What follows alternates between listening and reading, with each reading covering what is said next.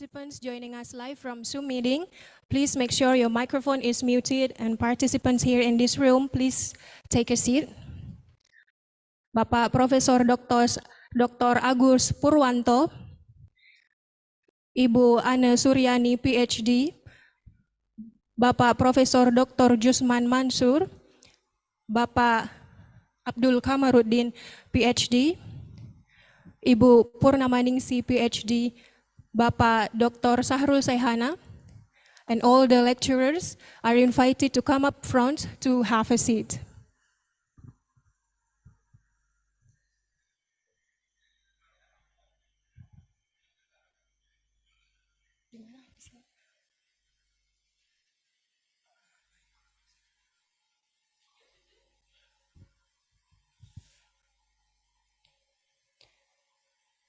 Assalamualaikum warahmatullahi wabarakatuh.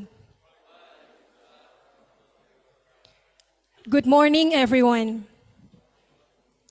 The Honorable Dean of the Faculty of Teacher Training and Education, the Honorable Vice Dean, Faculty of Teacher Training and Education, Abdul Kamaruddin PhD, Honorable Head of Mathematics and Science Education Department, Purnamaningsi PhD, Honorable Head of Physics Education Study Program, Dr. Sahrul Saihana, Honorable Chair of the Committee, Dr. Nurjana, Honorable Keynote Speakers, Professor Dr. Anrivo Rushdi from National University of Singapore, Associate Professor Dr. Rose Amna from University of Malaya, Malaysia, Professor Dr.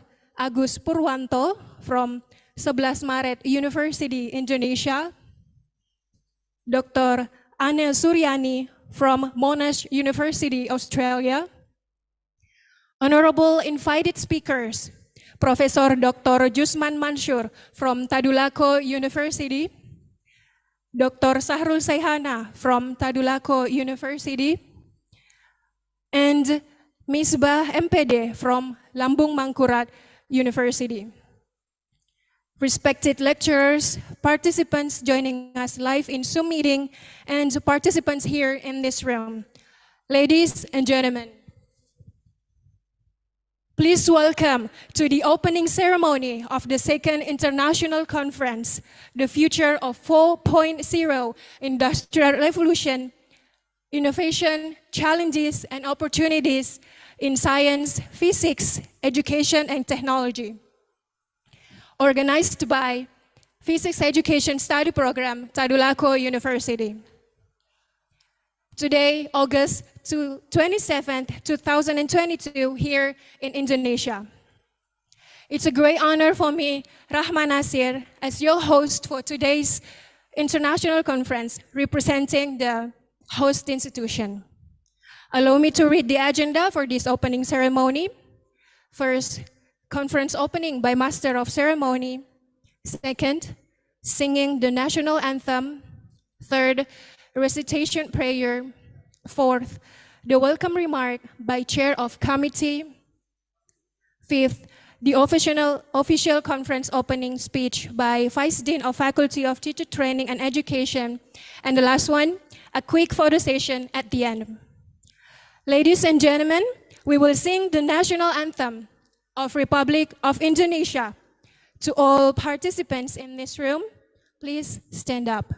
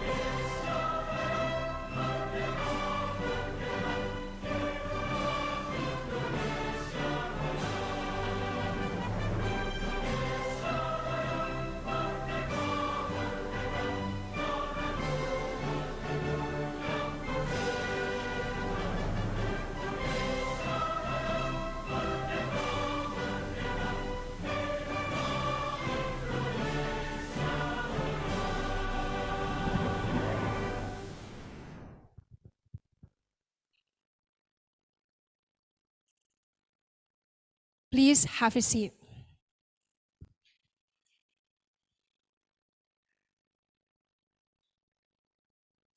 Ladies and gentlemen, coming up next, recitation prayer by Brian.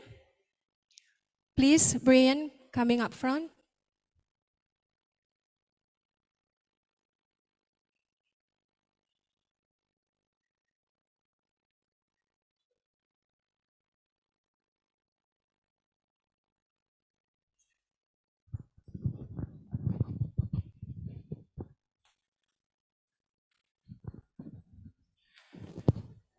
Bismillahirrahmanirrahim. Assalamualaikum warahmatullahi wabarakatuh. Sebelum memulai acara inti kita, marilah kita sejenak tundukkan kepala, hati, dan jiwa kita kepada Tuhan Yang Maha Esa, berdoa menurut agama dan kepercayaan masing-masing, dan izinkanlah saya memandunya menurut syariat Islam. A'udzubillahi minasyaitonirrajim. Bismillahirrahmanirrahim. Alhamdulillahirabbil alamin. Arrahmanirrahim. Maliki yaumiddin. Iyyaka na'budu wa iyyaka nasta'in. Ihdinas siratal mustaqim. Siratal ladzina an'amta 'alaihim ghairil maghdubi 'alaihim waladdallin. Alhamdulillahirabbil alamin. Hamdan yufi nikmahu. Ya Rabbana walakal hamdu wa la yasyukru. Allahumma sholli ala Muhammadin fil alamina wal akhirin. Allahumma ya Allah ya Tuhan kami, dengan mengucapkan puji syukur kehadirat-Mu atas segala rahmat dan karunia-Mu yang telah Engkau limpahkan kepada kami, kepada para pemimpin kami, kepada masyarakat dan negara kami. Allahumma ya Allah ya Rabbana ya Karim, jadikanlah acara seminar International Conference on Physics Issues ini sebagai majelis ilmu yang bermanfaat bagi kami, yang membuahkan hasil bermanfaat bagi kami, keselamatan kami serta negara kami. Ya Allah ya Rabbana, acara ini ditujukan tidaklah hanya untuk memperoleh ridho-Mu semata. Untuk itu, berilah petunjuk dan bimbingan kepada kami, agar kami dapat menjalankannya dengan baik, dan juga dapat berguna untuk masa depan kami. Allahumma ya Allah ya Rabbana ya Karim, jadikanlah kami semua orang yang hadir di sini menjadi orang-orang yang memiliki sifat amanah. Jika kami pemimpin, jadikanlah pemimpin yang amanah. Jika kami rakyat biasa, jadikanlah rakyat yang amanah. Karena kami yakin dengan amanah akan mendatangkan ridho-Mu. Ya Allah, hanya kepadamu kami melakukan pengabdian dan hanya kepadamu kami mohon pertolongan. Rabbana atina fid dunya hasanah wa fil akhirati hasanah wa qina azabannar. Walhamdulillahirabbil alamin. Wassalamualaikum warahmatullahi wabarakatuh.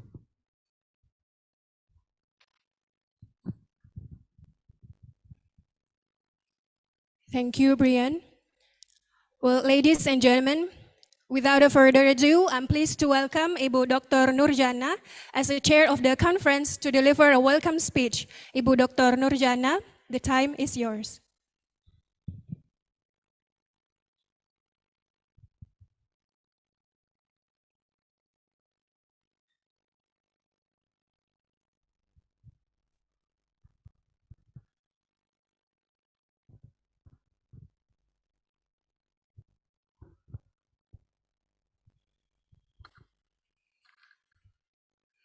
Welcome to Second International Conference of Physics Issues 2022. Assalamualaikum warahmatullahi wabarakatuh. Good morning, ladies and gentlemen. On behalf of organizing committee, I'm honored and delighted to welcome first keynote speakers, Professor Dr. Andrivo Rusidi, MSc from National University of Singapore, Singapore. Professor Dr. Engineering Agus Purwanto, STMT from 11 Maret University, Indonesia. Associate Prof. Dr. Ros Amna from University of Malaya, Malaysia. Dr. Ane Suryani from Monash University, Australia. And invited speakers, Professor Dr. Jusman Mansur, SPD, MSc from Tadulako University, Indonesia. Dr. Sarul Sayana, MSc from Tadulako University, Indonesia.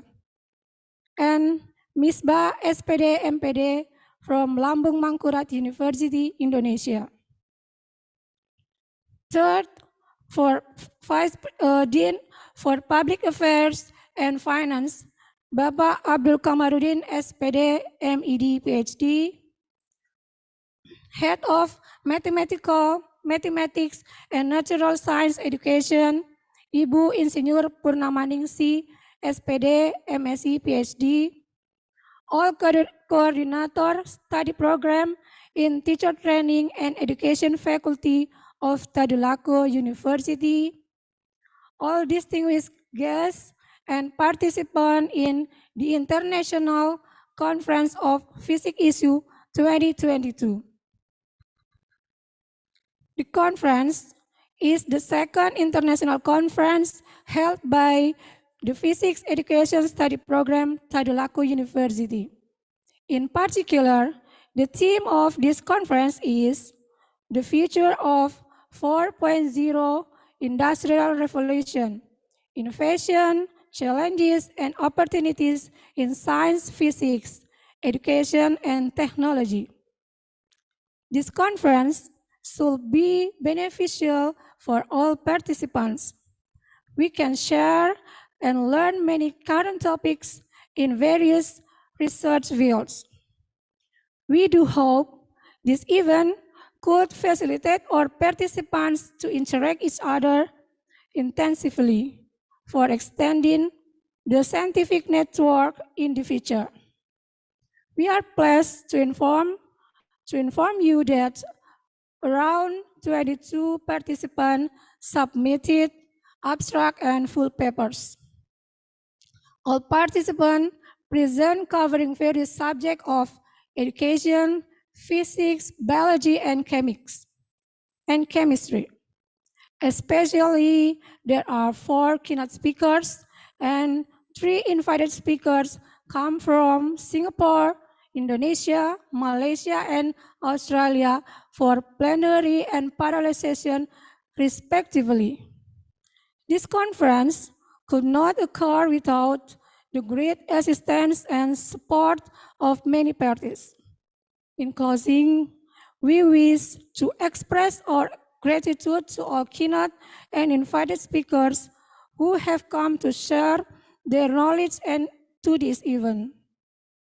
Also, we gratefully thank all participants for their contribution to this conference.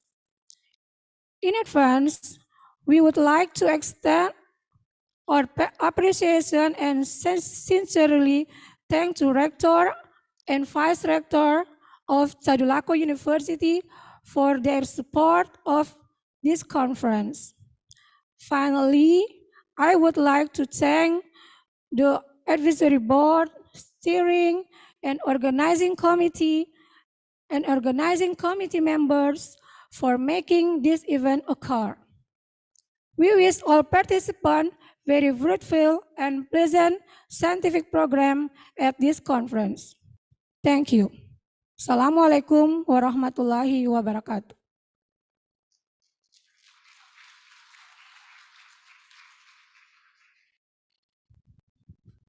Thank you very much, Ibu, for the welcome speech. Ladies and gentlemen, now we would like to invite the Vice Dean of the Faculty of Teacher Training and Education, Bapak Abdul Kamarudin, PhD, to deliver the opening speech and officially open this international conference. The time is yours.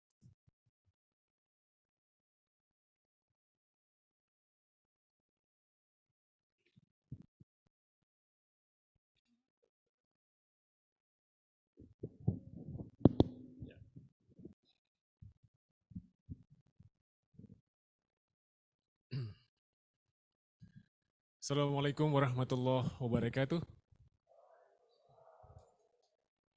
And good morning, ladies and gentlemen.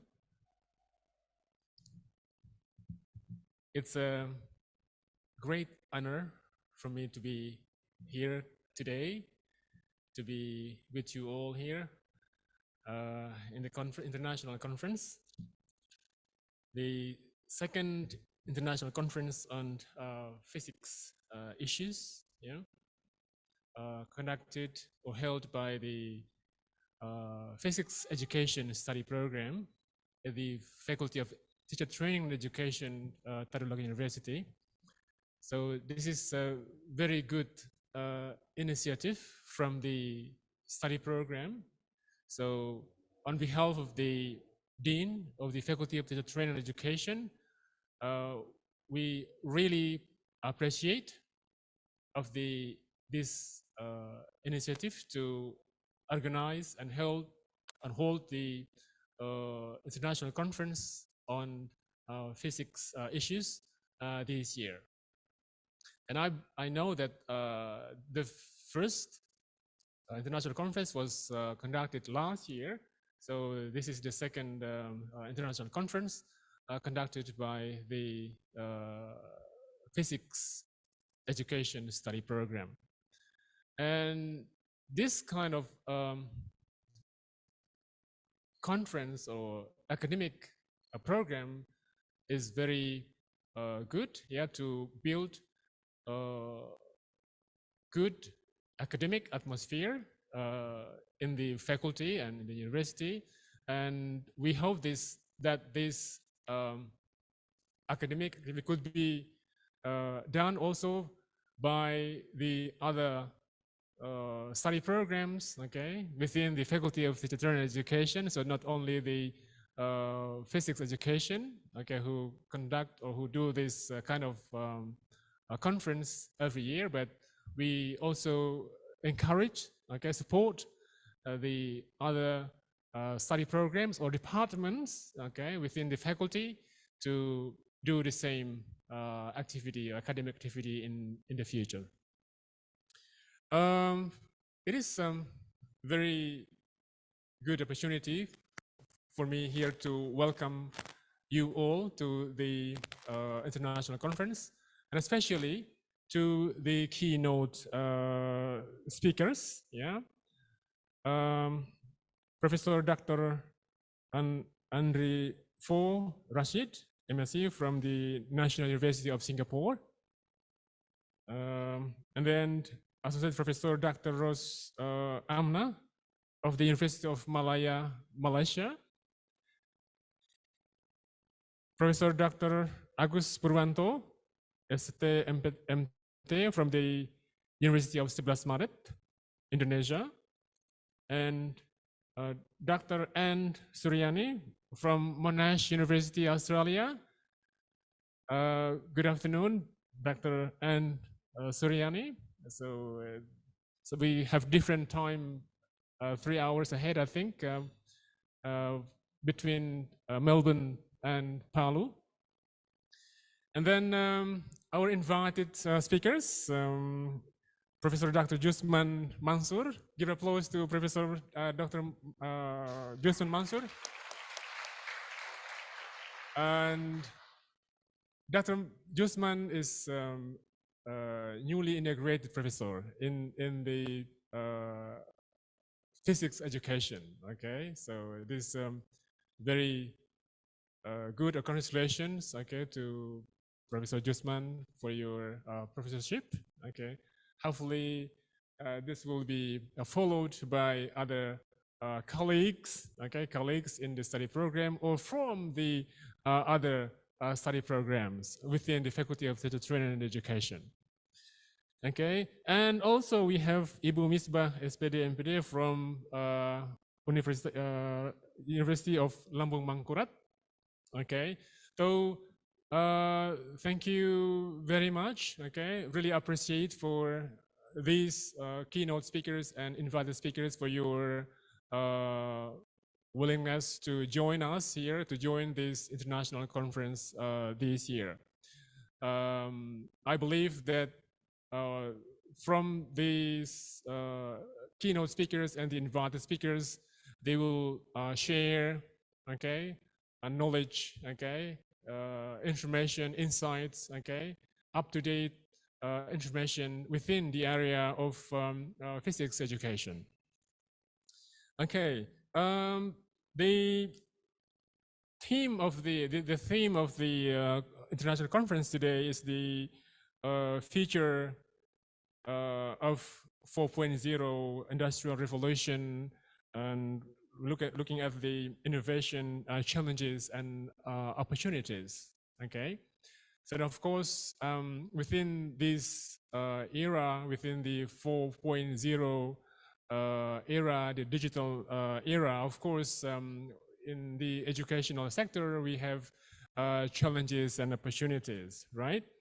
The use of technology in the teaching process, I think this could be challenging, okay, could be beneficial, could be useful for the learning process, for the learning of the physics education. But on the other hand, it could be challenging as well if, let's say, the teachers themselves, they cannot follow the advancement of technology, okay, to integrate technology in the teaching process or processes. So the opportunity, okay, for the teachers, yeah, for those involved in the physics education, they could include, okay, involve, okay, technologies, okay, information technologies, okay, in the learning process. Okay, they could use the technology like some innovative, okay, media, okay, innovation, okay, to integrate, okay, the G in the learning process. The other phenomena nowadays is the the development or the advancements of social media. I think this could be used by teachers, yeah, in particular, okay, in the teaching process. They could integrate or incorporate the use of social media in the learning process, right? So these are the examples of the opportunities that could be used by teachers, yeah, physics education teachers, right, in their classrooms, okay? At the same time, it could be challenging, right? Challenging for the teachers if they're not supported by sufficient IT skill, for example, right? Literacy skill, okay? So this is could be, yeah, the as I said earlier, the advancement of technology, it could be opportunity, okay? Opportunities could be useful, okay, for teachers, and on the other hand, it could be challenging if the teachers themselves are not sufficiently occupied with the skills, okay? Right. And the suggests that the teachers should develop, okay, their professionalism, okay.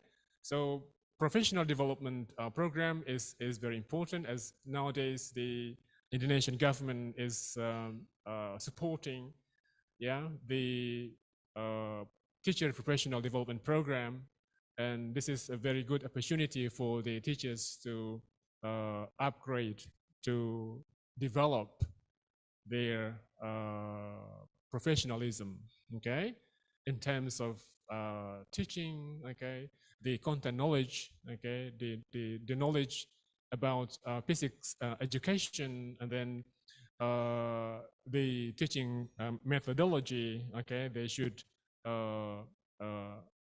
know, they should master in order to be able to become professional teachers, right? And then the in the classroom context, right? So learning activities, okay, should be the orientation should be creative, right? Creative learning activities in which the teachers could apply problem-based learning, for example, right? Problem-based learning as one of the like you say method or okay ways of teaching, okay, and then case method or the project-based learning. So these are I mean can be applied, can be used by the teachers in the classroom. By doing this, I think teachers could uh, perform well in the classroom by having sufficient knowledge, content knowledge about physics education, supported by IT skills, okay, pedagogic, okay, content knowledge. And I think teachers will become more professional, and they are able to deliver, to teach the lessons to their students pretty well. Ladies and gentlemen, keynote speakers, invited speakers, distinguished guests, ladies and gentlemen, those are the points that I could share in this opening ceremony of the International Conference on Physics Issues. On behalf of the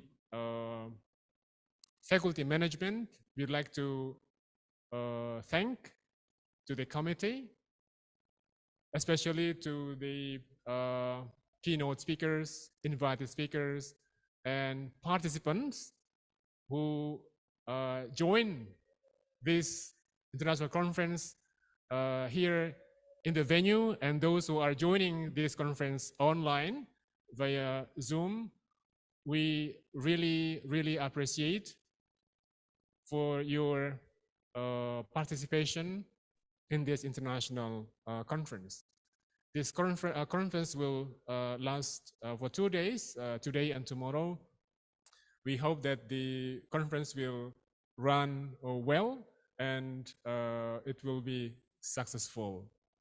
On behalf of the Dean of the Faculty of Teacher Training and Education, I declare that this the International Conference on Physics Issues 2022 officially opened.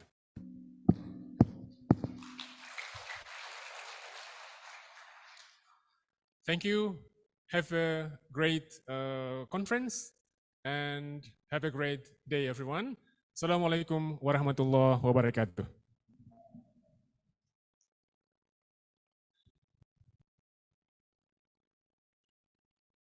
Thank you very much for opening this conference and absolutely the endless support, Bapak. By the official opening from the Vice Dean, it marks the second international conference on physics issues is officially started. Please give a round of applause. We would like to say thank you very much for your kind attention during the opening ceremony. We will proceed to the plenary session, and the session will be chaired by moderator. We hope that you will have an amazing and insightful experience during the conference. Please do enjoy the rest of the session. Have a good day. Assalamualaikum warahmatullahi wabarakatuh.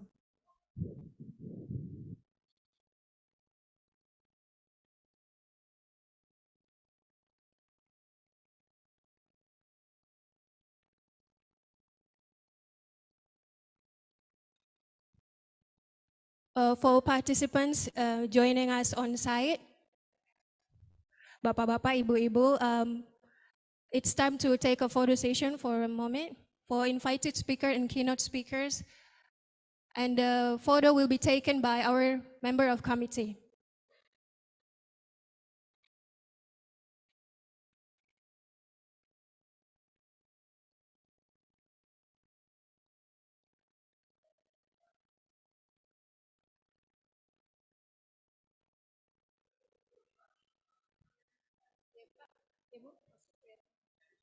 Bapak Supriyatman and all the lecturers. Bapak Saki, Pak Nurgan, would you mind coming up front? Ibu Pak Miftah.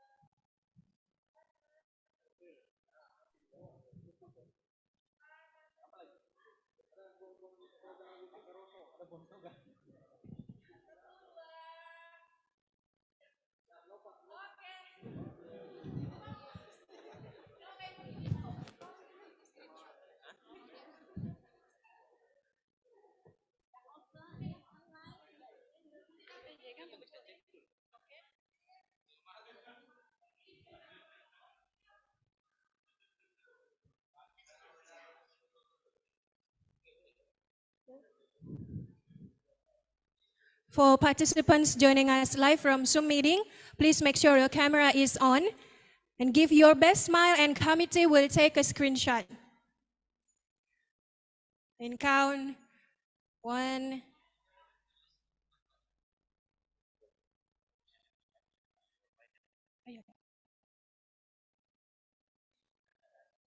Please make sure your camera is on.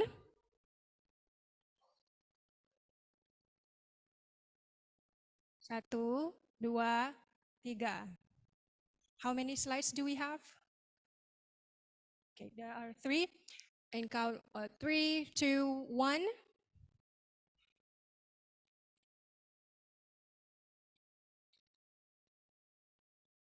Next slide.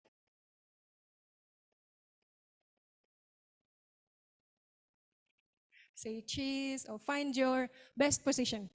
3, 2, 1. You all set? Okay, thank you very much. And the last one, coffee break. It's time for all participants, please have enjoy the coffee break for 30 minutes. And we'll continue by the plenary session.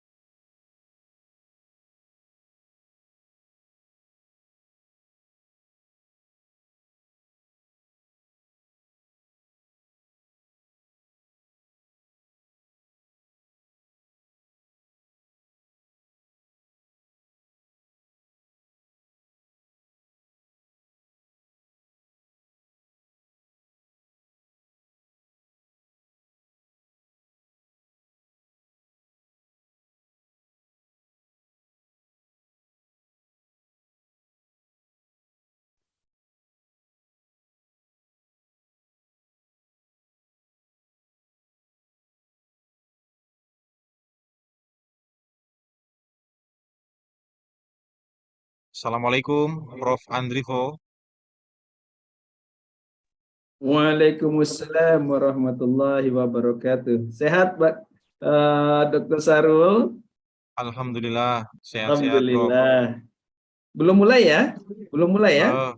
Ya, sebentar lagi, Prof. Oke, siap. Ya. Peserta yang hadir luring di Swiss Bell Hotel ini sedang coffee break. Alhamdulillah. Beberapa menit insya Allah akan dimulai sesi plenonya. Siap. Alhamdulillah, ya, alhamdulillah ini bergabung juga Ibu Dr. Amna Rose dari Universitas Malaya, Pak Profesor Agus Purwanto dari Universitas 11 Maret, dan Alhamdulillah. Ibu Ane Suryani dari Monash University. Selamat Alhamdulillah. bergabung Bapak Ibu pembicara utama dalam kegiatan ini. Hadir pula Ibu Misbah MPD dari ULM. Terima kasih sudah meluangkan waktu. Ya, Assalamualaikum Bapak. Mohon maaf. Waalaikumsalam warahmatullahi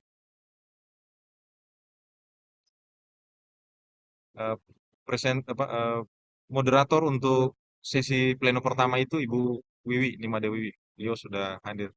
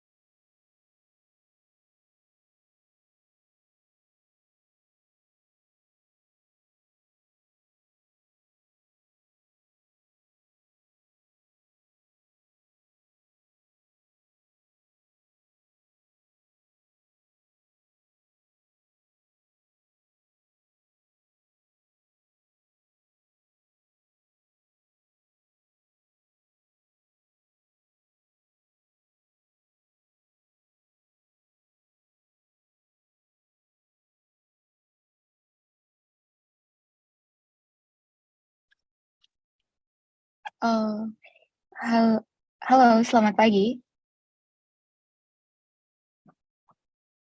Selamat pagi. Ya, selamat pagi, Bu Wiwi. Suara saya kedengaran ya, Pak ya? Jelas, jelas. Oke, bisa saya mulai untuk session pertama? Oke, tentu saja. Ya, ini.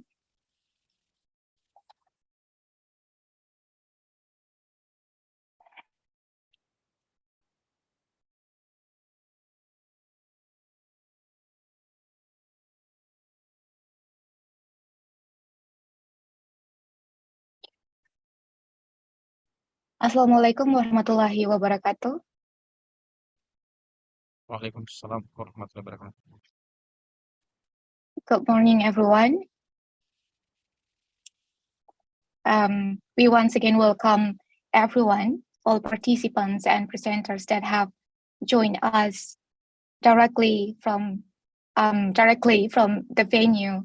I believe that it's in Swiss Bell Hotel, and also join us via online via Zoom. I would like to welcome once again to the second International Conference on Physics Issues 2022. The theme of this event is Future of 4.0 Industrial Revolution, Innovation, Challenges, and Opportunities in Science, Physics, Education, and Technology. My name is Nima Dewi Astuti. I am an alumna from Physics Education Study Program, Tadulako University, and I will be serving as a chair of this session. I would like to express my gratitude to the organizers of Physics Education Study Program for this opportunity, so I can be able to participate in this event. And also, with this occasion, I want to directly address my teacher, Professor Dr. Jusman Mansur MSI. I hope he is still there. Selamat atas gelar guru besarnya. You are forever my supervisor and teacher. Okay, and for this session, there will be two presenters. They are Professor Dr. Andrivo Rusdi, MSc from National University of Singapore, and Professor Dr. Agus Purwanto, STMT dari Universitas 11 Maret, Indonesia. Each of presentation will take about 60 minutes or 1 hour, including Q&A session. And for all the participants in the venue and online, if you have, for online participants and presenters, if you have questions, please post the question for the presenters on the chat or use the raise hand features. And for, well, if it is possible, I need help from a committee in venue to help leading and guiding if their participants ask question from the venue, because I couldn't see who want to ask questions, if that possible. Okay, without further ado, our first presenter is Professor Dr. Andrivo Rusdi, MSc from the from National University of Singapore. He is a lecturer at the Faculty of Science, National University of Singapore. He received his bachelor from Bandung Institute of Technology from ITB, Indonesia, and took the master's at Groningen. Sorry for the mispronunciation. At the Groningen University, Netherlands, and he graduated his doctoral degree from National University of Singapore. His work is about the interplay of spin, charge, orbital, and lattice degrees of freedom at the interface and surface of novel complex systems and nanostructures, strongly correlated electron systems, such magnetic materials, high temperature superconductors, organic semiconductors, and molecular electronic materials. He has many achievements that I couldn't read one by one, but for today, he will be talking about a new spin-correlated plasmon in novel, highly oriented single crystalline gold quantum dots for novel biosensing. Yeah, I want to place Professor Dr. Androfi Risti MSE. I'm wondering whether you are ready to give your presentation. Izin untuk share screen-nya diaktifkan. Oh iya, Oke. Terima kasih Prof. Waktunya saya persilahkan. Share screen-nya tolong diaktifkan, moderator atau yang megang Zoom-nya. Yes. Someone please help me. Hostnya siapa ini, Mas? Yang di kamera berarti itu Mas Dr. Sarul mungkin itu. Komite bisa dibantu, Profesor Andripo ingin share screen. Sepertinya Ya, beliau oke, tidak memiliki sudah. akses. Ya, oke. Sudah kelihatan screen-nya? Sudah, Pak. Ya, alhamdulillah. Bismillahirrahmanirrahim. Assalamualaikum warahmatullahi wabarakatuh. Karena ini internasional, jadi izin saya pakai bahasa Indonesia, jadi lebih enak internasionalnya. Pertama, terima kasih kepada Bapak Dr. Sahrul yang sudah mengundang kami. Kemudian Ibu Dr. Wiwi atas moderatornya tadi sudah membacakan CV. Hari ini izinkan saya menunjukkan sedikit riset yang sedang kita bangun, New Low Dimensional System for Novel Technologies. Saya tadi melihat di kamera banyak adik-adik mahasiswa yang ikut, jadi sebagai perkenalan buat adik-adik semua yang ingin melihat, yang ingin mengenal kami, silakan lihat di Google Scholar. Jadi di Google Scholar itu sudah bisa dilihat apapun yang sudah dipublikasikan. Ya, alhamdulillah sudah ada paling tidak 250 paper, buku, dan juga ada paten. Jadi kita juga paten, saya juga punya beberapa paten, dan beberapa paten itu juga sudah ada yang dipakai di industri. Jadi kalau dilihat di sini, adik-adik bisa klik yang belum paham dengan Google Scholar, ya bisa klik apapun di sini. Nanti kalau diklik misalnya bagian saya kasih contoh Nature Communication. Nature Communication itu termasuk topnya jurnal, impact factornya 17, sekian. Nah, adik-adik bisa klik.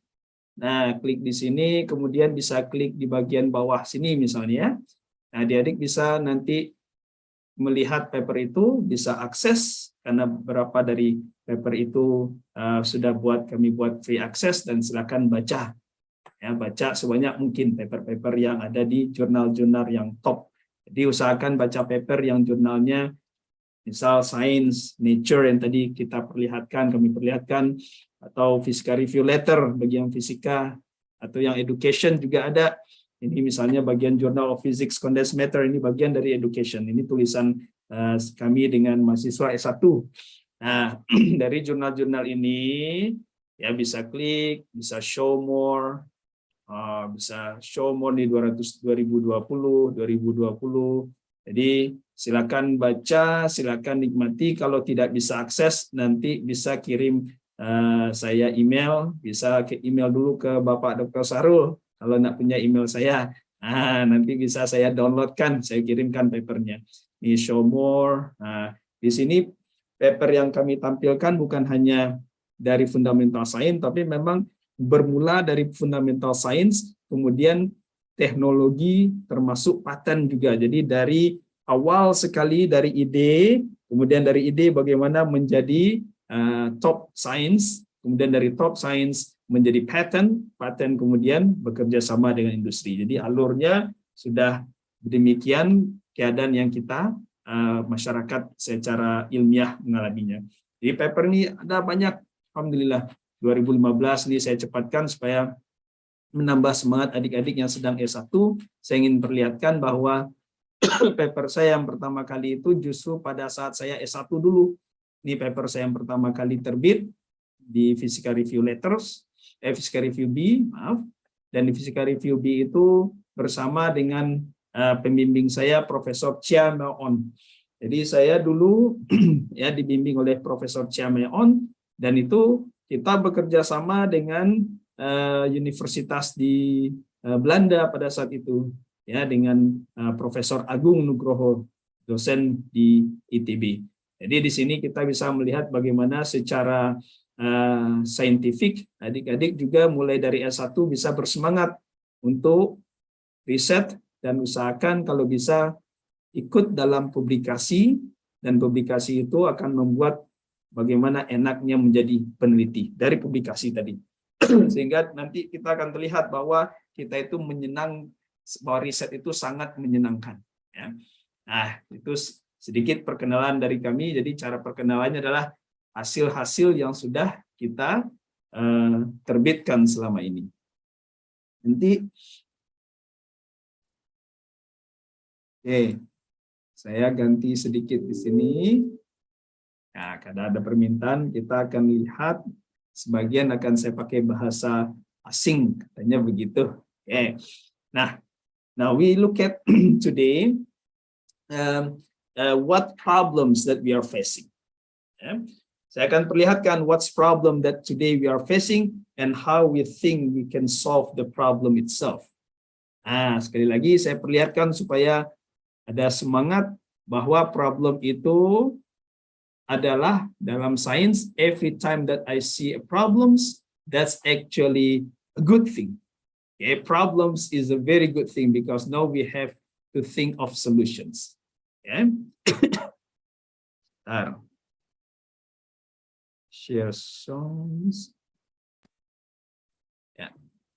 Sudah kelihatan ya ininya? Ya. Coba lihat sebentar di sini.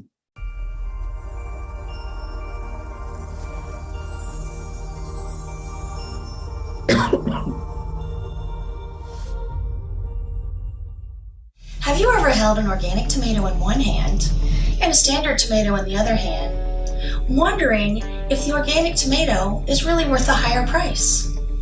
They both look the same to the naked eye, but are they actually different? Food integrity is a global concern, with food fraud impacting the wallets of consumers everywhere. With almost daily food recalls resulting in widespread illness and sometimes even death, food integrity is a critical concern for today's consumers. With so much concern around food integrity, researchers around the world are engaged in developing innovative techniques to ensure the safety, quality, and purity of the foods we eat. Food researchers have a wide range of techniques in their arsenal, but what they need more than anything else is a very sensitive technique. Ini yang kita butuhkan sekarang. Bagaimana kita bisa mendeteksi food contamination. Di sini adalah tentang virus and bacteria. Bagian yang kecil ini yang mau kita develop sekarang ini. Dia kecil tapi sangat menentukan banyak hal. To detect even the tiniest amount of food contaminants and adulterants. This is especially true in highly complex samples like fruit and vegetables or milk and baby formula. Enter ocean optics. Nah, itu contoh masalah yang sedang kita hadapi sekarang. Bagaimana food problems is one of the main problems today, and especially after the COVID-19, there's a lot of export and import being done, and the food detections biosensor become critical. Banyak masalah-masalah, ada ICoPIs, salmonella, penyakit-penyakit yang bisa membuat kita datangnya dari buah-buahan atau makanan yang sehari-hari kita lihat. Nah, kalau kita lihat teknologi-teknologi yang dibutuhkan itu basisnya sama, hampir semuanya sama, basisnya tetap komputer. Ya, kita lihat komputer kita hari ini beratnya sekitar kurang dari 1 kilogram dan tambah kecil. Tambah kecil. Nah, yang jadi pertanyaan, apakah dia cukup?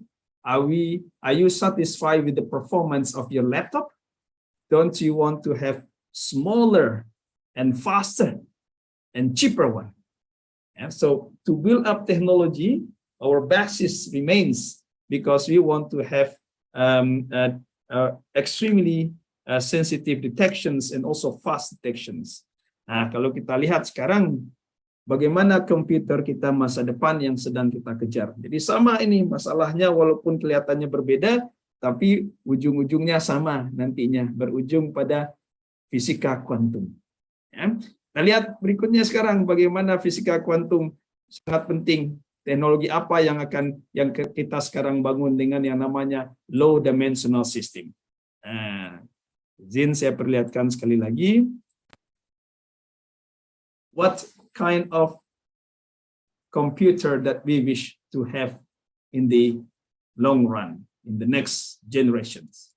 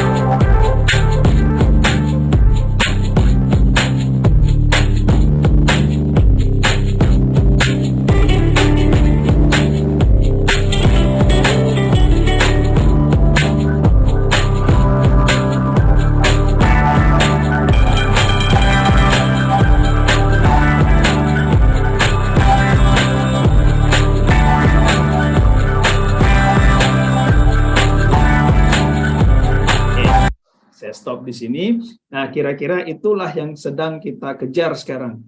Kuncinya di dua masalah tadi yang ada di kehidupan sehari-hari kita, ada di advanced materials, dan advanced materialnya itu karena kita masuk kepada dunia yang namanya nano world, then we must understand, we must expert in quantum physics.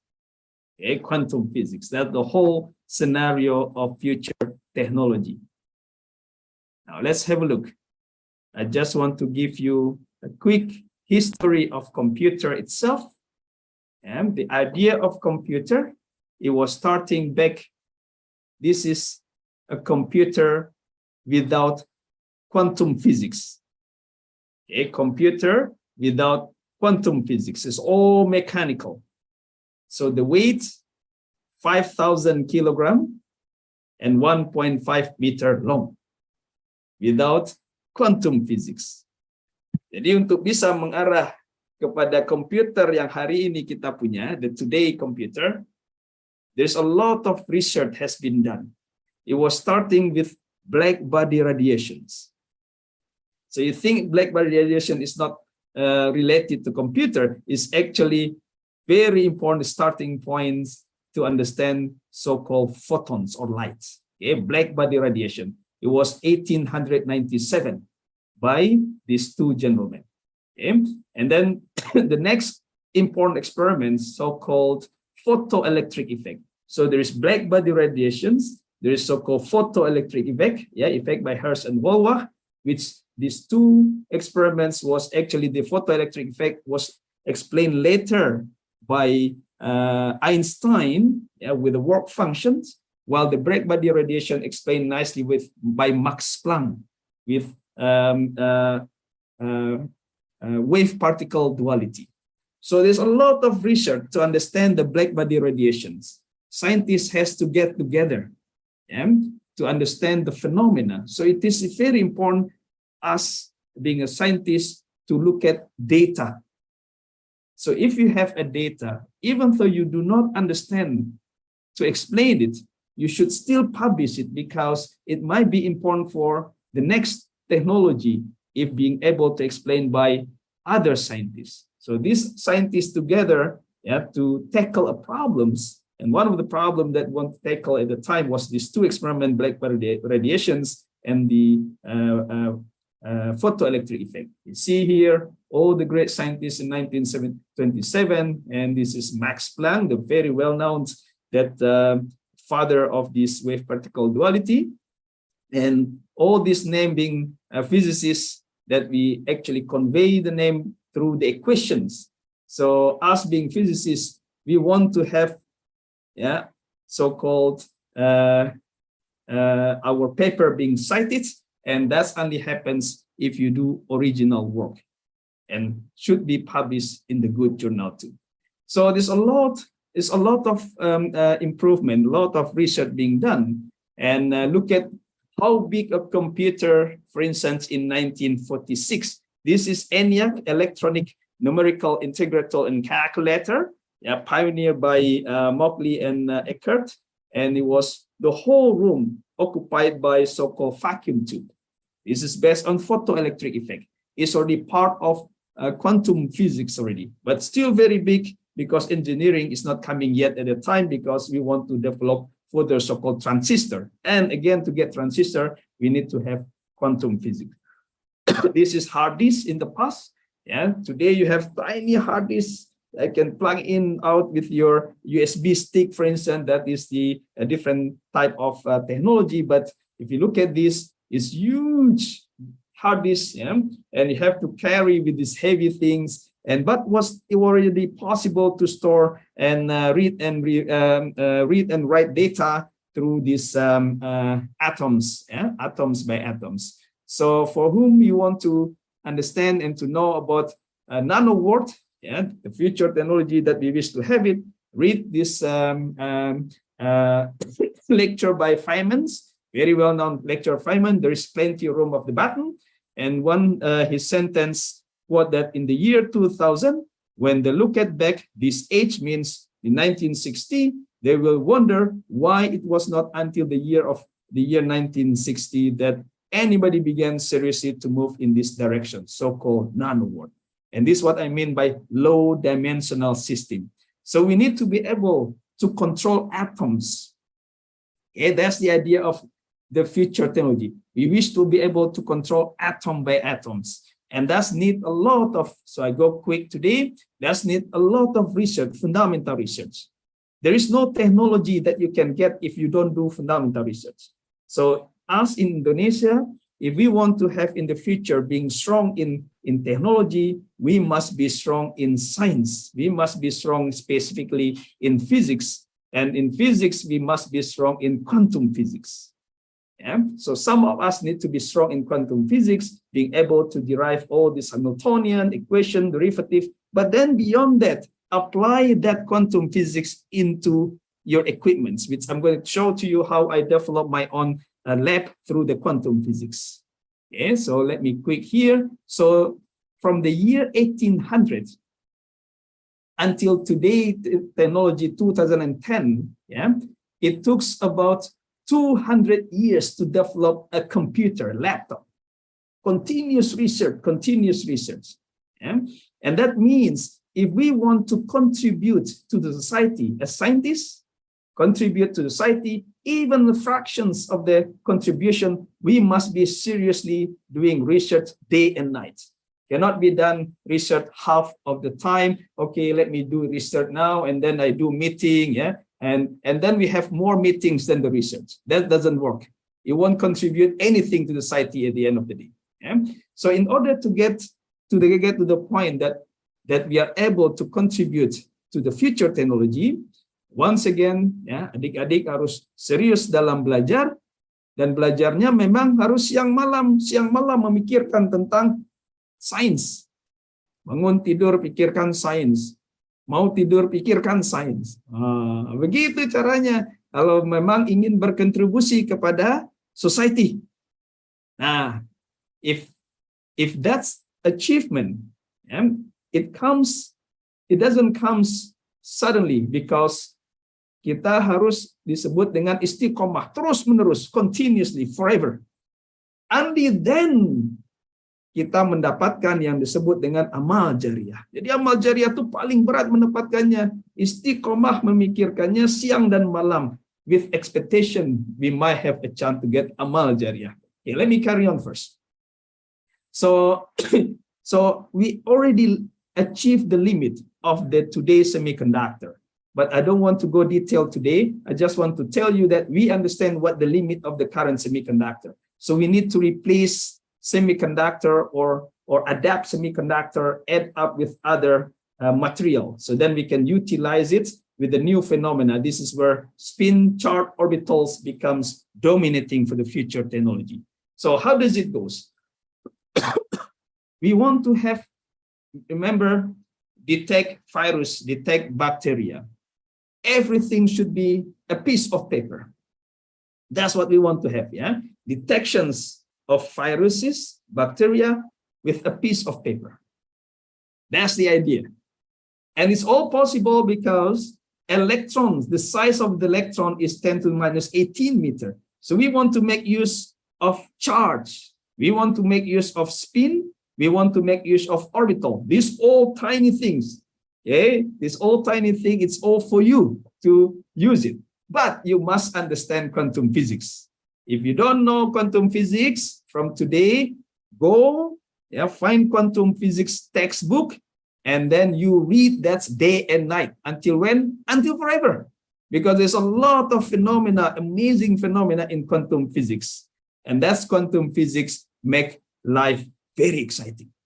Okay? Make life very exciting. So even the Nobel Prize mentioned that this is for developing semiconductor, heterostructure used in high speed and optoelectronics. So we need to go into heterostructures. Heterostructure means atom by atoms. So the today computer, you see your computer, there's a chip in that packaging in horizontal way. Yeah, there's a chip here, there's a logic here, chip, and they occupy space.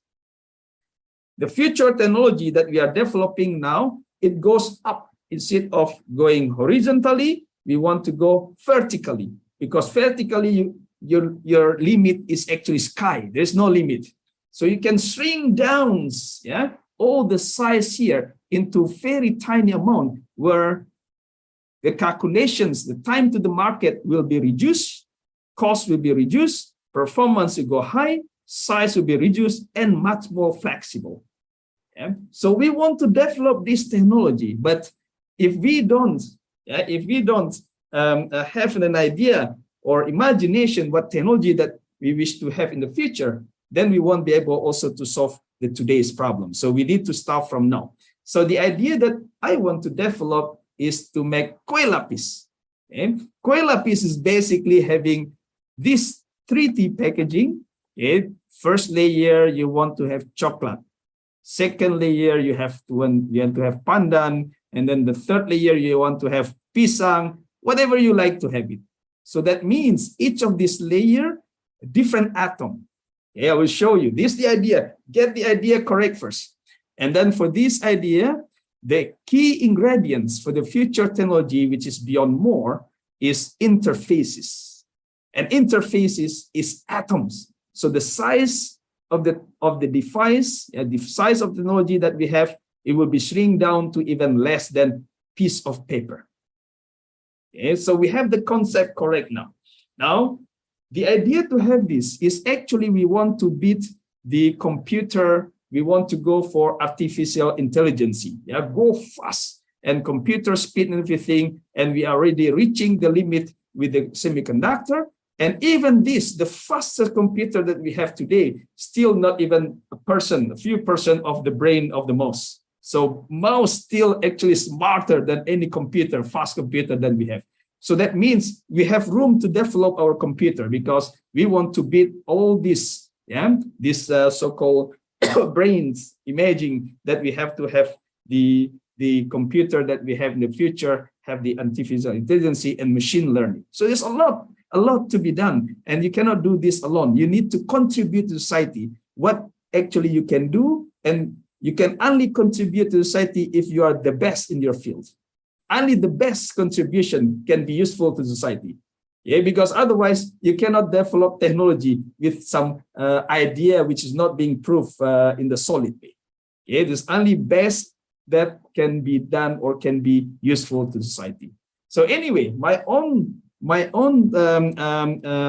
original idea. I don't have any idea of research, but I always look at Al-Quran in my life in doing science. Yeah? So I know that I can use gold, and in Al-Quran say, if I manage to change the color of gold, I can use gold become new technology. Okay, if I can change the color of gold, tapi tidak dicat, yeah, it's not by painting it. That's not the way it is. And if I can change the color of gold, there's a lot of new technology can be driven by that. Okay, let's have a look. And it took me years to understand, to get the recipe of this. So gold, okay, gold. Let me ask Dr. Wiwi, what's the color of gold, Dr. Wiwi? Well, obviously it's yellowish. Yes, good. Yellowish. You can read over there. Good. Okay, you can read again. Is that opaque or transparent? Just read. Opaque or transparent? Yeah. Well, it's really difficult. Yeah, it's not transparent. It's not transparent, so it's opaque, right? Opaque, Metal okay. or insulator? Metal. Metal. But it can be, okay. No, it's all metal. Okay, this gold is supposed to be metal. If we find gold not metal, then it's not gold anymore. Must be some other alloy. Okay? So now you can see this. Al-Quran told me if I can change this, I'm allowed to change this if I'm able to control atom by atom. Okay? And that actually takes a lot of idea and the correct quantum physics phenomena. So I built up my lab from scratch. I use synchrotron radiations. What time is it now? Oh, almost done. Okay, in 5 minutes I stop anyway, so you can ask me question. So this is Singapore synchrotron light source, and here you can see the facility that I built up from scratch, from zero, and every part of this you can see here from the synchrotron all the way to actually control the light, to have the light propagate in certain ways, and this has to fulfill again quantum physics, because light, matter, interactions, they're all about quantum physics. So only the person who actually understands quantum physics enjoy light very much, so-called nur in Al-Quran. So if you understand quantum physics, you know nur. If you don't know quantum physics, you have no idea what nur is. That's all, as simple as that. Okay. Now you can take a look at this. The quantum physics itself allow me to have a lot of phenomena. Let me show you first what synchrotron radiation is, because some of you might don't know. Let me go quick first. Let's have a look at this. Synchrotron radiation, the basic of it is from electrons circulating around with the speed of light. Okay, electron circulating with the speed of light. Oops, sorry. So this is simulation, very simple case. So, oops, sorry. So what you see here, this is magnetic superconducting magnet. The superconducting magnet is to control the trajectory of electrons inside the tube. The tube has to be in vacuum, because otherwise it will interact with the air, with a lot of electrons. So you want to separate electron with the rest of the others. So it's just like outside the universe over there. Yeah? So empty, and then you put electrons, you count electrons by electrons through so-called photoelectric effect. So all back to the physics again. Oops. Let me go. Okay.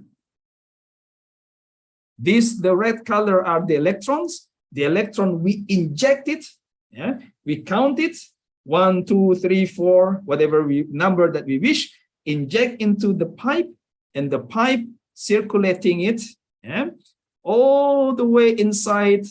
And this is again vacuum, which is 10 to the minus 9, 10 to the minus 10 millibar. So it's actually just like outside, yeah, beyond our atmosphere. And then you can look at this. You can look at this. So the electron circulating with the speed of light.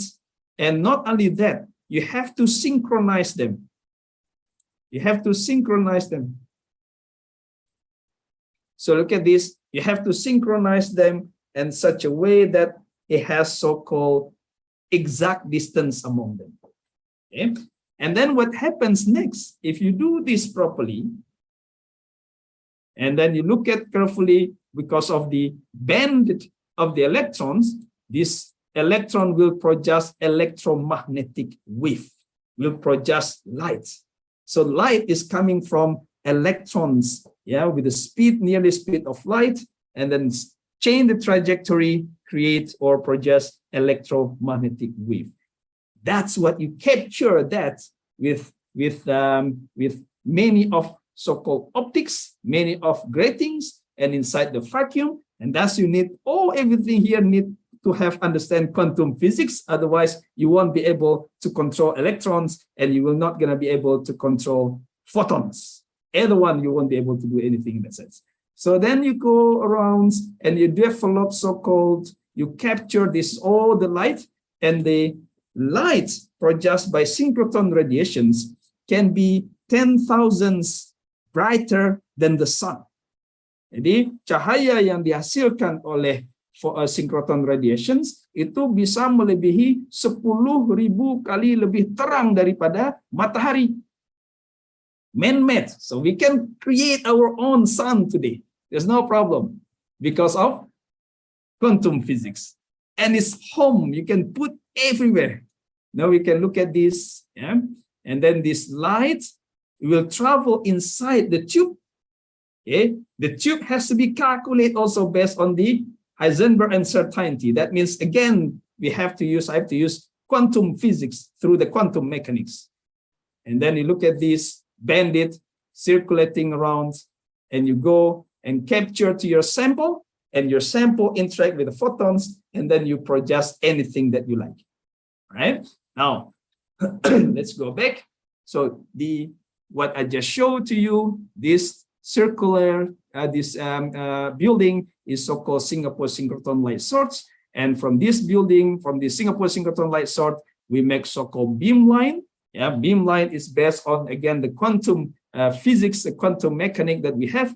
Then I have to construct a system that I can make atom by atom. So basically, I can pick up any elements in the periodic table. So I can take oxygen, nitrogen, I can take copper, nitrogen, anything that in periodic table that we wish to have it. Then I make kue lapis.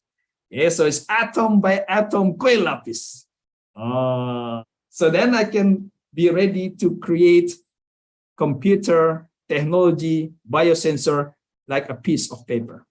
Now, it won't be straightforward to do that, though I test the idea to have that with gold. That's already mentioned by Dr. Wiwi, that goes to be yellowish color. With this technique that I have, my gold, the gold that we create is no longer yellow. It's other than yellow. It's a transparent. Take a look at this. This gold, this also gold. I place a piece of paper in the back side. The gold become greenish color. The other one is red goldish color, reddish gold color. It can also be purple, or it can be close to gold color. Even more fascinating, I can place black paper in the back side. It looks white in the front.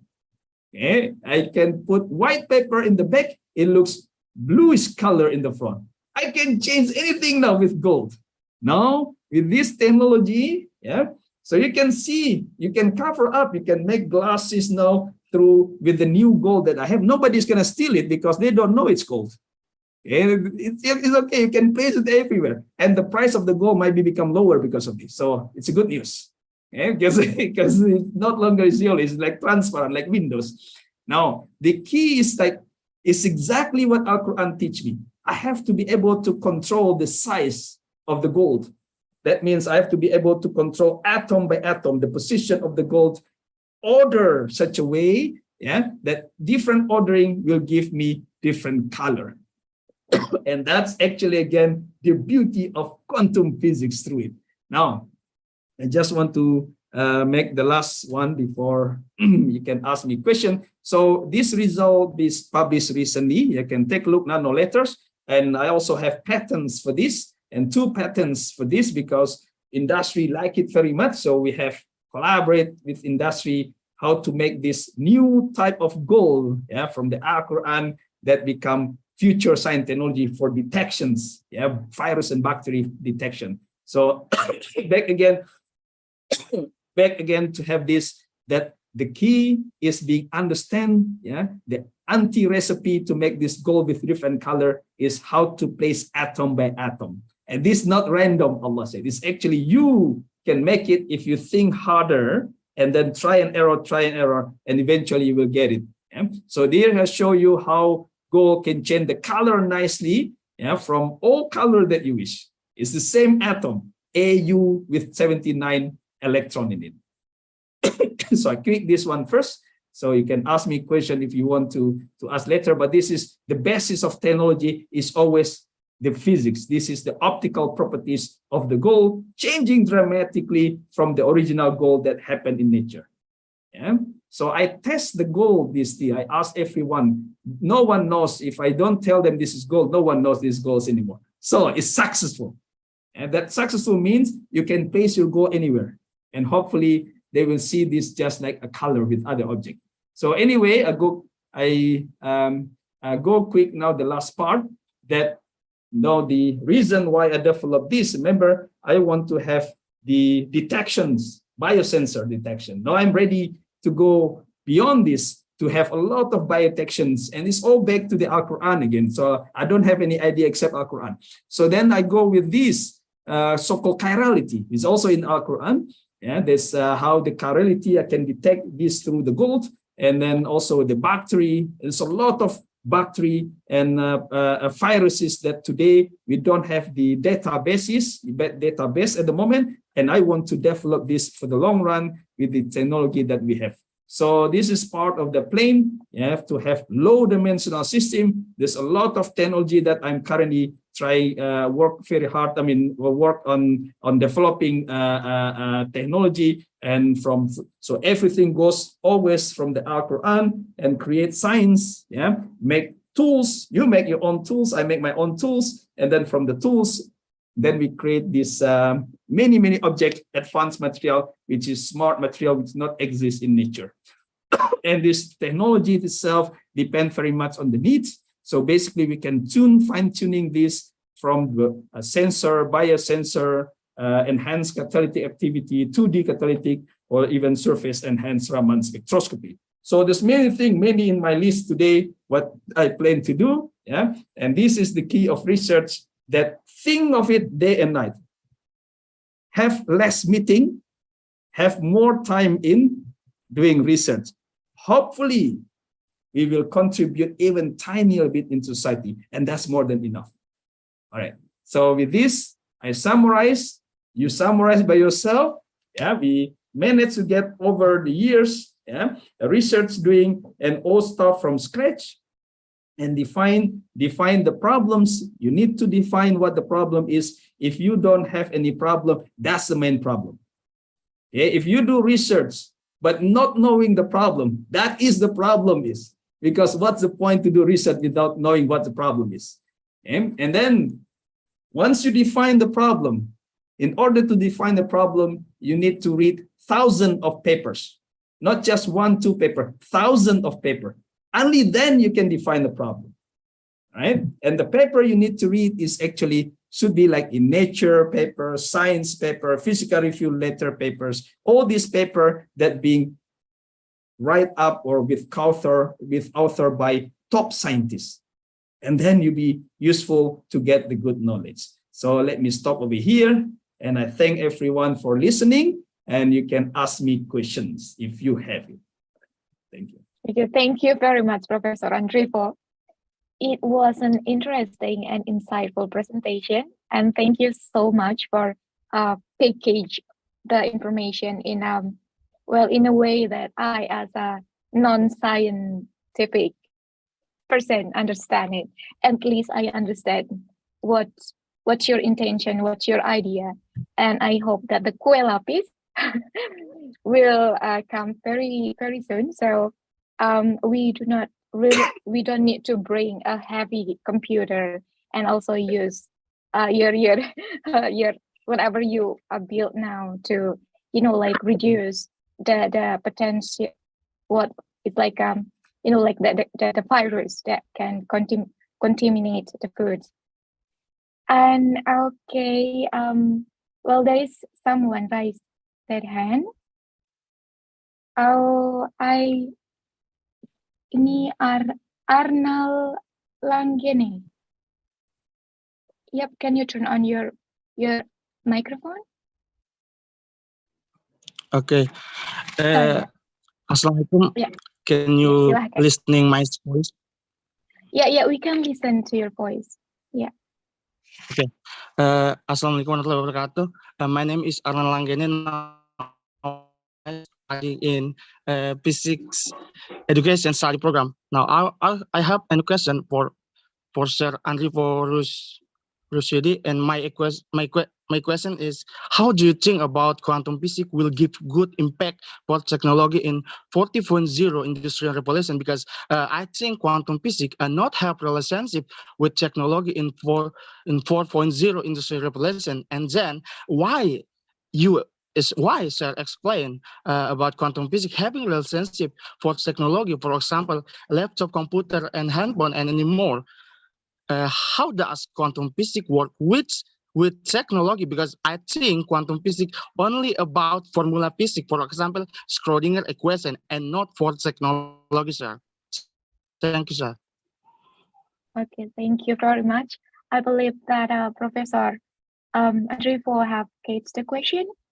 If you want to address the question directly, Prof.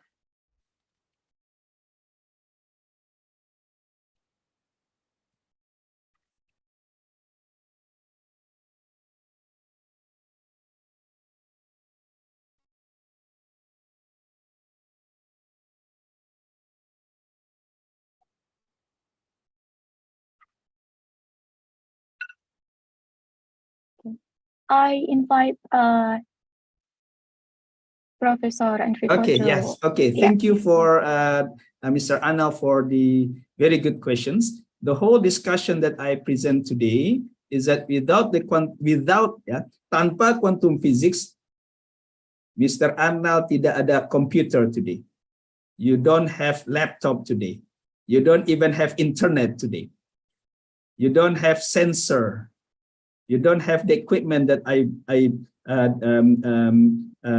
build up. So that means you need to correct your understanding on quantum physics first. That's it. Hopefully that's answer. Yeah, thank you very much for the precise answer, because quantum physics is really relevant for all everything we did and everything we see in this universe, I guess. And thank you very much for Arnal Langgeni for the question. And anyone online? If no one asks, if no participants online ask, I will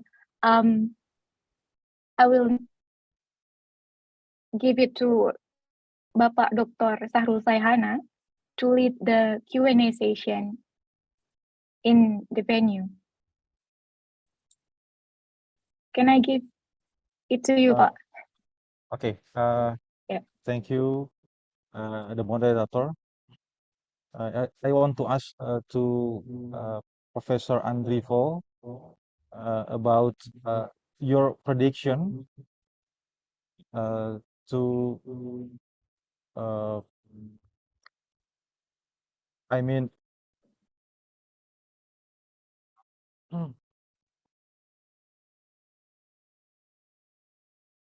uh, We can change the is language. We can change the okay, language. okay. Thank you. Maksud saya, apakah Bapak Andrivo punya prediksi tentang bagaimana pengembangan riset material ke depan yang mungkin bisa melakukan kerjasama dengan para periset Indonesia? Terima kasih. Jadi ini bagus pertanyaannya. Jadi untuk material ke depannya adalah bagaimana konsepnya kita itu bisa membuat material, mengontrol material itu ke arah nano size. Nah, dalam hal ini Indonesia itu sangat beruntung, kita Indonesia itu karena sumber daya alamnya luar biasa. Jadi sebenarnya yang dibutuhkan itu adalah keseriusan dalam riset. Maka Indonesia bisa mandiri karena semuanya ada di Indonesia. Tinggal serius riset saja. Nah, kolaborasi pun tidak harus dengan luar negeri, tapi sesama Indonesia bisa dari Sabang sampai Merauke. We have enough manpower, excellence people across the country. Nah, yang jadi masalah, do you have enough time to read paper? If you don't have time to read paper, even you collaborate with the top scientist Nobel Prize, it won't work out. Nah, semoga Dr. Sarul paham maksudnya. Jadi membaca paper itu harus lebih lama daripada meeting. Kalau meeting 3 jam, baca papernya 6 jam.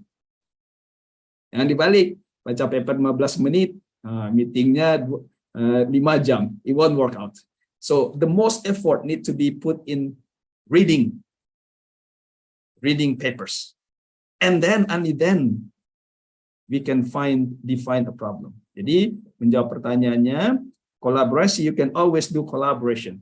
But the main problem is not collaboration. The main problem is, do we put our effort to read journals? Start with that.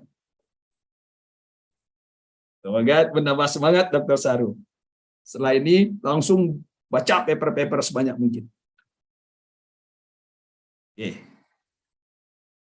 Oke, baik. Terima kasih, Prof. Andrivo.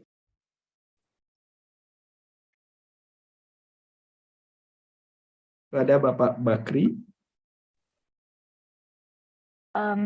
Baik, ada peserta online, Bapak Bakri.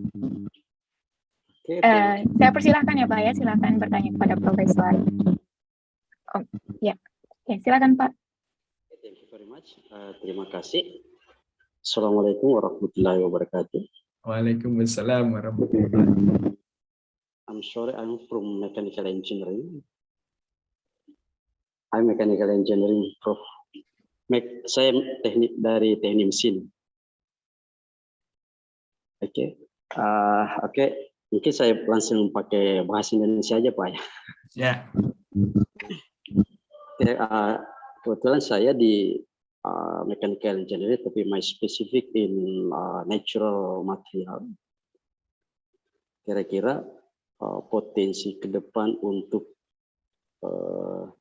nano cellulose material, kira-kira ada enggak potensinya Prof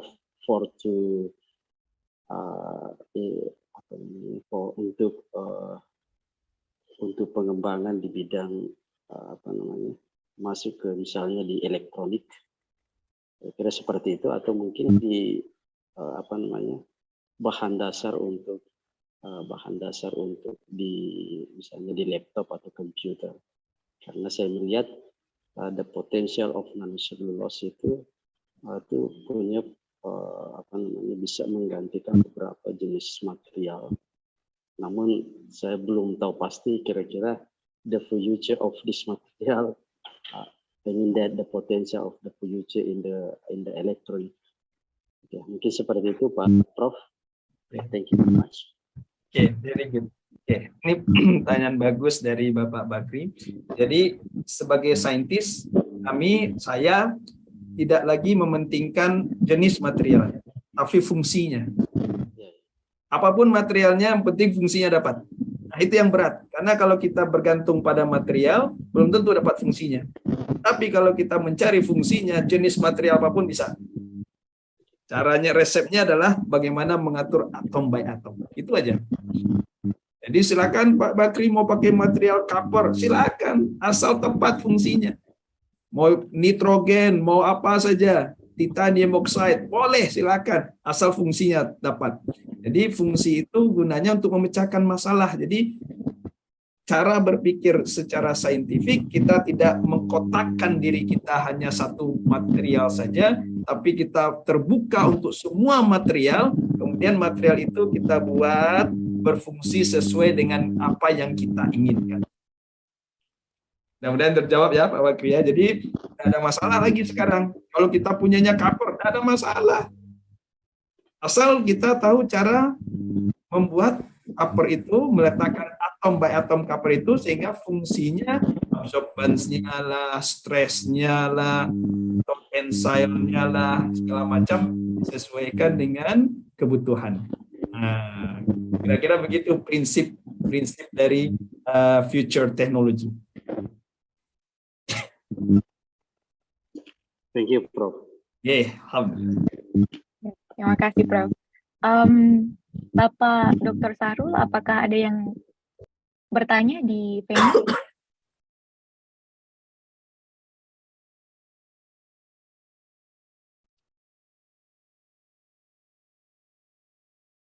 Ini mungkin semuanya paham. But thank you very much, Professor Andripo. Alhamdulillah. We need to read more. And it was like a slap to me. And thank you for calling me Dr. Vivi. I take it as a prayer. I hope I will get that title next three years. I'm doing my PhD now, and it's really challenging. Yeah. Thank you very much. Pak Sahrul, bisa minta tolong untuk melihat kondisi di venue because I cannot see. Yeah, maybe there's.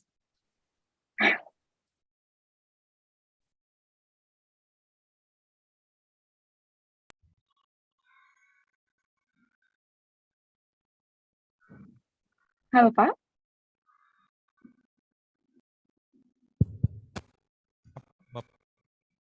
Adik-adik mahasiswa, barangkali ada yang ingin bertanya di ruangan ini, dipersilahkan. Minta memfasilitasi, tidak apa-apa. Ini saya kira Pak bisa dimaklumi, kalau bertanya pun dalam bahasa Indonesia boleh, dipersilahkan. Boleh, bahasa apapun boleh. Sunda boleh, Jawa boleh, apa aja. Barangkali silakan ini kita punya kesempatan emas sebenarnya. Prof. Andrivo ini adalah profesor ya, Singapura, ya, asli orang Indonesia.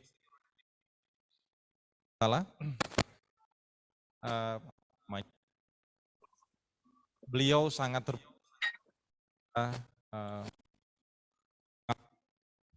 ini adalah orang Indonesia ya yang saat kepercayaan menjadi profesor ya di salah satu universitas terkenal di Singapura ya, di dunia bahkan ya, National University of Singapore.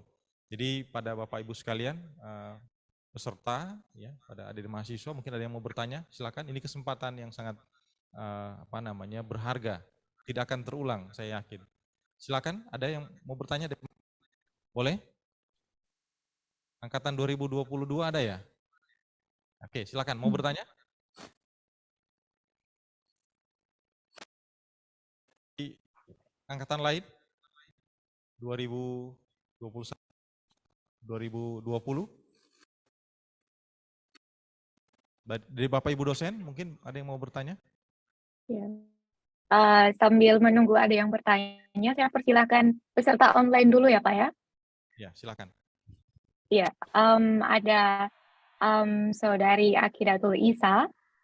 I believe she is also an alumna of physics education of Tadulako University, and she is doing her master degree now. Isa, if you are ready, time's yours to us, Professor Enrico.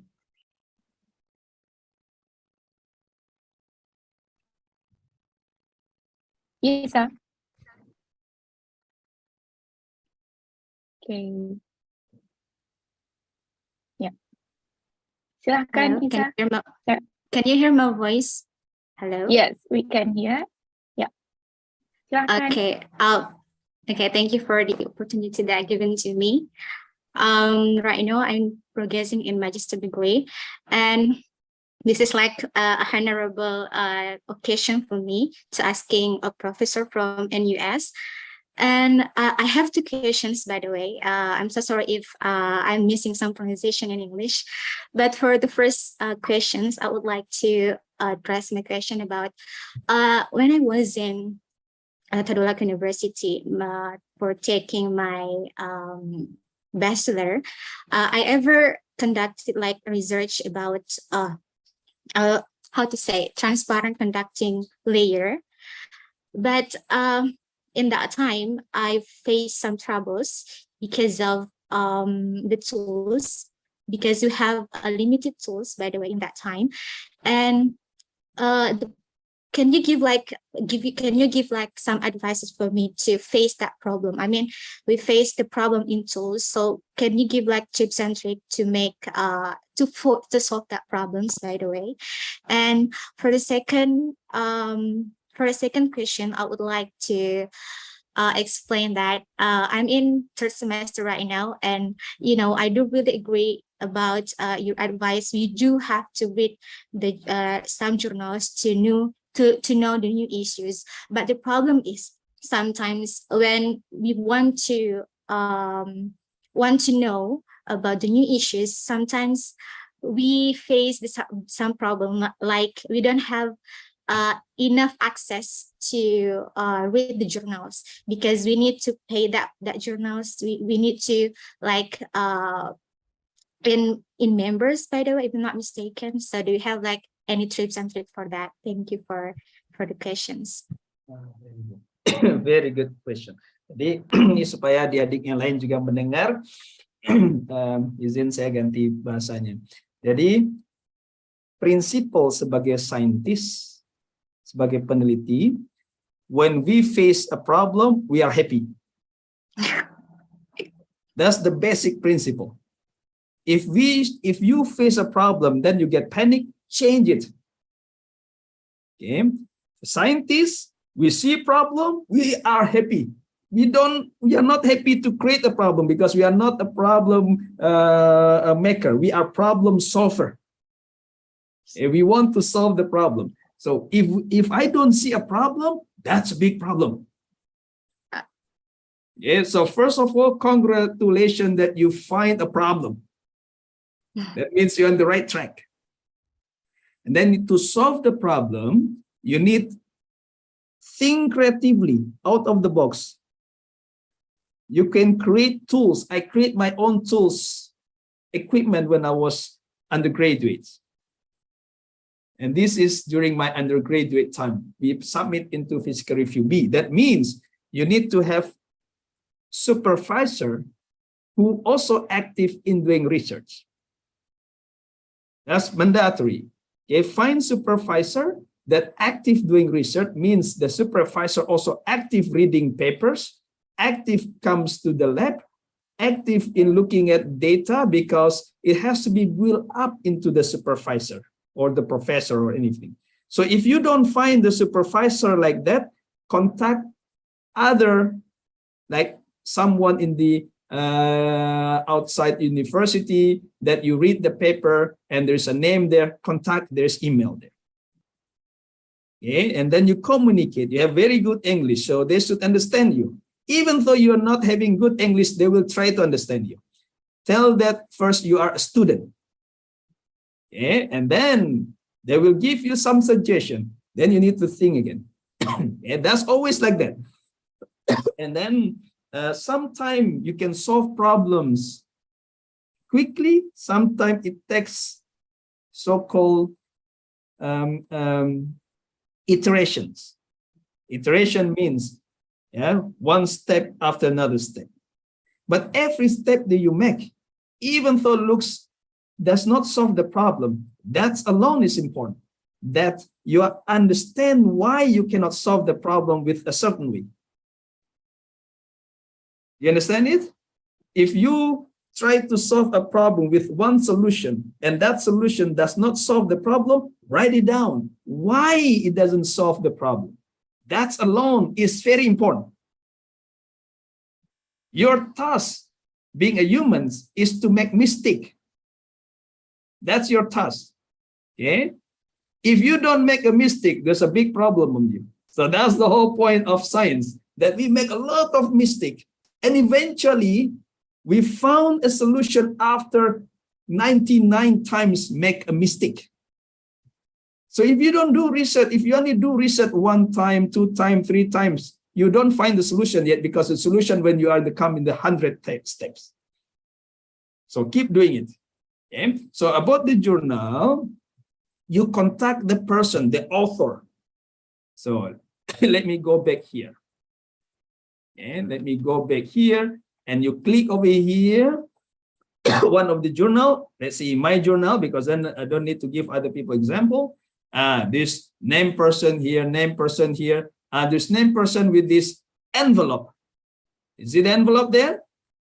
You click over here, and then you say contact Arusdi, because that envelope means he can send you the paper. Understand it? So you contact the person, even though you don't have the access, read the title, find it, go to Google, Google. Everyone should know Google today.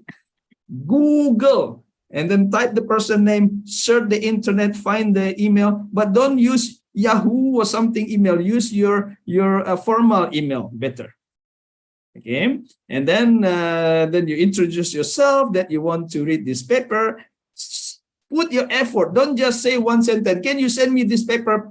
It doesn't work that way. There's many email that I found from a student from Indonesia, just one sentence. Can you send me this? What is this? What's the point of this? I don't understand. I have no problem, because I know what's they don't have the knowledge yet. But then if it's sent to other professor who doesn't know about Indonesia, they look at, what is this? They will just delete the email. So you need to put an effort that, hey, while you read this, and then you find it, and then you tell that we are from the third world country, that we don't have the access. Can you send us this paper, this, and that? They will happy to send you many papers. They will invite you to come to their university, perhaps for your PhD. Is that helpful, Miss Iza? Yes, Okay. thank you very Good much, luck. sir. Thank you. Yeah, it's really good advice from Professor Andripo. Like, yeah, you really need to contact the professor or the authors from there, and you have to know that they are very nice. The author is very nice. They will feel respected when someone interested in their works. And well, the time is really limited, and although the discussion is really insightful and very interesting, I need to say that the time is up for Professor Andripo station. But Prof, once again, that was amazing presentation, and not only the material, but also the advice, the suggestion, the recommendation you give us as students, really helpful. And hopefully in the future we still have the occasion to listen to your presentation. Thank you very much. Thank you. Okay. So we still have one presenter, keynote speaker for this session. The second presenter will be Professor Dr. Agus Purwanto, STMT. He is a lecturer in Department of Chemical Engineering at 11 Maret University. He completed his bachelor's and master's degree at 10 November Institute of Technology Indonesia, majoring in chemical engineering. He got the doctoral scholarship from Monbukagakusho, Education, Culture, Sports, Science, and Technology in Japan. He graduated in 2008 from Hiroshima University, Japan, with a major in chemical engineering. He was an assistant professor for research project, Chemical Engineering Department, Graduate School of Engineering, Hiroshima University, Japan. He has many achievements. One of them is he got the Science Technology Award in 2020 from ITSF Indonesia, Torai Science Foundation, and support for researcher development from Hosokawa Polar Technology Foundation. Without further ado, I'm sorry, I forgot to mention that today he will present his work about development of high performance lithium ion battery for electric vehicles applications. Kepada Profesor Dr. Agus Purwanto STMT, saya persilakan.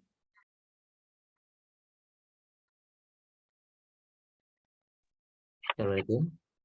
Suara saya bisa dengar? Bisa, Pak.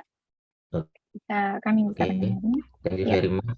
Okay, Miss Willy, and thank you very much for the for all committee in the second international conference on physics issues.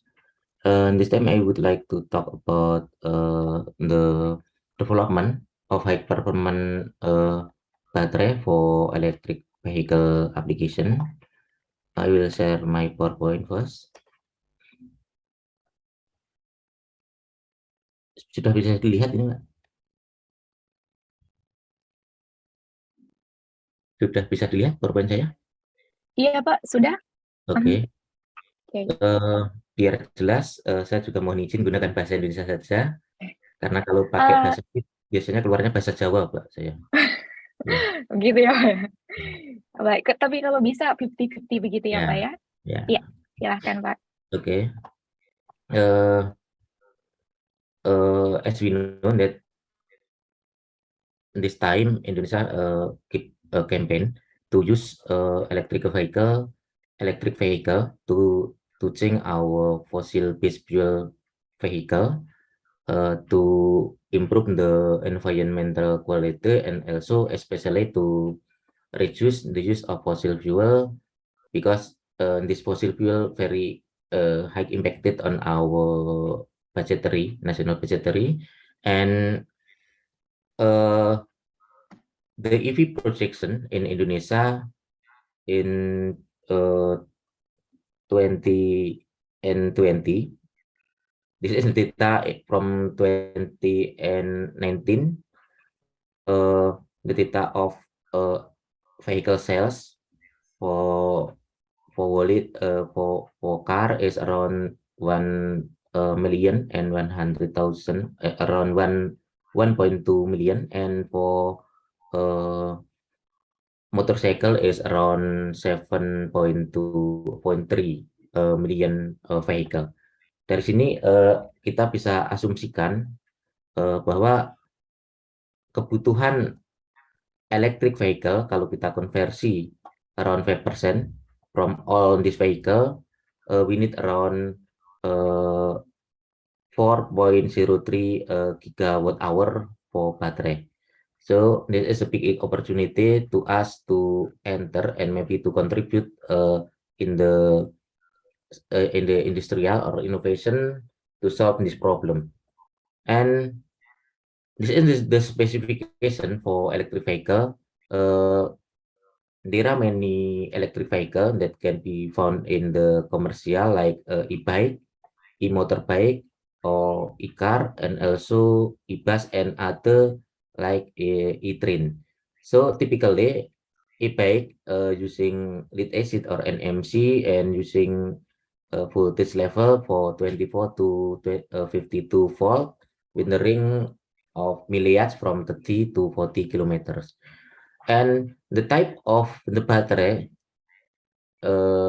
used in the electric vehicle depend on the characteristic of battery, such as many electric vehicle using NMC or NCA, and for big vehicle using lithium ferrite-phosphate battery. So why there are many different type of lithium-ion battery. We can show in the next.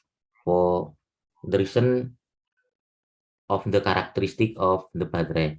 So this is the next step before using a battery cell into electric vehicle. In here we found that there is many type of cell that can be used in electric vehicle.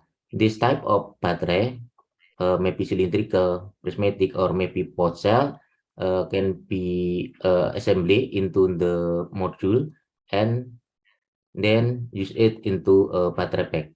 So this battery pack then used in electric vehicle. So what we done in our research center is we are develop the material for a battery from the material to the application. So we have many research related to this kind of utilization of lithium-ion battery for electric vehicle. As we know, there are many type of battery cell. So that commonly found in the market is cylindrical cell. Why using cylindrical cell? Because this type of cell have high mechanical stability, economic, and long life. And I'm sure that we are in here in this forum already found this type of cell in our daily usage for battery. Then this cylindrical cell hold internal pressure without deforming case. So this type of cell really have mechanical stability and mechanical strength. However, this type of cell inefficient use of space.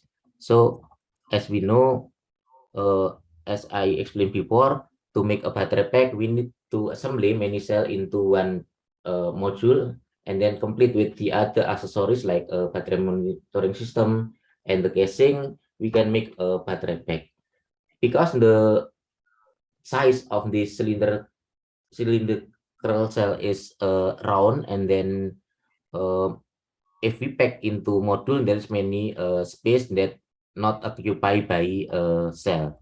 So inefficient on the use of space. Then the second type of the cell is prismatic. This is best usage of space and allow flexible design. However, the manufacturing cost is higher and less efficient thermal management.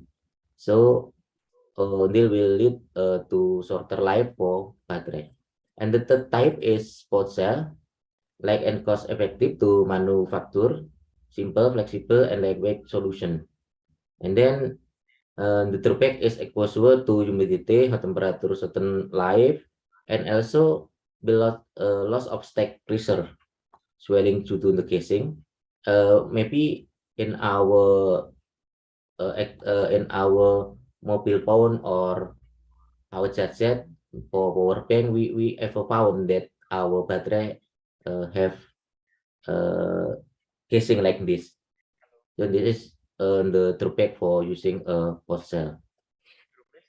Inside the battery, there are many components that we can develop, like Mr. Previous speaker before, that there is many problem to develop efficient battery with the high performance for electric vehicle. The component for battery, first of all, is cathode. This is the main component because from the pricing point of view, this cathode material contribute around 40% from the price of the cell. So in here, we can found that the component for the battery is including cathode, and then anode, and then separator, and also many supporting material like what's called tap, and also current collector. So from this composition, the main material for the battery is cathode, because this cathode contribute around 40% from the price of this battery. And this is the battery lithium electrochemical process during charging or discharging. when we charge the lithium-ion battery, there is a movement from lithium-ion from the cathode to anode, and vice versa when we discharging the battery. So that's why the battery lithium usually called as a lithium-ion battery, because for energy carrier it's use lithium-ion substance or lithium-ion chemicals for its energy carrier. And there are many type of cathode material, which is NCA or nickel cobalt alumina, and then NMC, nickel mangan cobalt, also LFP. This kind of material have a different characteristic, such as if we using NCA, it will allow us to store energy in high energy density, around 250 watt hour per kilogram. However, the power density is too low, so this is not good for high current application. The next lithium-ion battery is NMC. NMC is abbreviation from nickel mangan cobalt battery. This is a cathode for lithium-ion battery. This is in the moderate energy capacity for storage is around 200 watt hour per kilogram, and this is which is this kind of cathode material is used mainly in the electric vehicle and also e-bike that commercial available now. And the other type of lithium-ion battery is lithium ferrite. This is the smallest energy storage capacity, around 100 watt hour per kilogram, but this is have good ability on power density. So this kind of battery is very good to be used as portable devices, and also for heavy electric vehicle, because it's ability to send current in high current in for high current, because for heavy electric vehicle it usually need high current to move the vehicle because of its high because of its high weight of the vehicle. And the current fact on the cathode material development, as we know, and there are many campaign in the media now in Indonesia that we have many deposit for nickel, and it is true. However, to make the cathode material, we need the other component like mangan, cobalt, and also especially lithium. So from the energy density and safety, we can found that NMC or NCA have rather low safety, but it have a high energy density. And in here we found that also lithium ferrite have high safety, but it store low energy density. From here we can optimize which kind of battery, lithium-ion battery that we will use for our application. In the future projection that cathode material demand increase years by years. In here we found that in 2025 the cathode material demand is around 500,000 tons to be used as lithium-ion battery. And from this high demand, we can found that it is we can find that the main material for cathode material is NMC, also LCO, NCA, and also LFP. So these three main material will dominate the market in the future years. And now in the NMC itself, it is promising to make cathode material with nickel rich content. So it will increase the energy density of the battery while minimizing the cobalt content, because the cobalt content have problem on the geopolitical issues and the pricing is increased gradually. And in here we found that the electric vehicle system battery contribute the around 60% cost for battery material and 35% for manufacturing overhead and profit. In the literature, that it is expected that the price of the battery is around $100 per US dollar per kilowatt hour to compete electric vehicle to be have fair competition with the fossil fuel vehicle. With this price, maybe the price of electric vehicle is almost same with the price of fossil fuel vehicle. From this component of price, we can detect that in here cathode material price is the highest component. So we can focus produce or develop this cathode material to reduce the price of the cell. And the current challenge that would hinder development of lithium-ion battery in Indonesia, because as I mentioned before, there are a geopolitical issue about the lithium and cobalt dependency. As we know that there are no reported lithium deposit in Indonesia, and also cobalt deposit in Congo. There is some fact of geopolitical issues there.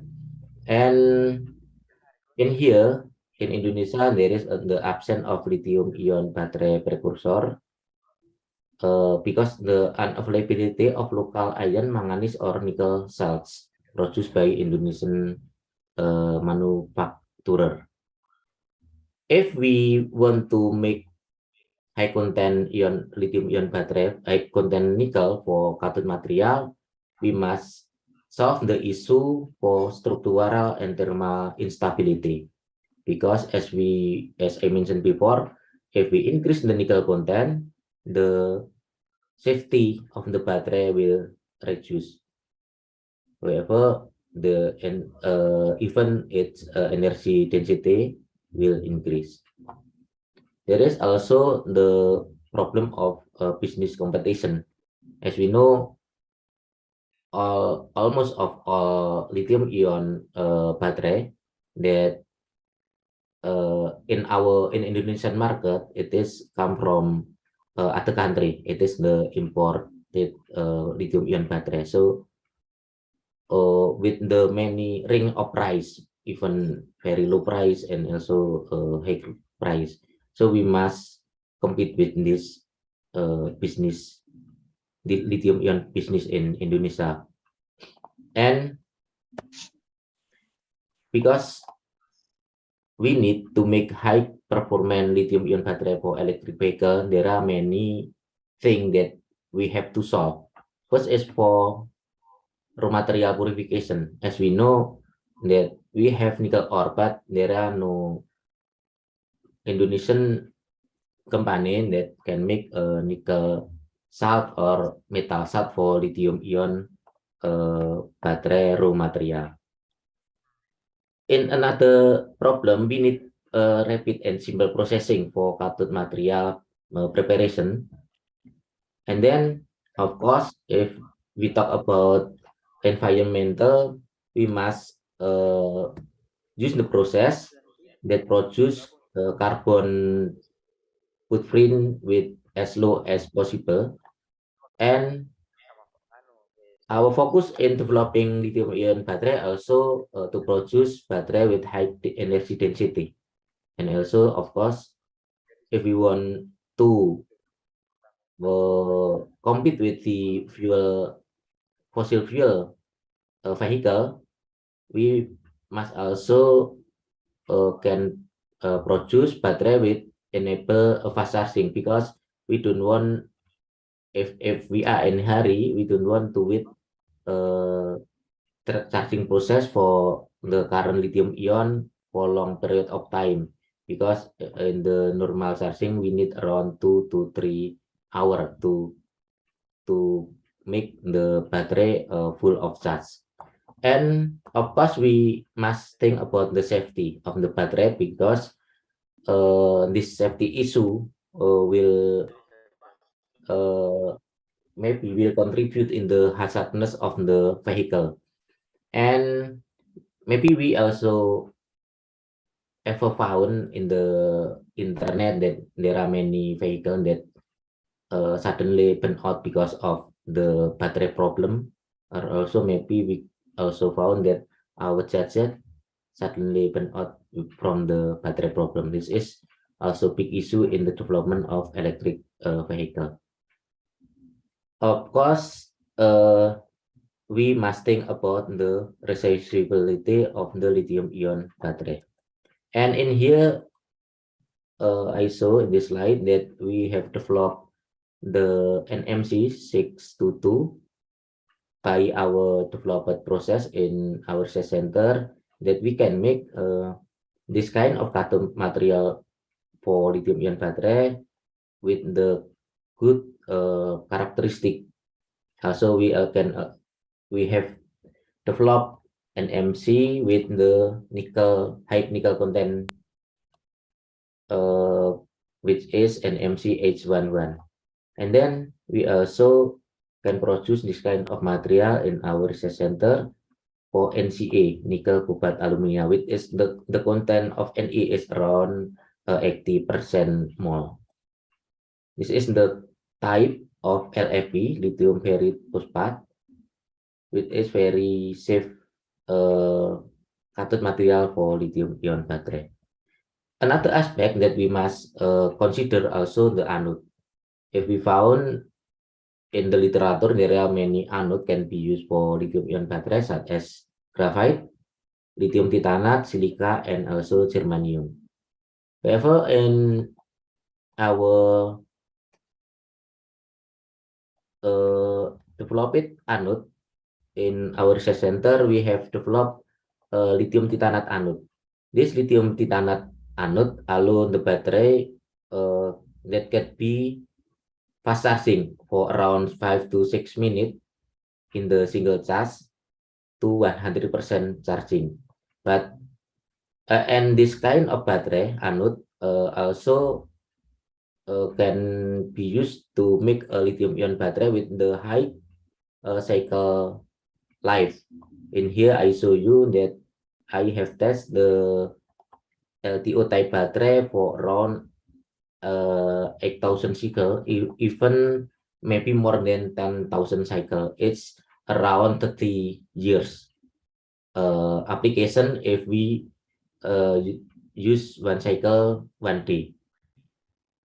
And another approach to improve the capacity of lithium-ion battery using anode-less type of battery. So as I saw before, that anode type is like graphite, silicon, or maybe germanium or lithium titanate.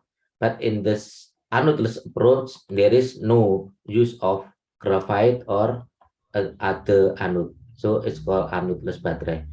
This kind of battery rely on the plating mechanism of lithium metal onto the surface of current collector. In this configuration is CU, Cooper current collector. But this kind of batteries still need many improvement and deeper investigation to improve its cycle life. From the supply chain, we must consider many sector to make an electric vehicle using baterai. First, we must consider about raw material mining. Yes, of course, we have many deposit on the nickel, but there are but there is no company in Indonesia who produce nickel salt. This is first problem. Second, in Indonesia, now still only one cell manufacturing available in here, but it's still under commissioning and not produce any lithium-ion battery yet. In battery pack assembling, we need mechanical part and also electrical part to make a battery pack. This is also good opportunity, I think, for the physics student and also physics researcher to make good battery management system that can control the cell which is used for electric vehicle. And for environmental concern, our center also researching on the recycling the nickel component. In here, in this slide, shows that NCA material can be reproduced again from its scrap, from the waste of lithium-ion production in the plant. And this method can make a new type of NCA material with the good characteristic as good as the commercial one. In another approach, we also recycle the spent battery. The spent battery is the battery that was not used anymore for the application because this battery no longer can store energy or also can provide energy to the device. And we for the treatment for the spent battery, we cannot just throw it to landfill because there is many metal that affect to our health, like lithium, nickel, cobalt, which is also carcinogenic. We also cannot burn the spent battery directly because it can produce the toxic gas with its app. So for the solution for this spent battery, we must recycle again to make new type of cathode material. In our approach, we use hydrometallurgy process, but I think there is many routes that can be tried to recycle the battery. From our approach, we can make lithium. We can separate the lithium material from the spent battery with the high efficiency is around 94 efficiency in here. So lithium metal inside the spent battery can be separate from other metal for around 94% by using our approach. And then we can use this lithium-ion battery to make a new material, cathode material. And the characteristic is good compared with the commercial material. For another metal, like nickel, cobalt, and aluminum, we also develop process to separate this nickel, cobalt, and metal. So we can use all these component, metal component, to be used for raw material to make cathode material. In our approach, we can separate around 87% of the nickel from the spent battery. And even for cobalt and alumina, we can spread almost 100%. So the efficiency of the separation in our developed process is very high. And as we try to make a closed loop process to make cathode material, we use our separated material that before from the separation process, we use it to make a new cathode material. And in here, we can found that we can also convert the recycled material into new material, and the characteristic as good as the commercial one. What is the next technology for electric vehicle battery? So there is some insights that we can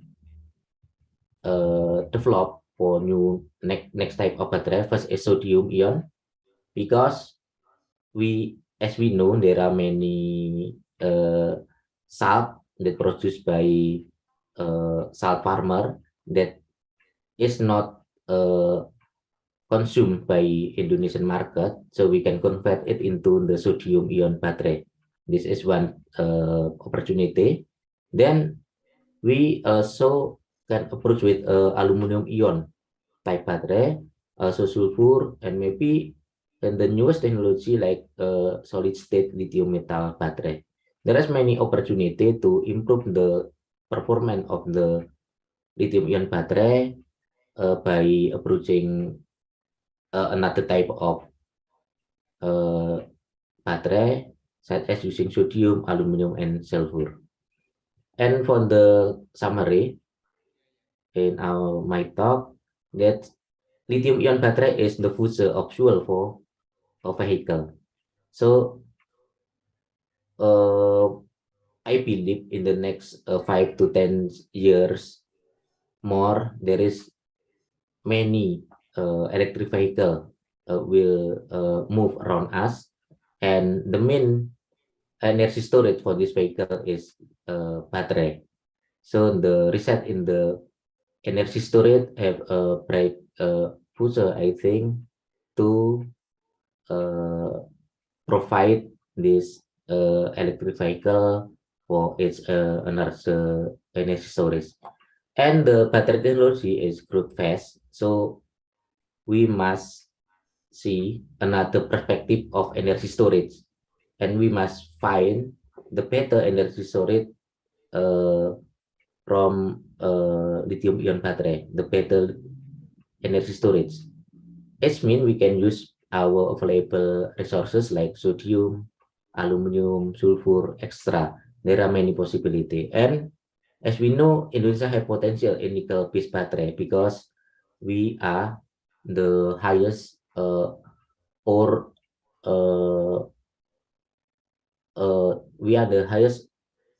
nickel ore deposit in the world. So there are a good opportunity to us to develop lithium ion battery or battery based on the nickel metal. And the recycling of spent battery is possible to ensure the green aspect for electric vehicle application.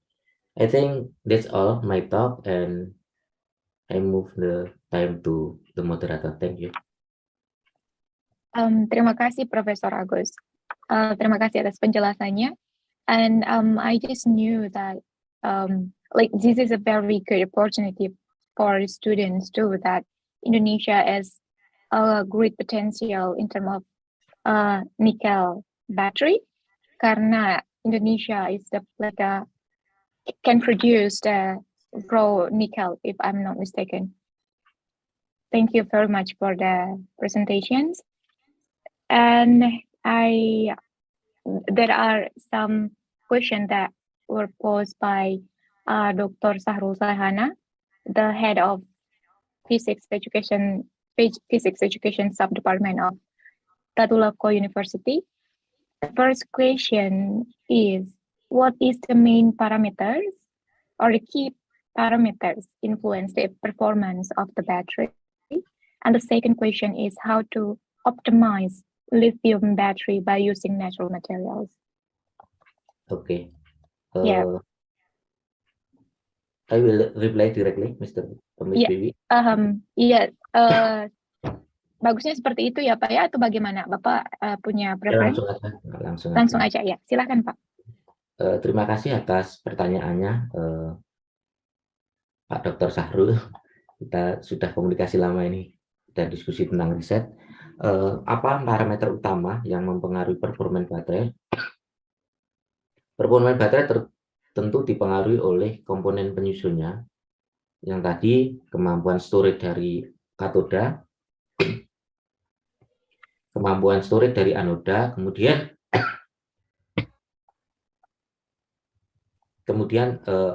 parameter pada saat pembuatannya. Jadi banyak faktor dan semua faktor ini harus dijaga sebaik mungkin begitu. Bagaimana cara mengoptimasi? Mohon maaf sebentar.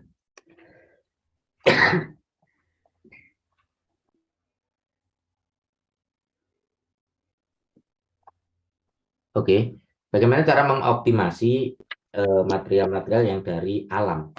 Material yang dari alam itu banyak impurity.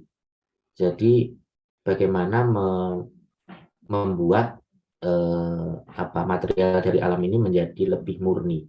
Karena seperti kita tahu, impurity kadang-kadang memperbaiki karakteristik, tetapi kebanyakan itu memperjelek karakteristik dari sebuah produk yang kita. Jadi memang target pertama mendapat memurnikan semurni mungkin dari bahan alam itu, begitu. Mungkin itu. Ya, terima kasih atas penjelasannya, Profesor Agus. Mudah-mudahan bisa menjawab pertanyaannya Pak Sarul. But I couldn't find him. Okay, Saudara Arnal Langgeni mau bertanya ya?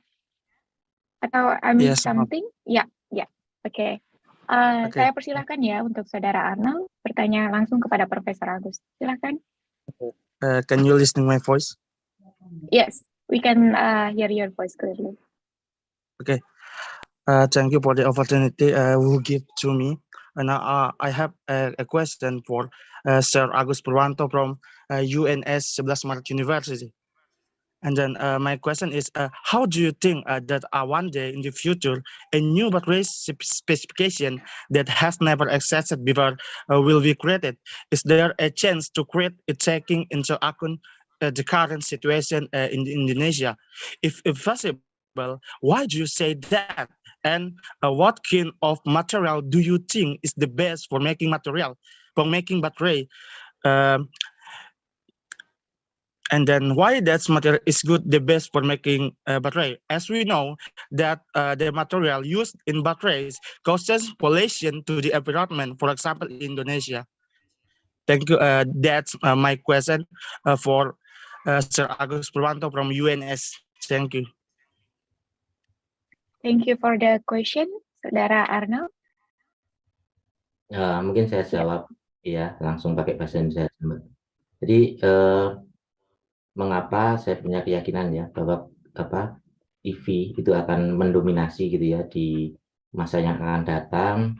Seperti yang kita tahu kan sekarang harga minyak fosil atau BBM sekitar makin lama makin naik, dan tentunya pemerintah juga melalui regulasinya akan memastikan untuk peralihan ke kendaraan listrik. Jadi banyak faktor yang mendorong ke arah sana, karena price of fossil fuel, juga karena masalah lingkungan.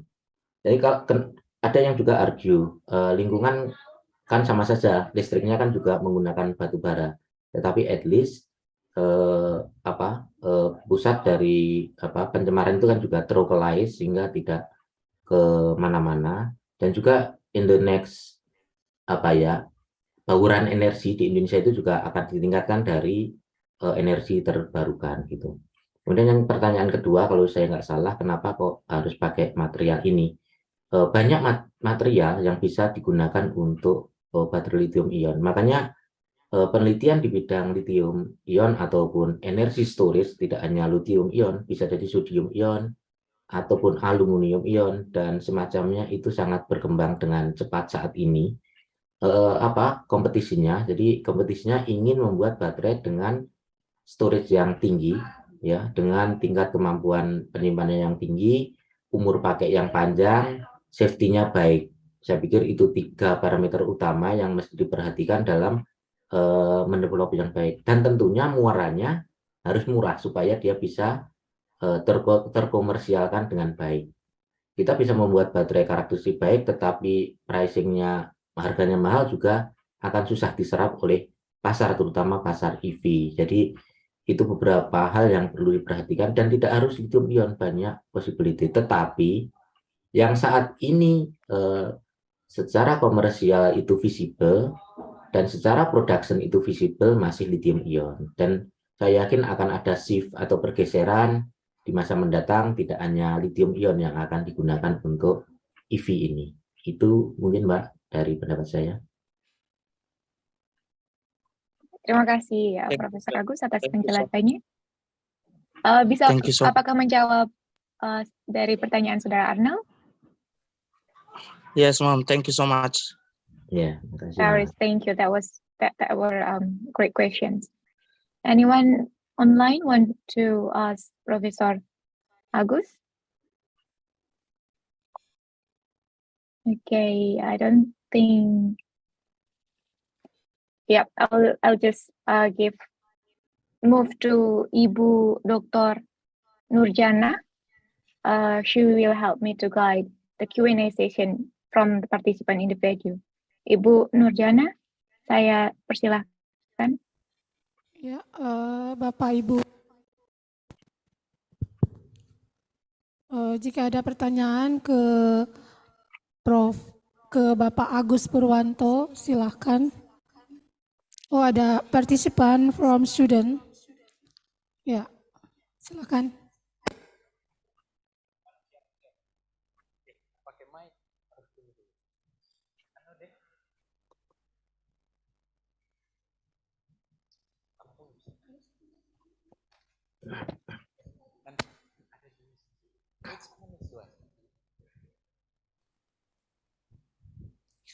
Baik.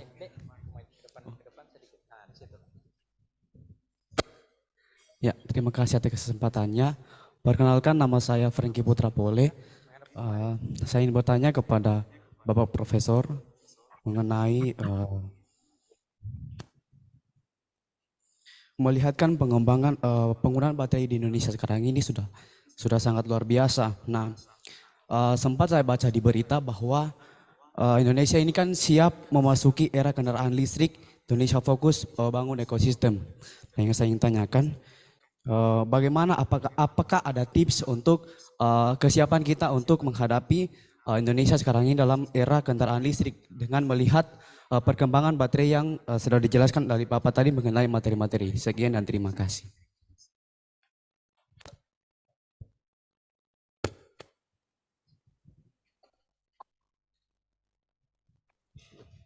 Kah langsung dijawab Bapak atau Ya. pertanyaan berikutnya? Ya langsung aja Bu, daripada lupa. Ya. Kalau tidak salah saya Serna itu kesiapan dalam adopsi kendaraan listrik ya. Memang betul pemerintah saat ini banyak melakukan usaha supaya kendaraan listrik ini bisa diadopsi dengan baik. Yang pertama misalnya penyediaan infrastruktur charging. Infrastruktur charging itu bisa kita temukan walaupun secara terbatas hampir di tiap kota yang ada cabang PLN-nya. Di sana sudah ada charging station-nya untuk kendaraan listrik. Yang kedua, mulai banyak kerjasama untuk mendorong perusahaan kendaraan bermotor itu beralih ke listrik ya. Nah, misalnya beberapa merek yang tidak bisa saya sebutkan karena nanti jadi promosi ya, jadi Anda bisa googling sendiri, sudah beralih ke kendaraan listrik. Nah, kemudian bagaimana kita harus menyongsong itu sebagai saintis? Tentunya kalau kita ingin contribute, ya kita harus ikut meneliti atau fokus untuk development ini. Banyak aspek yang bisa kita masukin gitu sebagai saintis. Sebagai masyarakat umum, tentunya kalau ingin ikut menyukseskan program pemerintah ya mungkin bisa mulai mencoba sewa gitu ya kendaraan listrik semacamnya, atau konversi juga. Konversi sekarang dari kendaraan roda 2 itu atau mobil itu legal juga, sudah ada aturannya di bengkel-bengkel konversi khusus begitu, sehingga kita tidak perlu lagi ngisi bensin gitu. Jadi kalau pengalaman saya kalau untuk penggunaan dalam kota sih sangat sangat menolong sekali itu kendaraan listrik karena dia nggak pernah ngisi bensin gitu. Jadi dampak dari kenaikan BBM ya nggak ada nggak ngaruh. Karena kalau kita bandingkan misalnya 1 liter BBM itu bisa menempuh 40 kilometer. 40 kilometer itu kira-kira 1 liter BBM itu yang paling yang pertalite gitu ya mungkin kisaran 8 ribuan atau berapa itu. Nah kalau kita gunakan listrik itu 1 kilowatt hour itu kalau kita ngecas kalau meteran di PLN kan cuma 1.700 itu sudah bisa 30 kilo. Jadi efisiensinya itu kira-kira sudah sepertiganya dari penggunaan energinya. Belum kalau kendaraan listrik itu tidak perlu oli, tidak perlu maintenance, tidak perlu ganti busi, tidak perlu ya free maintenance. Gantinya cuma gantikan pas rem sama ganti ban kendaraan saja itu. Jadi itu mungkin ya kalau kontribusi kita sebagai society, tapi kalau kontribusi sebagai saintis tentunya kita harus bisa mulai fokus juga kalau tertarik dengan penelitian energi ini melakukan penelitian ke sana karena banyak sumbernya yang ada di sekitar kita. Gitu. Demikian Ibu Nur.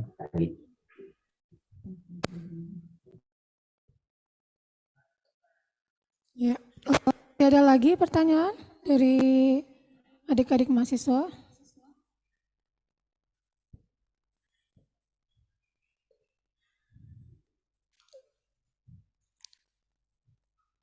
Dari Bapak Ibu dosen, ada pertanyaan? Pak?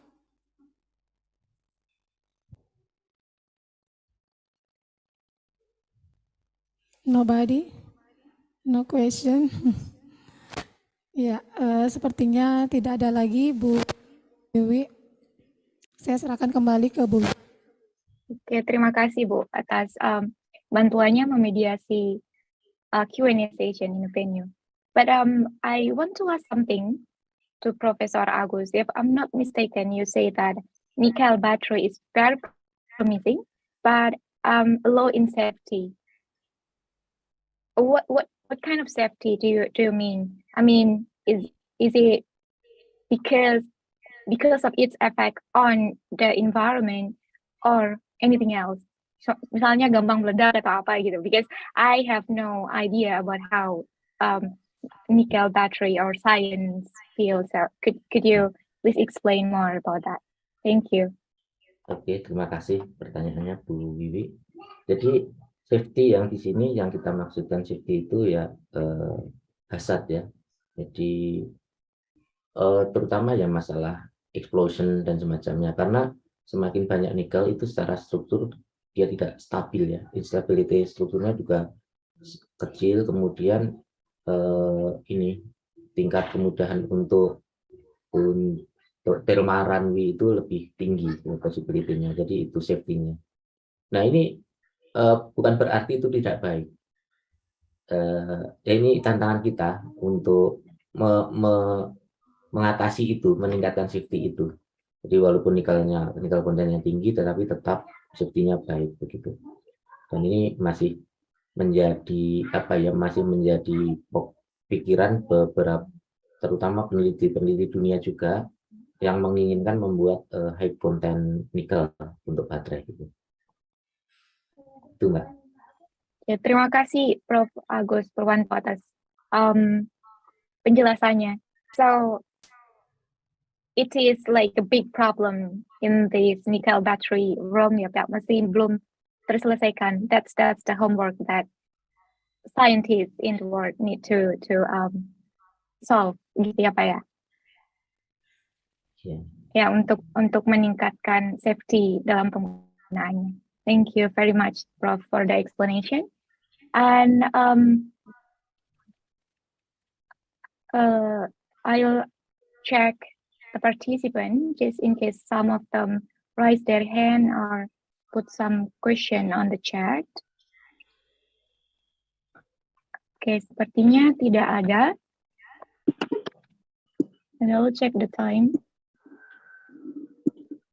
Oke, masih ada waktu, silakan. Kalau misalnya tidak ada, saya I will close the presentation, the session of Professor Agus Purwanto. Okay. Yeah, there is one participant raised their hand, and also Bapak Bakri, Ya, Bapak Bakri, mohon saya maaf. persilakan. Ya, makasih. Ya, Makasih. saya persilakan Mohon ya maaf Pak ya. tadi sempat keluar karena lagi lowbat saya punya ini. Okay, I want to ask about this battery, special for kinds of materials. Yeah, I mean that composition of materials is consists of cathode, separator, electrolytes, and anode. I want to focus a question about the material of separators. Can you can you give me explanation about the material for separators, because I think it's very important for the composition of battery.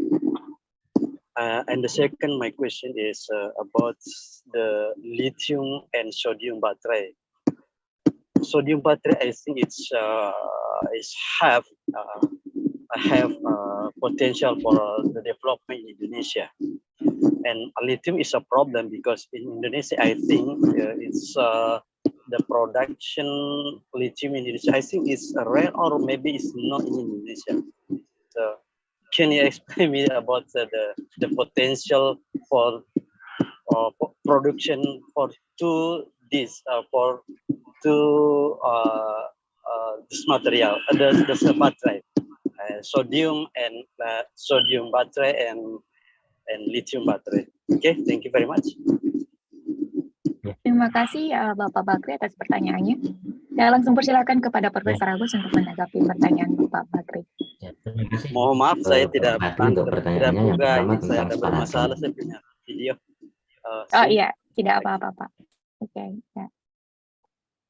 Ya, yang pertama tentang separator gitu ya. Separator memang saat ini yang digunakan itu polimer, Bapak. Jadi polimer yang berpori. Banyak peluang juga untuk meningkatkan performa dari separator ini, terutama misalnya separatornya ini mempunyai aditif untuk anti bakar, sehingga masalah hazard tadi bisa diselesaikan juga. Jadi ada beberapa pendekatan yang menambahkan aditif ke separator sebagai dia untuk menahan proses terjadinya explosion atau ledakan. Kemudian bisa juga separator ini digunakan untuk solid state ya. Jadi tidak menggunakan elektrolit cair, tetapi elektrolit cairnya di-trap di dalam separator sehingga menjadi kuasi solid state lithium ion baterai. Jadi seperti seolah-olah solid state. Sehingga ini juga meningkatkan safety-nya. Tidak ada material liquid di dalam baterai itu. Pendekatan yang ketiga bisa juga separatornya ini diganti dengan solid elektrolit. Jadi dia langsung berfungsi sebagai elektrolit juga untuk menghantarkan ion sehingga nanti menjadi solid state lithium ion baterai. Banyak possibility yang lain kalau pendekatan dari separator bisa juga meningkatkan mechanical strength-nya, bisa juga meningkatkan kalau meningkatkan mechanical strength dari membran itu atau dari polimer itu, tujuannya apa? Membuat supaya separatornya menjadi lebih tipis. Kalau menjadi lebih tipis, tentunya density-nya dari baterai itu akan bisa diisi oleh katoda sehingga meningkatkan kapasitas penyimpanannya untuk volume yang sama. Jadi banyak strategi juga untuk peningkatan performa dari baterai ini. Yang kedua tentang sodium ion, memang betul Bapak, Indonesia itu tidak ada cadangan yang terbukti ya dalam tanda kutip yang dari Kementerian ini mineral kita bahwa ada potensi litium. Cuman memang ada beberapa tempat yang ditengarai ada potensi litium tetapi belum bisa baru dalam proses penelitian. Kemudian sodium kita banyak sekali kan, garam rakyat juga melimpah di mana-mana dan malah tidak terserap oleh pasar. Nah, ini salah satu peluang kita bisa beralih ke sodium ion. Dengan sodium ion itu pricingnya juga akan jauh lebih murah daripada lithium ion. Tetapi tantangannya memang baterai sodium sekarang tidak sebagus baterai lithium ion. Nah, ini tentunya menjadi tadi problem yang bisa kita pecahkan bersama supaya bisa kita berkontribut ilmu kita itu untuk society, Pak. Dan ini saya yakin menjadi topik yang sangat menarik, terutama di teman-teman fisika material untuk mulai meneliti itu kalau memang punya ketertarikan tentang energi storage itu. Demikian, Bu Wiwi, terima kasih. Terima kasih Prof. Agus atas penjelasannya. And I hope that the explanation can answer Bapak Bakri's questions. And I guess the time is up for Professor Agus' presentation.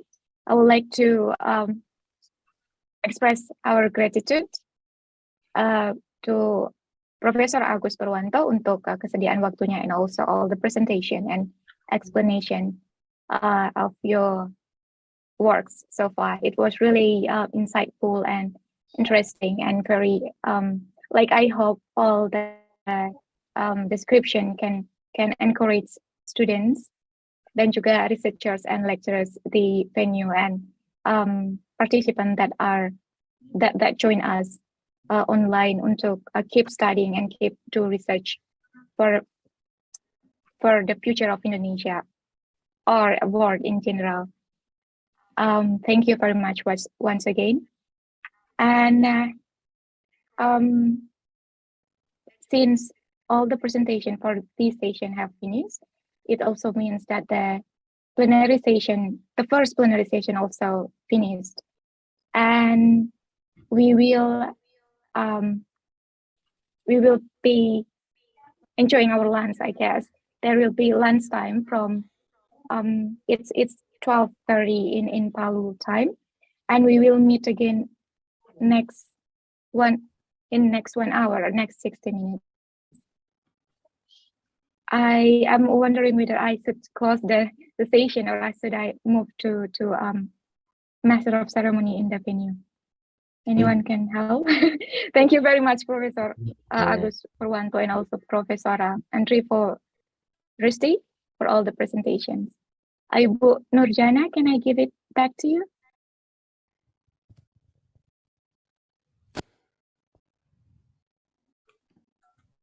Ya, Ya.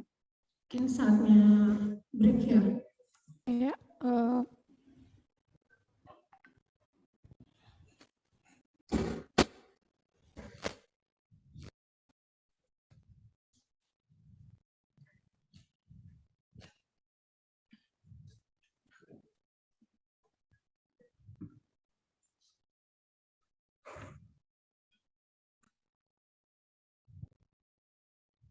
break ya. Oh, sudah. Di break. Iya Bu, ada break 1 jam kalau based on the schedule we have a 60 minutes break for lunch. Yeah, we continue our parallel session for keynote speaker after lunch. Yeah, maybe we break for about around 1.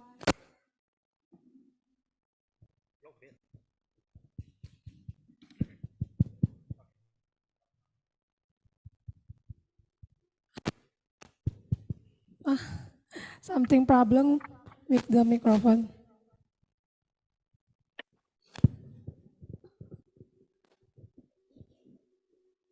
Thank you. Ya, kita break saja dulu ya, Bu Wiwik ya. Ya, baik, Bapak Ibu, kita break sementara ya, about 1 hour for lunch. We continue our keynote speaker session 1 hour later. Thank you very much.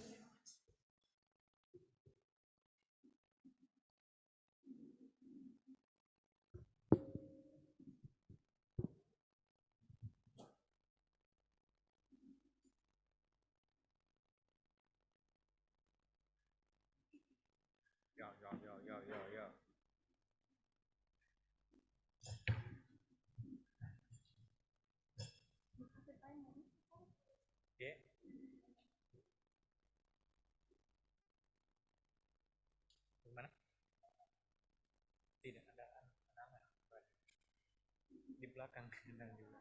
Iya. Ya? Iya, begitu saja.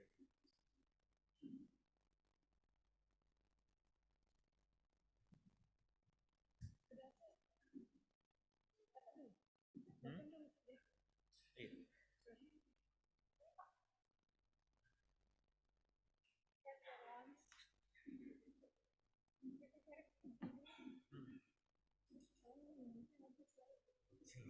Tidak apa-apa.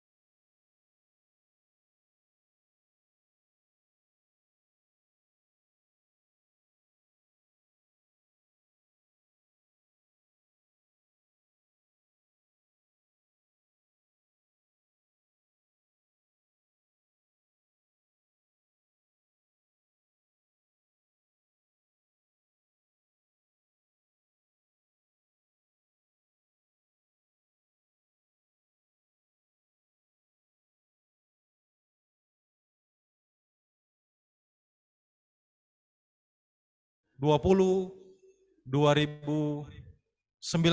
harus kasih contoh juga, ya. Kalau ada kesempatan bertanya, Anda harus bertanya. Jadi Anda diundang ke sini bukan duduk-duduk ketawa-ketawa, tapi diminta untuk menyimak dengan baik. Jelas? Oke.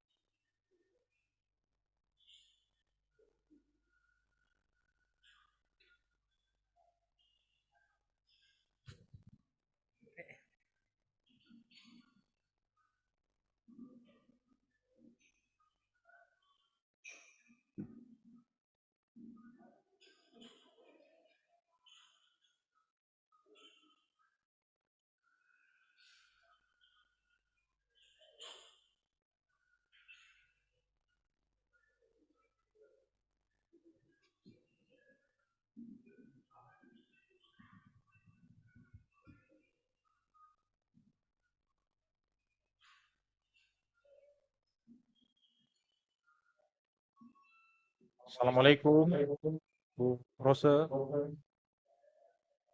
Bu Ana. Semoga telah bergabung. Waalaikumsalam.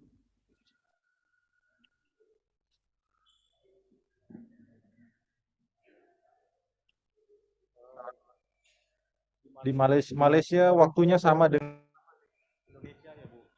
Ini di Indonesia pukul 13:42, hampir jam 2. Mungkin kalau di Australia lebih awal ya, Bu Ana ya. Mungkin sudah menjelang maghrib barangkali, hampir malam di Australia. Jam 3, sekarang jam 3.45, 3.43. Oh, 3.43 berarti 2 jam. 2 jam ya, Bu? Oke, baik. Iya. Ibu Wiwi ini dengan Ibu di Monash University. Iya. Iya, Nimadewi Astuti, Ibu Nimade, dan pada sesi kedua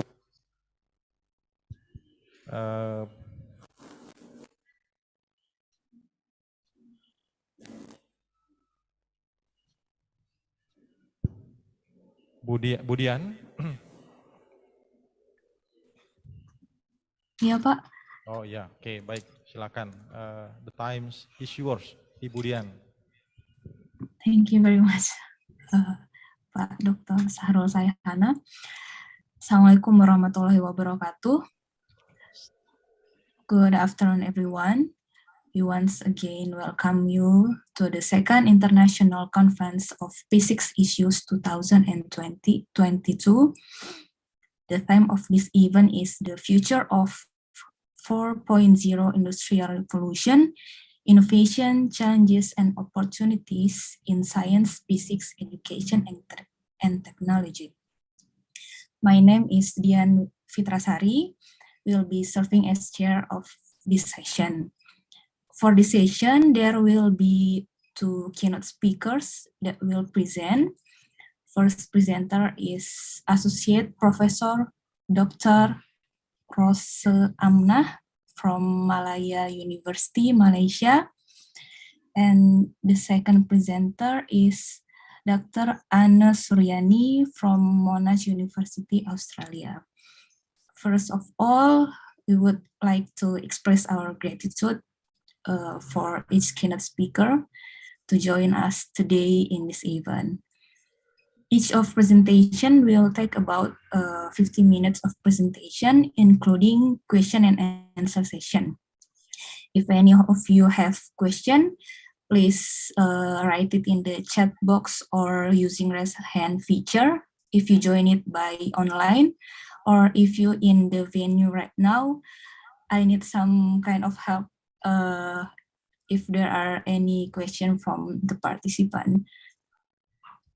Okay, our first presenter is Associate Professor Dr. Rose Amna from Malaya University. She's a lecturer in the Department of Mathematics and Science Education, Faculty of Education, Malaya University. She received her bachelor's from University of Technology Malaysia and took master at Warwick University, UK, and completed a doctoral degree at National University of Malaysia, majoring in science education. She's interested in a variety of research areas, including STEM education, science education, chemistry education, science process skills, assessment, and evaluation.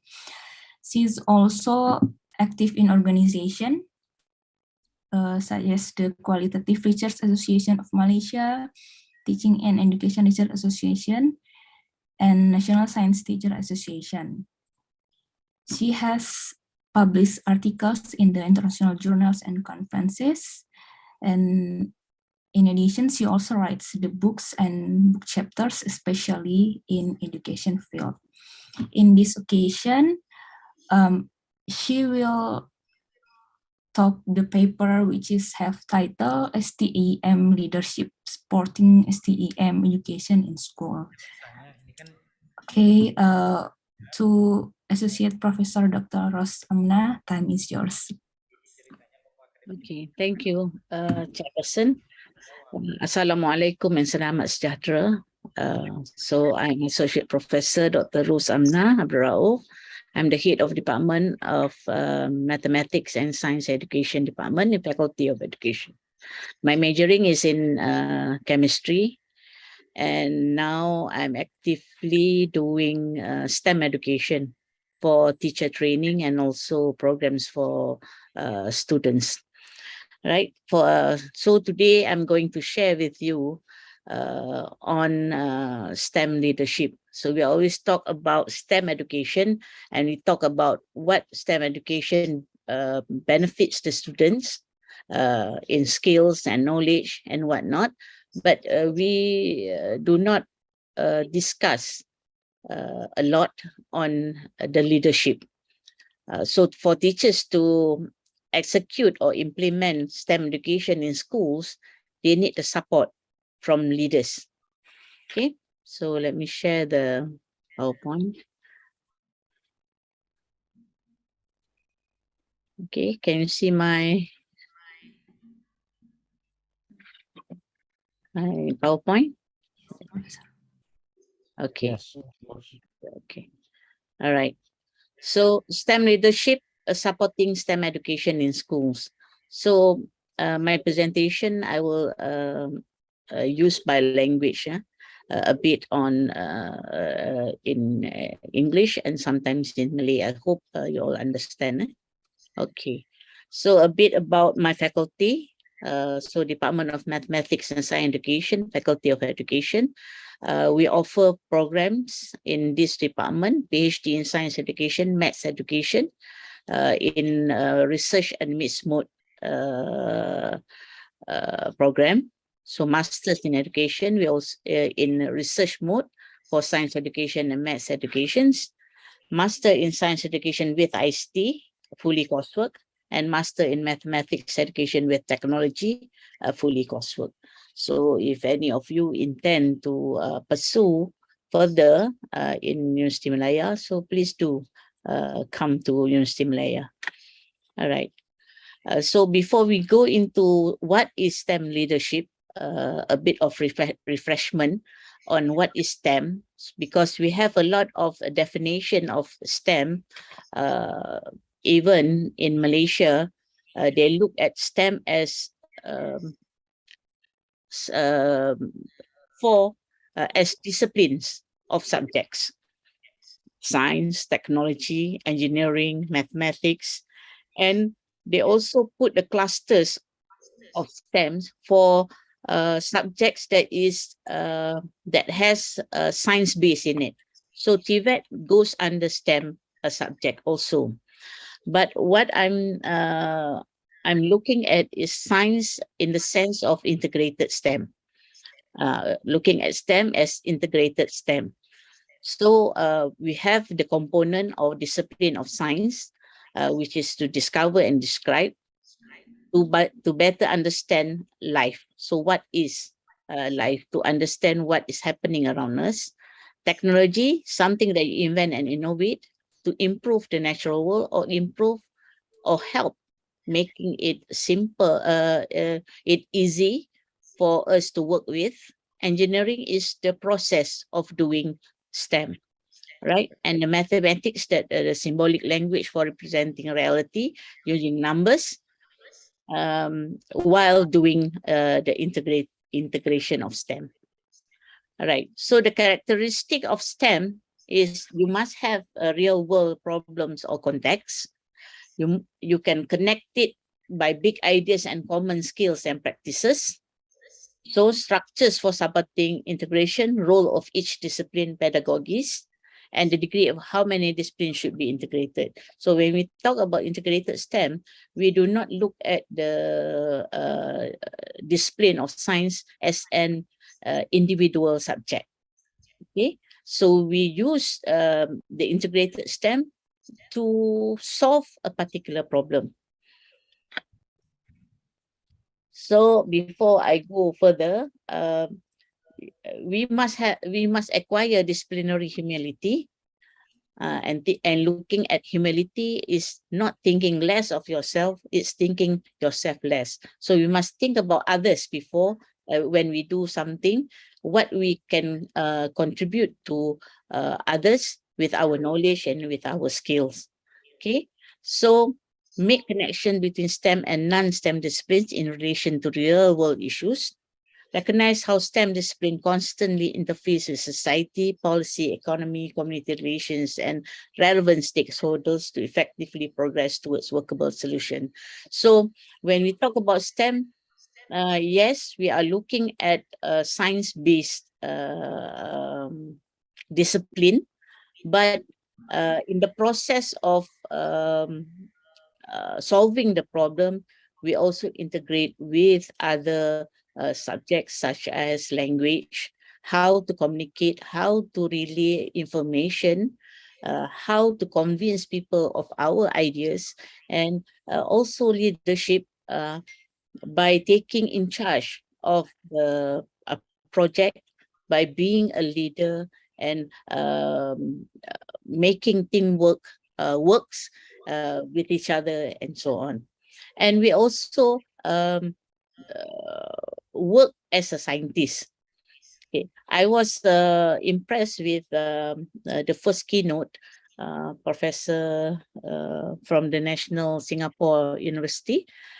He was talking about how scientists works. So we as teachers, so I'm looking at it as an educationist, we as teachers, we have the content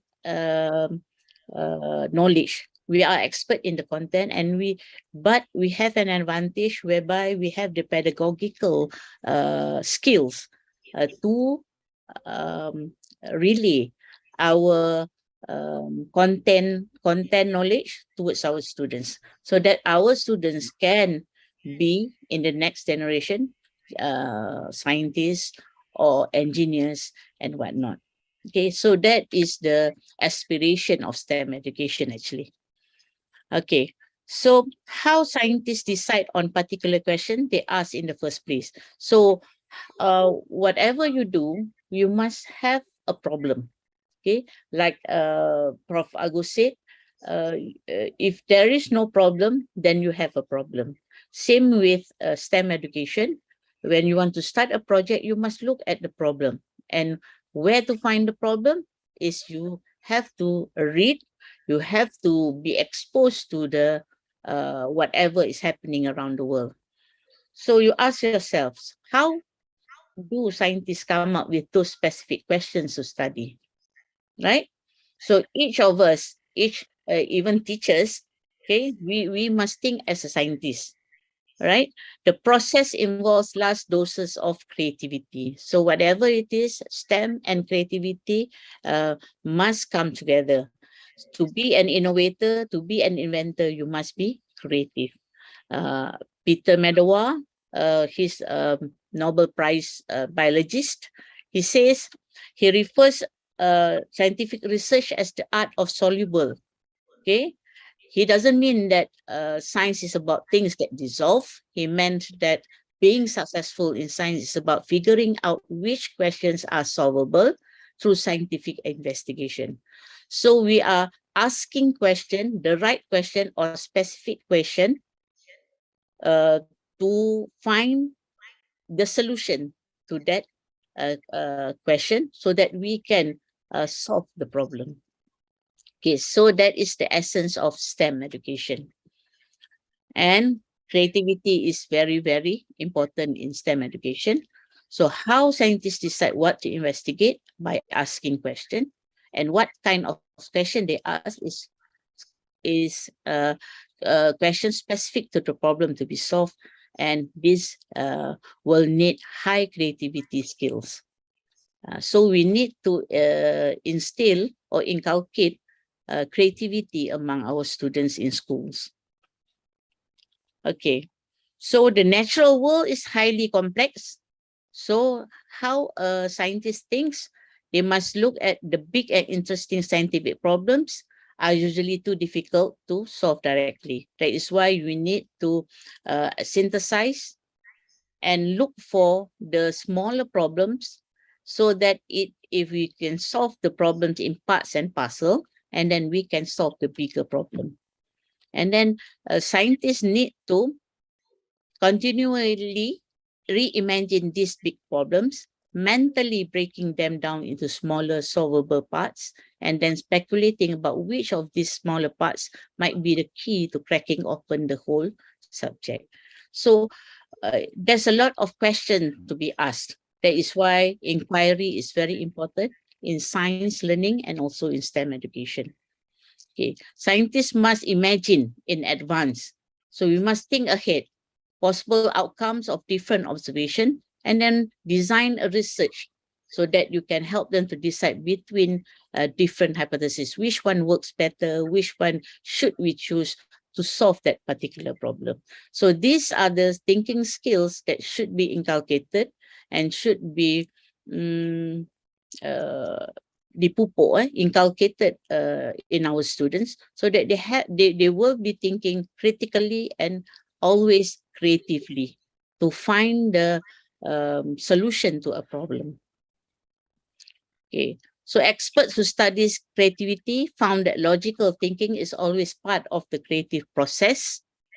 Creativity is not only the ability to come up with new ideas. So sometimes we say, oh, that is very creative, that is very creative. But does that creativity or new ideas solve the particular problem? Okay, it doesn't stop there. For a STEM education, creativity, you come up with new ideas, but also narrowing it down to new ideas to focus on one that can be elaborated. And then it can solve the particular problem that you want to solve. Okay, so creative people in any field would always ask what if, and they do not stop there. What if this and this, and then they will try to find the answer to that what if question. Okay, so we need to create or have a STEM learning ecosystem which encompass schools, environment, informal experience, and community settings. So informal experience includes at home, environments, wherever you go, you actually learn something when you look at something that is happening outside, you have that experience, and you must always ask your student or make them a habit to look at something with and think about how it works and how this thing apa ni orang kata exists in this world. All right. At school, as you know, we have the formal school environment, outside of school and inside of school.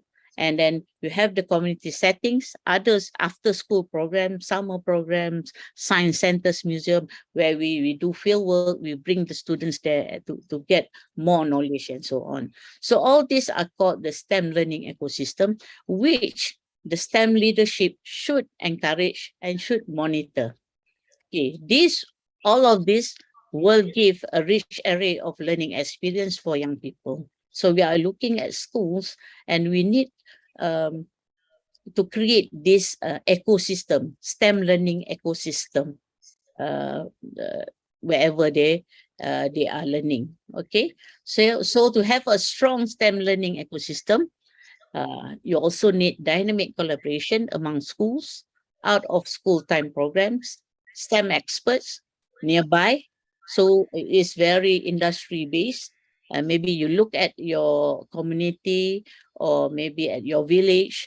There's a research institution nearby and so on. So you have a good collaboration with them so that you can bring this research or scientists to school or bring your students there to learn how scientists work, how scientists think, so that the student will be interested to further their study in sciences. All right. So the elements of successful STEM ecosystem, we must have a common goal of building STEM knowledge and capacity of educators in all sectors. So whatever drives a school, educators is very important. If you have the right mindset, you have the right motivation, you have the right attitudes, then STEM education can be expanded and can be relayed to the students. Equip educators with tools and structures to sustain collaboration with STEM ecosystem partners. You have to find STEM partners, weave together formal, informal, and out-of-school STEM learning around 24/7 child-centered STEM learning. Not to say that teachers must do all this, but you must be aware that 24/7 students are learning. So whatever they can, they must look at things with a critical mind, a creative mind, and always thinking about how it connects with whatever they are learning in school. So engage families and communities in STEM learning, then that would be a very good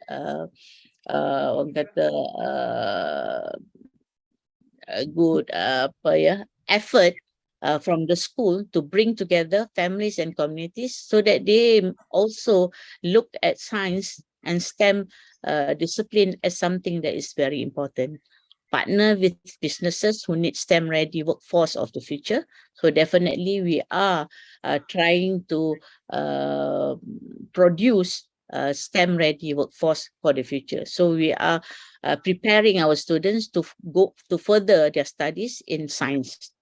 Okay, focus on expanding students' awareness on STEM college and career opportunities at all levels.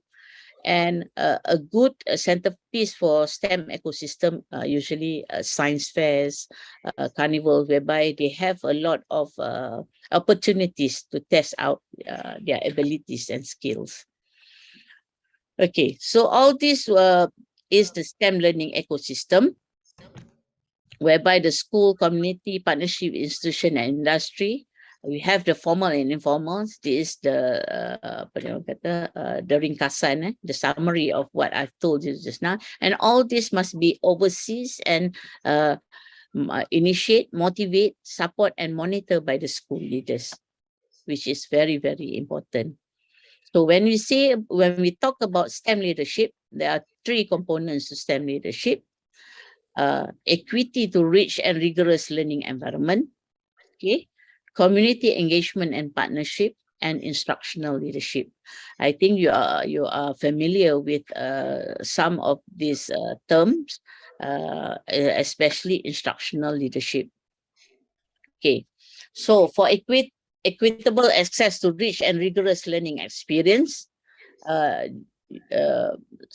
STEM leaders or principal at your school or your administrative of the school, and also the district officer and also the Ministry of Education actually must have the notion that all students deserve access to this rich and rigorous learning experience. How are they going to get this rich and rigorous learning experience? So the STEM leaders should support teachers in developing classroom where ideas are welcomed and valued, encourage questioning, and students solve real problems as an authentic way to learn important content. So STEM education support this kind of learning experience so that the student will have this rich and rigorous learning experience. STEM leaders also should ensure high quality learning by providing time and structure to discuss what makes learning rich or rigorous and helping teachers improve their careers. So for this one is a discourse, what do you say, intellectual discourse among the teachers. So we must sit together, uh, share their experiences, and give ideas and reflect on their own teaching. And the STEM leaders should give their support in this. Give them time to do this or allocate the time and have a structure every two times in a week, maybe after school and so on. Okay. And STEM leaders should create a group to build professionalism, a culture of sharing and critique. So we must have an open minded teachers whereby they can accept critique and comments for improvement, structural constructive comments, right? So the second part is the instructional leadership. Okay, STEM leaders should practice leadership strategies that is less authoritative and more serving and distributive and courageous. So it must not be you must do this, you must do this. The way you give instruction, the way you ask them to do something, there must be some kind of a way of telling people, because you yourself know if you want people to do something that you want them to do, you don't just ask them, okay, please do this. You don't say please also. Do this, do that. And so teachers won't do that. Okay, so they must practice leadership strategies, which is less authoritative. And they must be diplomatic in giving orders. Okay, and demonstrate support of the organization, taking an interest in what teachers are designing for your students for enriching environments. So sometimes our our leaders or principal or administrative of the school is not is not the same subject as us teaching. So they might not understand what we are what we want to do and achieve. But as a leader and to encourage them education in school, they must demonstrate support of the organization. They must show that they are interested, they want to know more, and give ideas, and also get the ideas from the teachers also, okay, about how to design the environment for a rich and rigorous environment for the students, right? And this is very important. Do not hinder teachers from exploring and being creative. So support them, whatever they want to do, and if it's practical and it is doable, so support them, motivate them, and do not judge them on whatever their ideas that they have given. So then another one is you must give support to develop and vet the learning experience and make them meaningful.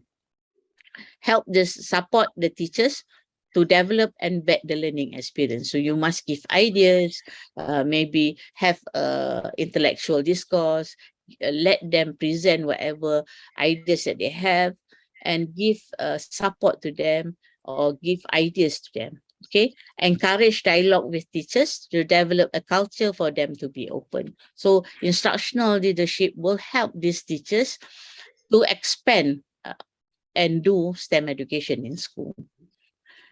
The last part would be community engagement and partnership. Teachers and principals should step outside the school walls to identify opportunities that would enhance learning in classroom. So when we teach science, especially, we try not to confine the learning is in the classroom only. So try to step outside of the school walls, look at institution outside of the school, make collaboration with them. Like I said just now, if there's an industry nearby, try to collaborate with them, bring them into school or bring the students to them. So engage to identify opportunities to enhance learning in classroom. All right. So try to engage with this institution. It might be the university, it might be a research institution, it might be just a company running a factory and whatnot. So you can engage with them to give the experience for the student. Define, STEM leaders should define desired students outcome, what you want the student to be after going through the school system, to ensure that you are making the right call to action and reaching out to the right partners. So you must have a vision. Usually schools have vision and mission. So try to define the desired students outcome that you want your students to be. Innovators, inventors. So how are you going to achieve this? Then you know which partners to approach and so on. Okay, so the important thing of STEM integration is the one of the challenges of making progress in STEM education is a single, I cannot see that, a single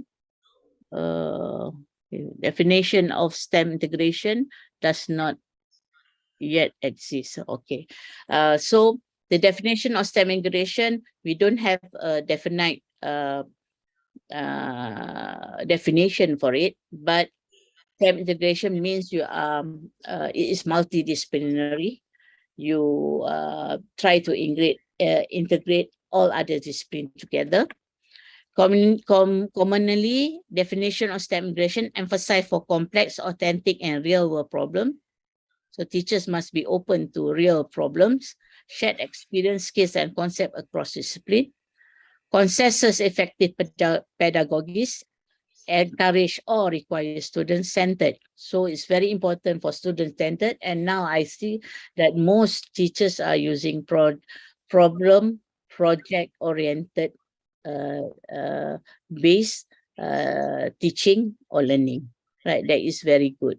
Okay, less clear about the degree to which discipline are integrated. So these are sometimes will interrupt the way we do the STEM integration, and how specifically the integration should be structured within the university context.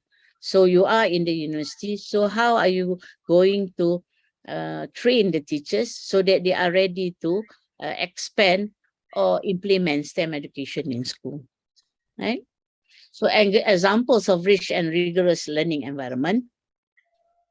So there's a lot of you must actually give the teachers skills for them to be creative and innovative in their teaching to the students. Okay, science teachers need to show the relevance of STEM elements in real life and ensure the elements of STEM are relevant and used for designing innovation. So for them to be innovative and creative and inventive, these teachers should be also exposed to these skills.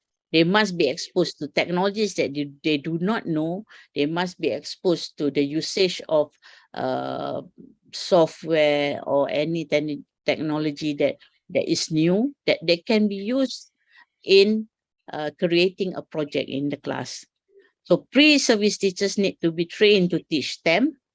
STEM pedagogical skills need to be developed through training. You cannot just assume that all science teachers are STEM educators. Okay, and then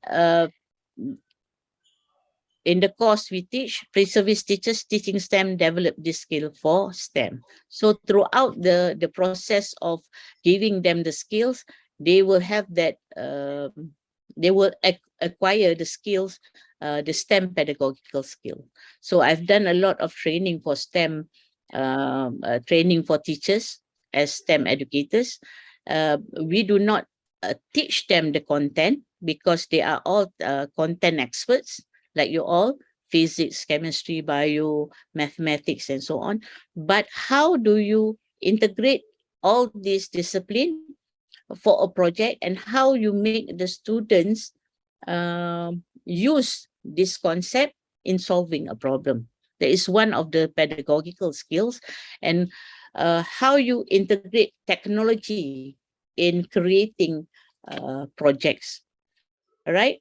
So during the COVID also, we have to think about how we are going to teach the student face-to-face and also online, which do not have hands-on, but how do you go about it? Okay, so STEM initiatives are important globally. So we need to think about this together. Yeah. This is my training with a teacher, primary school teachers. Go. Oh, cannot see. Go. Cannot see. Okay, sorry. All right.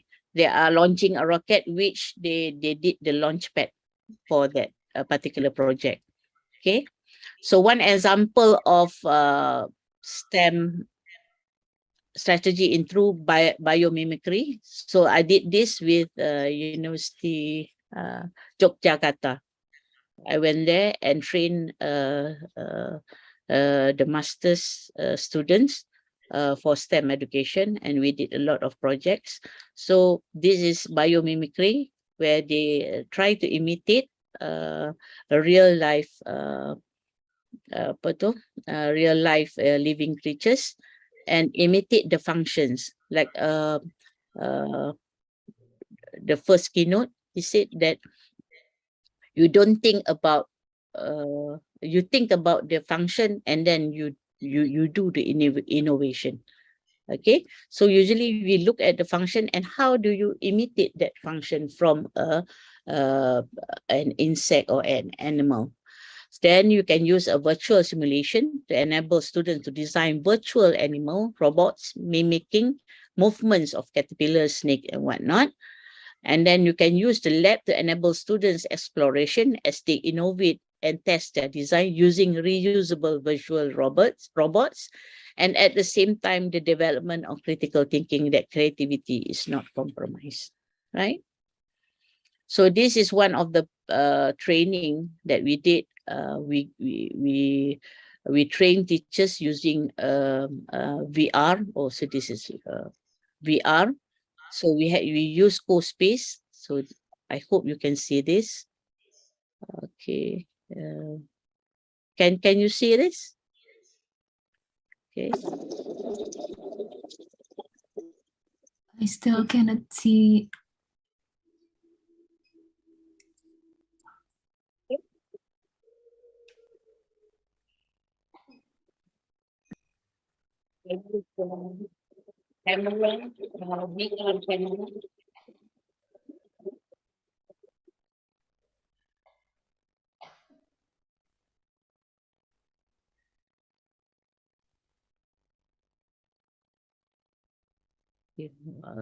Where is my slide?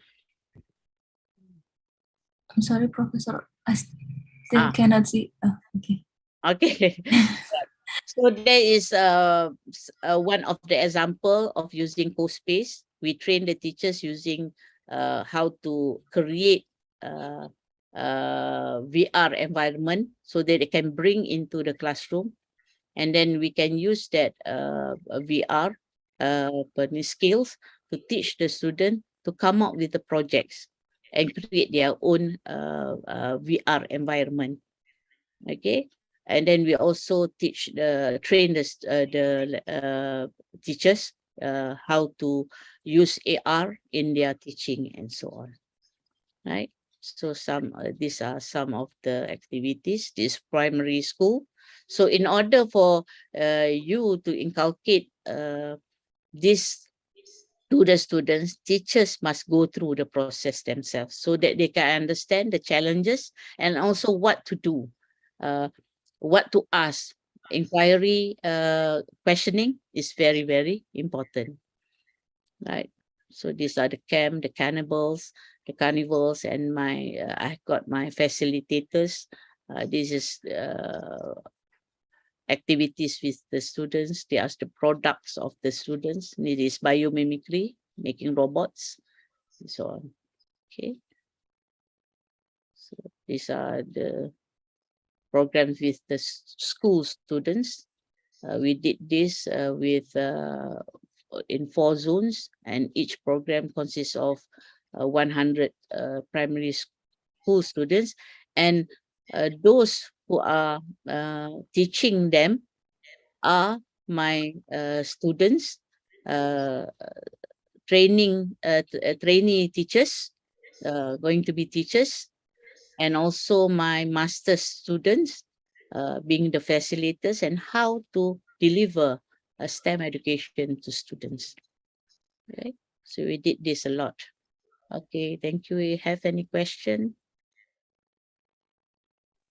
Thank you, Professor, for such an interesting discussion. Okay, if you have any question, please write it on the chat box or using raise hand feature.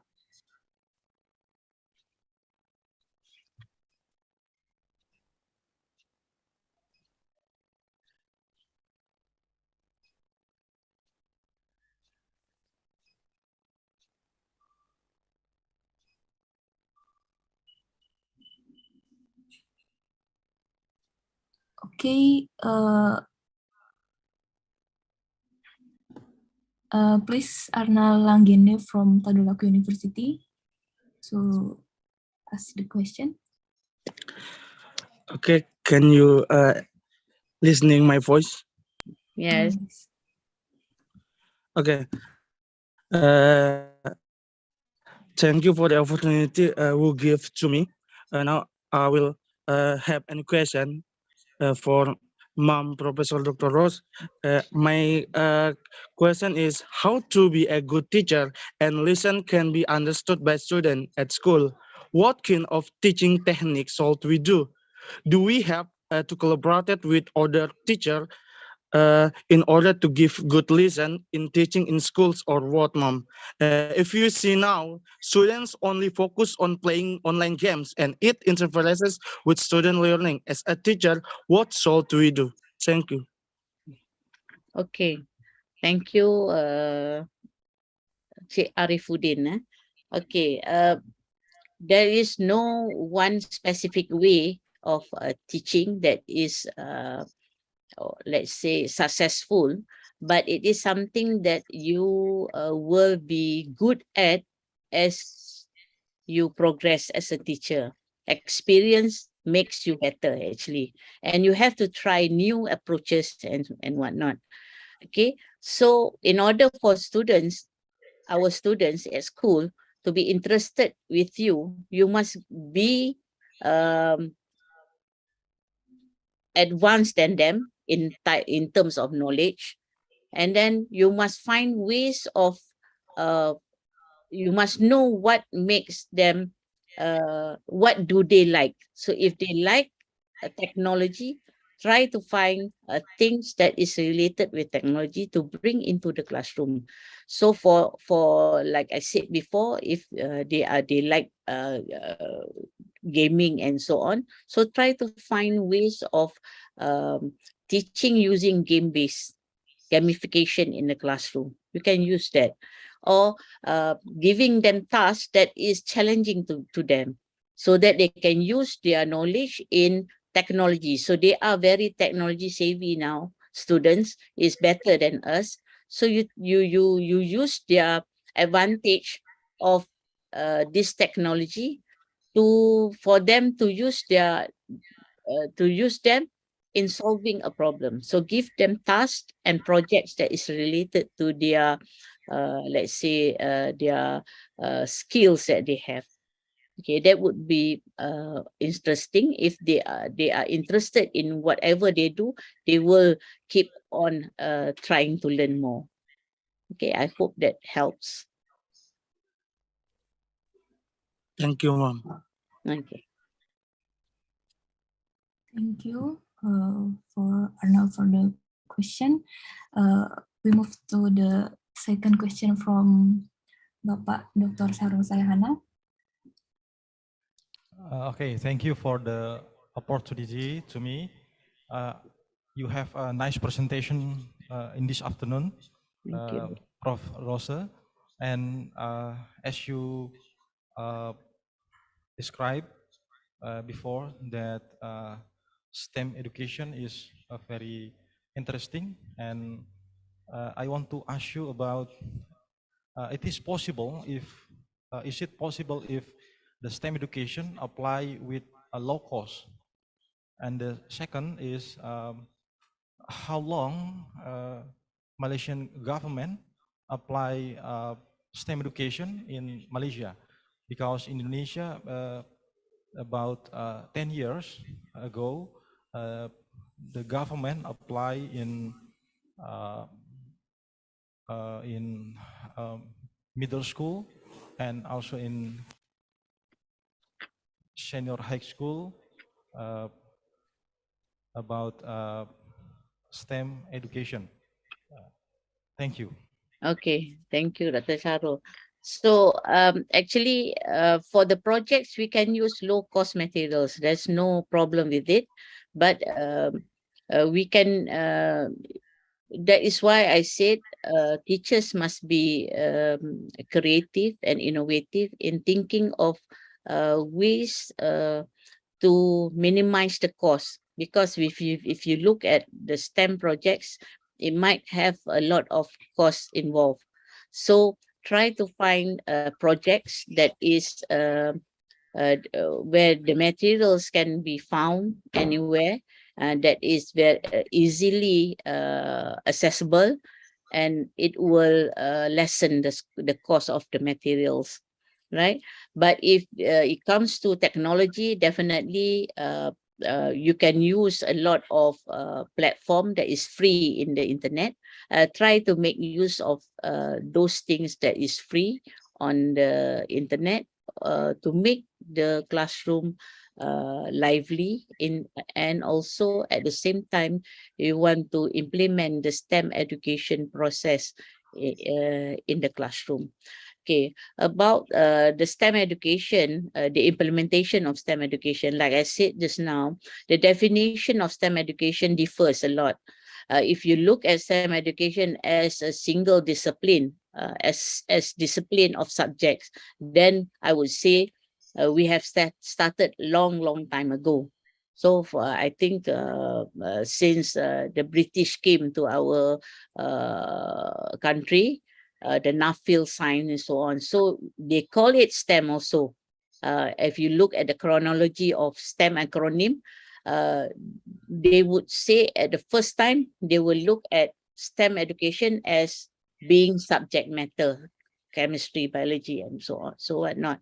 But recently, around 2015, we really emphasize on this integrated STEM education, whereby we want to inculcate and want the student to acquire the skill of critical thinking, so that we want to produce innovators and inventors. So the way we look at STEM education now is a bit different from the way we do before. Before is very exam oriented. Now when we implement STEM education in schools, we will have a few projects which is not subject based, but we have some kind of you focus on which subject. Maybe you use the concept of biology more than the other discipline, but we still integrate them. So STEM education in school is more of a problem project oriented based teaching and learning. Okay, I hope that answered your question. Thank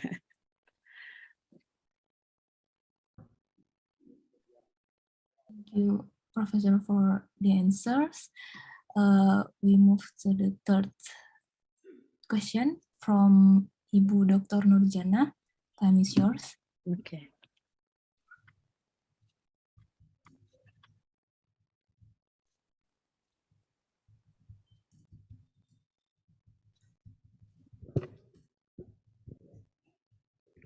Thank you, Miss Dian. Thank you, Prof. Rose. Yeah. I have a question for you. There are two different ways of applying STEM in learning, as an approach and as a learning model. So I want to ask your opinion about this. And the second, I want to ask you, what is the right learning model to apply STEM as an approach, problem-based learning or project-based learning? Thank you. Okay. Thank you, Dr. Nurjana. Okay, when we talk about STEM education, we can say is a kind of approach, and the model that we use usually is engineering design process. Okay, engineering design process, if you Google in the internet, there's a lot of models for engineering design process, but the main characteristic of engineering design process is, first of all, you must analyze, break down the problem, find the information, and then come up with a plan or design that you think that can solve the problem. And then from that suggestion, you will plan on how to create or develop the project to solve that problem. And then you have to build that particular project or product and test it, and then see whether it is successful or not, and if it's not successful, what are the things that need to be improved. And then in the end, you have to present it to your friends, and then discuss on the improvement matter. So the process of these steps actually is the process that is practiced by engineers in whatever project that they do. So we are bringing in that process for the students, for them to follow, so that they will go through the process of thinking. So the theory underpinning this STEM education is constructionism. Constructionism is from is a theory from Samuel Papert, whereby he is the student of Piaget. So Piaget is the master of constructivism. So from there, he is talking about cognitive only. So Papert says it is not enough if you stop at cognitive coming up with the solution. You must try it out. You must produce maybe the system or the product and whatnot. Okay, so that is actually the model that we use. And if you map the engineering design process with the inquiry-based learning and the constructivism, the phases actually is about the same. What you do in the first phase, the second phase, and the third phase is about the same. And the stem of the whole model is asking question, and the problem must be authentic. It's from the what is happening around the world, and you try to downsize it so that the student will understand better. All right. The difference between problem-based learning and project-based learning is problem-based learning is you analyze the problem and then you come up with the solution which you suggest only, and you don't know whether it works or not. Okay, so for a project-based learning, you only concentrate for the project. Okay, you project, you just say, okay, I want you to build an aquaphonic, let's say, aquaphonic system. You tell the student to do this, and then you give them a timeline.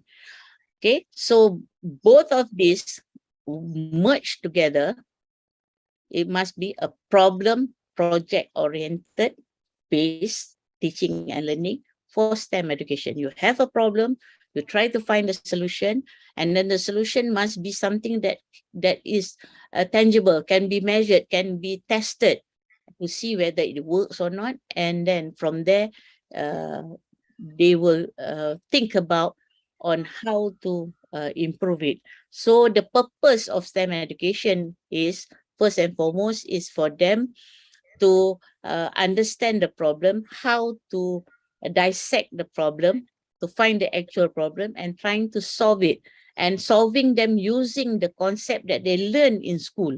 So we are not teaching the subject matter now. We are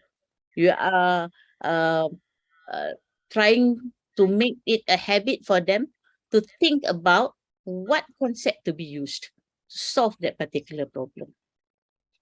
Okay, I hope that helps. Okay, thank you.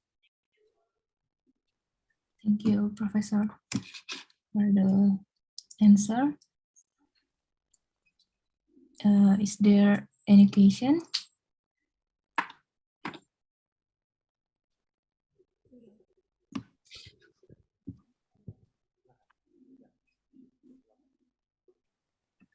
Ya, silakan.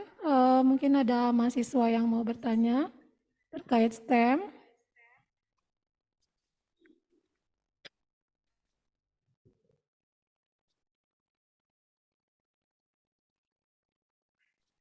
Atau Bapak Ibu dosen, rekan-rekan panitia. Silakan.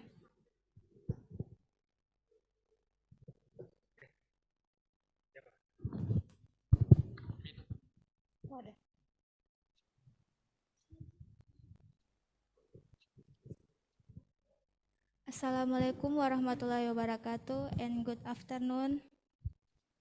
Introduce my name Nurul Fadlia Ruana. First 2022. Here I want to ask about what are the benefits we get when we join the STEM program. Thank you. Okay. All right.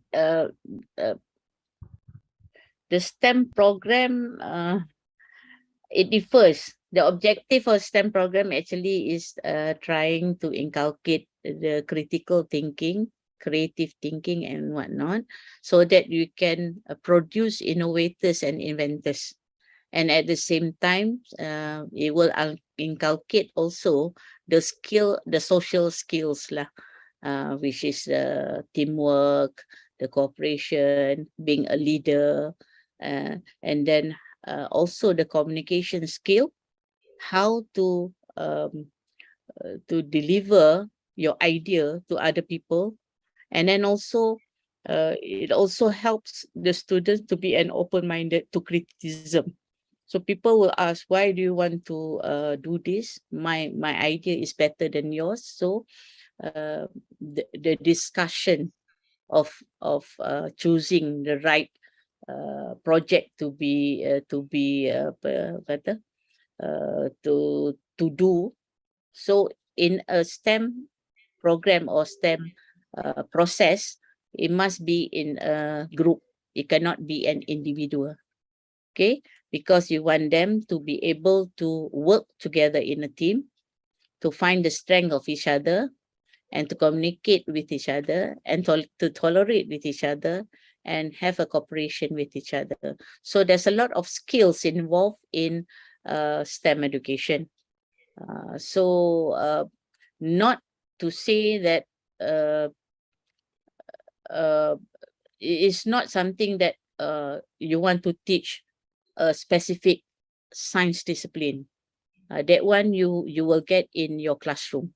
So how to use that knowledge, actually, STEM education is all about. Okay, thank you.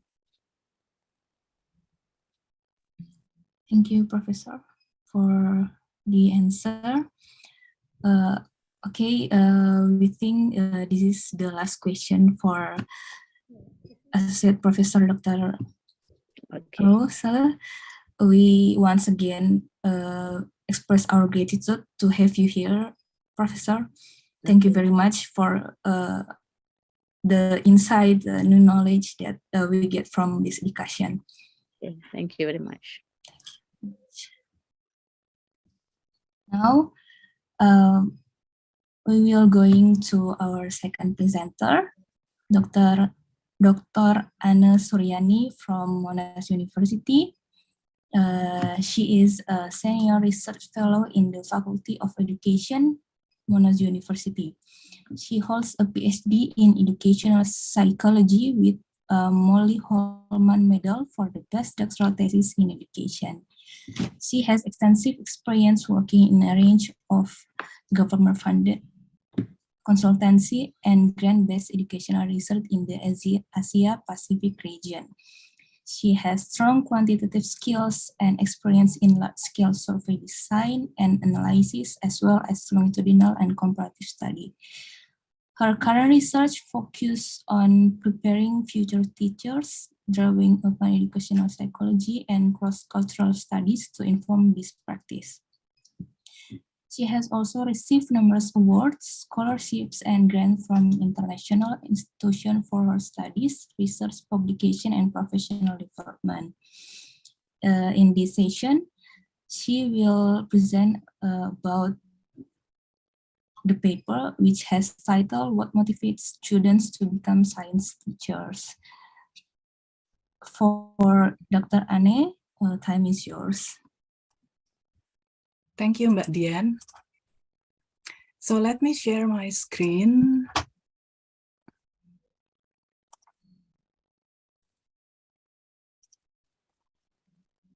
So I hope you all can see my screen.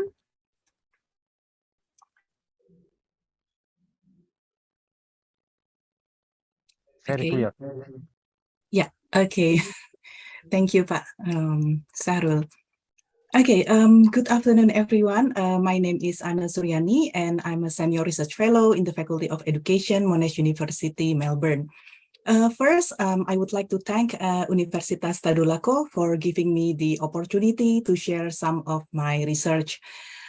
We all know that as educators, as teachers, we need to improve on how and what we teach in our education system. We know that we need to keep up to date with the growing demands of the 21st century. So this is a big task, and we need to work together. Therefore, in this presentation, I would like to invite you all to think and share your perspectives so that we can work together to support future science teachers. This is just an overview of my presentation. I would like to begin with one question to think about what qualities, skills, knowledge, and some other characteristics that science teachers should have. I think if you listen carefully, Professor Rose's presentation, you should be able to answer my question. After this one, then I will talk about my research, starting with the context, theoretical framework, methodology, and findings. Then in the discussion, we will go back to your responses on what skills and knowledge that science teachers should have. Then let's think together about what we can do to prepare and support science teachers in Indonesia. Okay, so let's start with the first question. I will give 3 minutes for you all to answer this question. You can use your mobile phone or laptop. Go to this Slido link, or you can scan the QR code. Then please enter live-guru-science and type in your answer. You can submit multiple answers, either in Bahasa Indonesia or English, doesn't matter. So please have a go.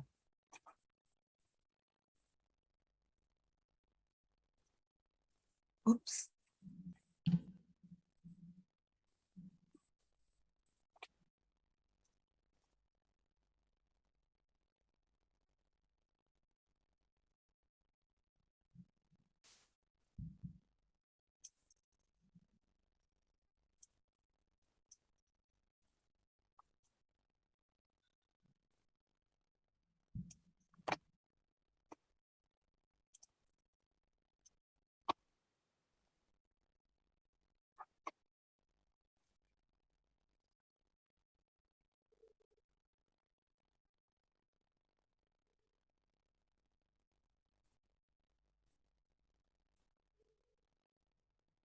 And please let me know if you have problems.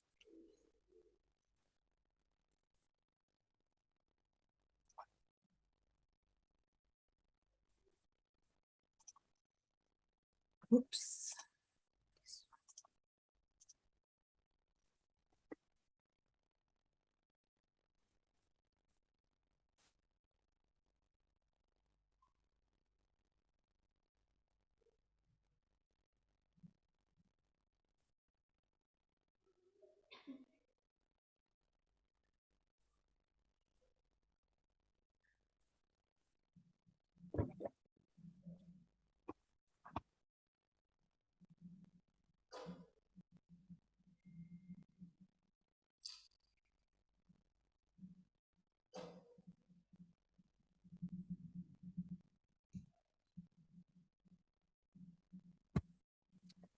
Okay, I think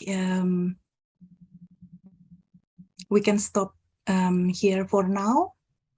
We will have a look at your responses later in the discussion session. And while I'm talking, you can fill in your responses. You can submit your responses. That's fine.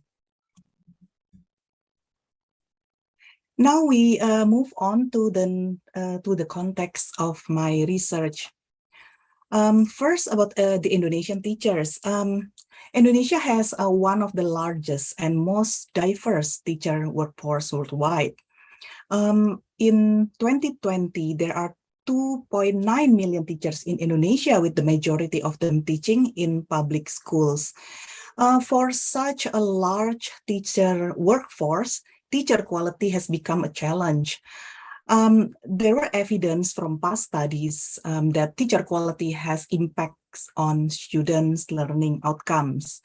And to tackle this problem, for example, in 2017, our government has announced a ministerial regulation regarding teacher education standard. Teacher certification process was updated to include Teacher Professional Education Program, or PPG, and this is a follow-up course for pre-service and in-service teachers. The program provides opportunities for teachers to improve their pedagogical knowledge and skills, as well as their subject-specific expertise. I think some of you already know about the context of Indonesian teachers. Another context is in relation to teacher education students. Since the implementation of teacher law that increase teacher salary with certification, more students are interested to enter teacher education, and the number of Bachelor of Education graduates exceeded the demand of teacher workforce. Of course, there are other complexities which I will not address in this presentation. For example, to address the issue of teacher quality, we all know that it's very important to attract the best graduates into teaching, but currently we don't have strict selection or admission criteria for those who wanted to enter teacher education.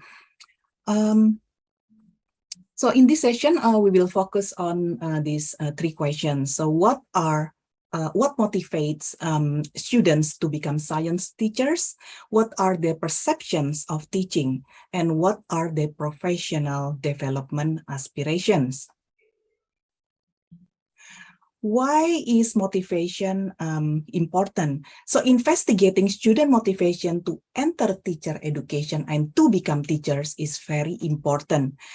Past studies suggest that student initial motivations influence their professional engagement, teaching styles, the length of time they would stay in the profession, as well as their teaching roles and responsibilities in the future. So investigating their motivations to become teachers can also reveal reasons that draw individuals into teaching and hence affect the length of time they would stay in the profession. It also informs the extent of their engagement with their courses and their teaching roles and responsibilities. So I put in one important quote here from one of the references that reforms to teacher training programs will only be window dressing unless teachers are individually motivated to learn and improve themselves. So in my project, I adopted 3 established scales, and I also added a number of factors to include the Indonesian socio-cultural setting. But in this presentation, I only explain briefly the framework. You can have a look at my chapter for the theoretical foundation of this framework. So I have the reference there on my slide. The first factor is socialization influences. So this includes students' prior teaching and learning experiences, social influences or influences from family and friends to choose teaching. Then we have social and media dissuasion or influences from others and mass media to not choose teaching. The next factors in blue here are new factors to include the unique context of teacher education in Indonesia.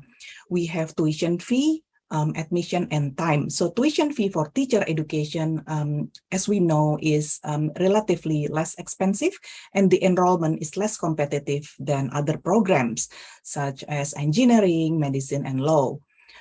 Many student teachers have informal teaching jobs during their study, such as working as private tutors, which may affect their time of study completion. Then in the third box, we have religious beliefs and practices factors. So this is the extent to which students follow his or her religious values, beliefs, and practices, and use them in their daily activities. So these factors influence task demand or students' perceptions that teaching requires high level of expertise and heavy workload. Then the next one is task return or the extent to which teaching is regarded as a well-respected profession, earning a good salary and respected by society. And the next factor we have here is self-perception, or students perceive teaching abilities. And the next factors, we have a set of values. The first one is intrinsic value, that is students' personal interest and enjoyment to work as a teacher. Then we have social utility value, or students' desire to contribute to the society by working as a teacher. We also have personal utility value, that is students' personal goals or aspect they considered important in their lives. So this factor consists of job security, time for family, and job transferability. Job security means students choose a teaching job in search for a reliable income and a steady career path. Job transferability means students choose teaching with the possibilities to travel and be able to choose where to live. The next one, time for family. This is the extent to which students choose teaching job to allow time for family, particularly after school hours and during school holidays.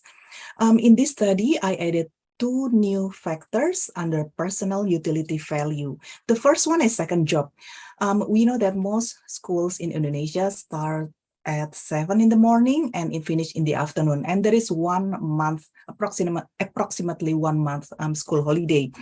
So teachers, probably they're able to do other jobs after school hours and they have longer holidays than other full-time profession. And another new factor is religion. So the religion factor was added because we know, although Indonesia is officially secular, religion is a very important aspect in our daily lives. Religion is a compulsory subject for all students from primary until tertiary education. And most religions view teaching as a noble profession. And the last factor here is fallback career, where when students enter teacher education because they didn't get accepted in other programs. So all these factors influence students' career plan, their plan effort, their persistence, professional development, and leadership aspirations, as well as their satisfactions with teaching choice. Quickly about the methodology, the scale was back translated, approved by ethics committee. Instruments were tested in a pilot study and response rates were above 95%. And I included the list of instruments here, but in this session we focus on factors influencing teaching choice and professional engagement and career development aspiration. Briefly about participants, over 800 final year teacher education students from 4 universities completed the survey. They were mostly female and came across programs of studies with 2/3 had work experiences and mostly had teaching experience, such as working as private tutors. In this presentation, I will focus on responses from 261 science education students. So they studied math, chemistry, physics, and biology.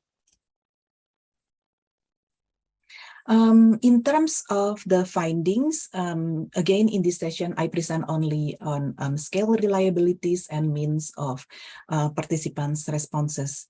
I have included a list of my papers on my last slide, if you would like to read more about other findings. So this table shows factors and sample item. In the original fee choice study, which was developed in the Australian context, all items begin with "I chose to become a teacher because." However, in this study, I choose to enter teacher education because in Indonesia, it is widely known that students may choose a non-teaching career after completion of their study. So I will not read all statement. Please have a look. Here, all items are rated on a scale of 1, not at all important, to 7, extremely important.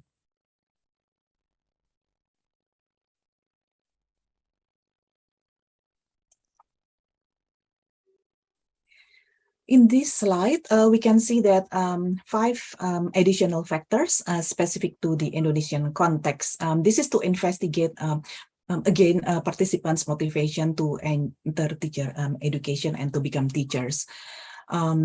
Please have a look, sample items here. The same like the previous motivational factors, all reliabilities or Cronbach alpha values Cronbach alpha values will be presented later in the next slide or on slide 17.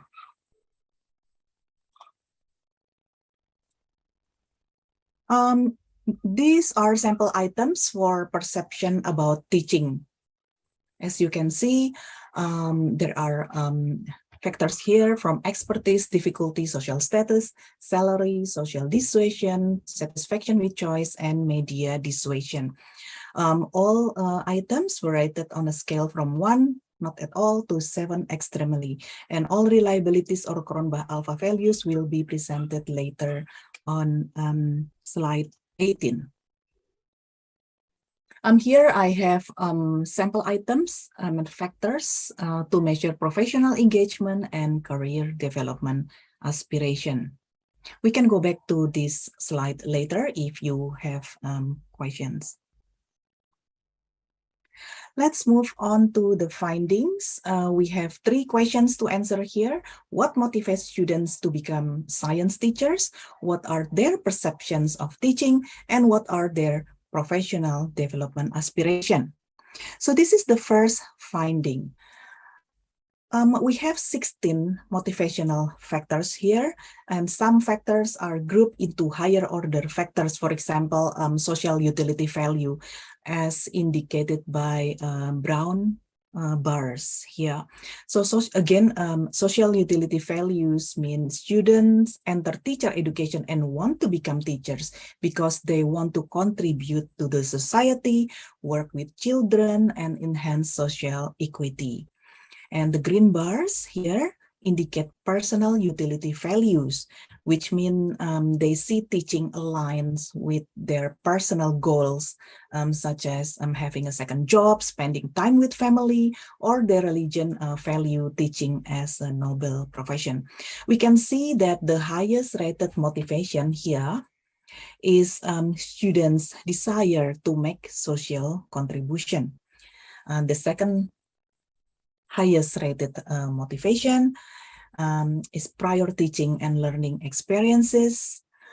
They also want to work with children or adolescents, and other motivational factors you can see here from the highest rated on the left to the lowest rated on the right. So I think it's very interesting to see that the influence from religion here is highly rated, and also second job, which means students enter teacher education and become a teacher because they know they can have opportunities to take an additional job. Participants indicated that the low competitiveness or the low competitiveness for admission into the program was not their main motivation. So this was supported by the fact that admission into teacher education was rated below the midpoint. And it's good news that fallback career was rated the lowest, meaning the majority enter teacher education and they want to become a teacher because they wanted to. So let's move on to the second finding. So this figure shows participants' perception about teaching career. So they perceive that teaching requires high level of expertise, but it has a high social status. Salary, yeah, salary from teaching is, yeah, relatively good. And the next factor we can see here that our science education participants perceive teaching science is, is relatively, it's quite difficult. They experience some influences from mass media here, mass media, and other people around them to not choose a teaching career. However, if we can see the satisfaction with choice, they tend to be satisfied with their choice to become a teacher, which is a good finding.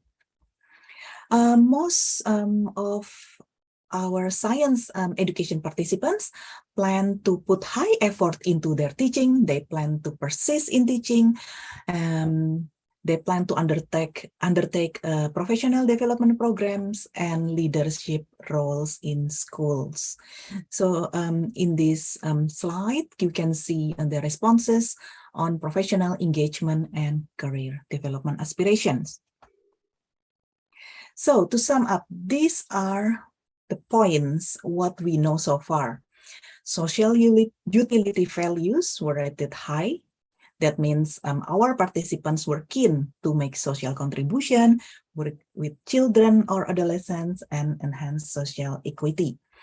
The second point was prior teaching and learning experiences, intrinsic career value, and perceived teaching abilities were also rated high. And most participants perceive teaching as a highly demanding occupation, requiring high expertise and of high difficulty. However, in return, teaching was perceived to have high social status with salary above average. Now, let's see your responses on what qualities a science teacher should have.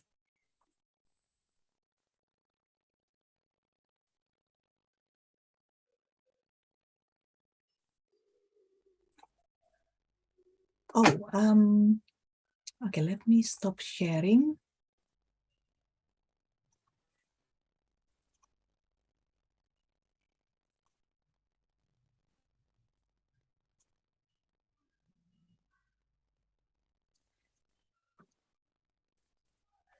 I haven't seen any responses here. Sorry for interrupting, Ibu. Yeah. Sorry, I have trouble.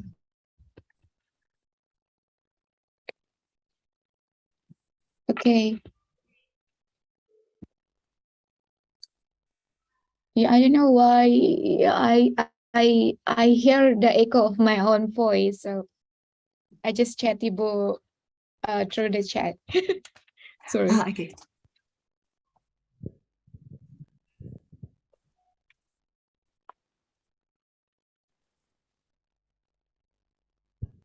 What about now? Okay. Yes. I just I think all participants in Central Sulawesi Interdolak University cannot access your question in website. Oh, really? Please Yeah. have a go. Please have a go once again. Maybe I need to activate the pool. Now I'm activating. Yeah. Maybe that's Yeah. the problem. Yeah, because I also try to access it. So it's like what question instead of the poll. So Oh, okay.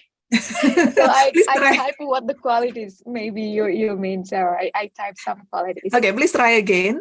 So in the poll, yeah. Yeah. Try. I saw one answer already. So let me check.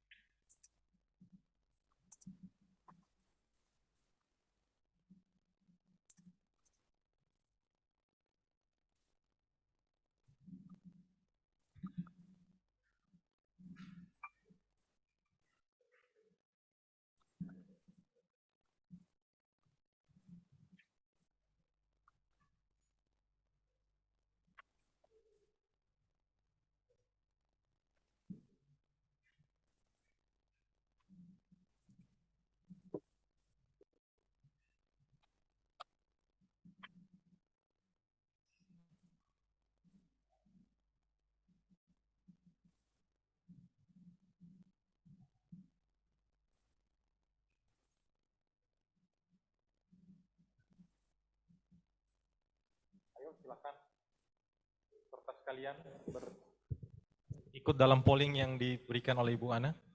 Bisa akses ya?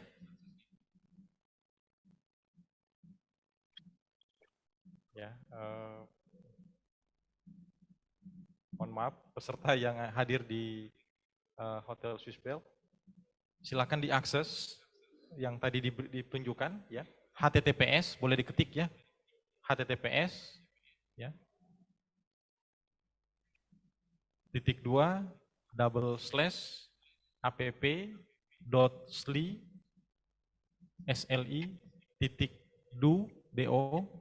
garis miring.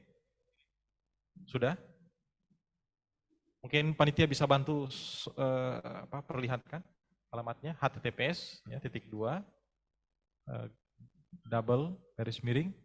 kemudian slide do ya.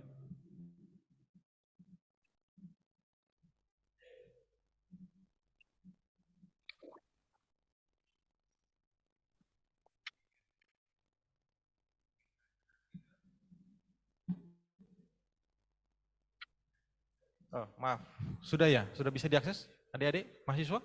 Tolong panitia difasilitasi barangkali supaya mereka bisa akses. Panitia, para rekan-rekan panitia bisa difasilitasi peserta semua untuk bisa akses alamat. Karena ini adalah sebuah polling. Polling itu ada pertanyaan apa yang dibutuhkan oleh seorang guru sains. Rekan-rekan panitia, halo, yang di belakang, tolong difasilitasi peserta yang hadir. Ibu Ana ingin mengetahui respon kita.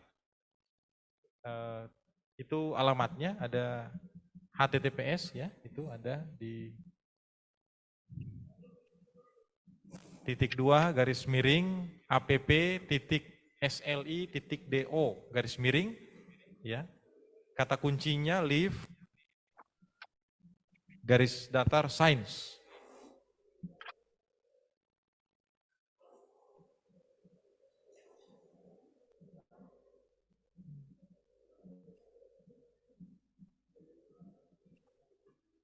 Ya, bisa memberikan respon. Semoga kalau ada yang masih kesulitan, tolong difasilitasi teman-teman panitia, bisa difasilitasi dengan alamat tadi.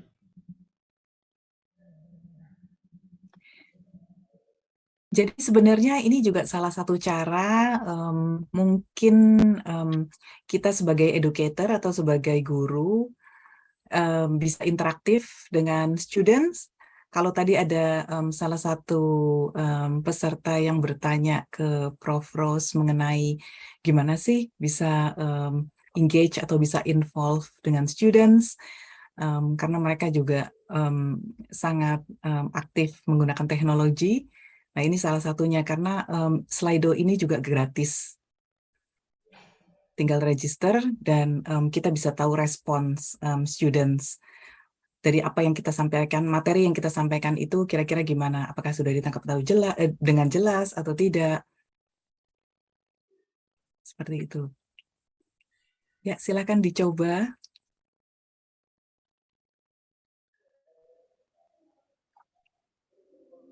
Ya, sebenarnya juga ada barcode tadi yang ditunjukkan oleh Ibu Ana, itu bisa di-scan. Ya, tinggal di-scan. Mohon maaf Bu, mungkin oke, baik. Itu tinggal di-scan. Peserta ada di mahasiswa itu bisa di-scan.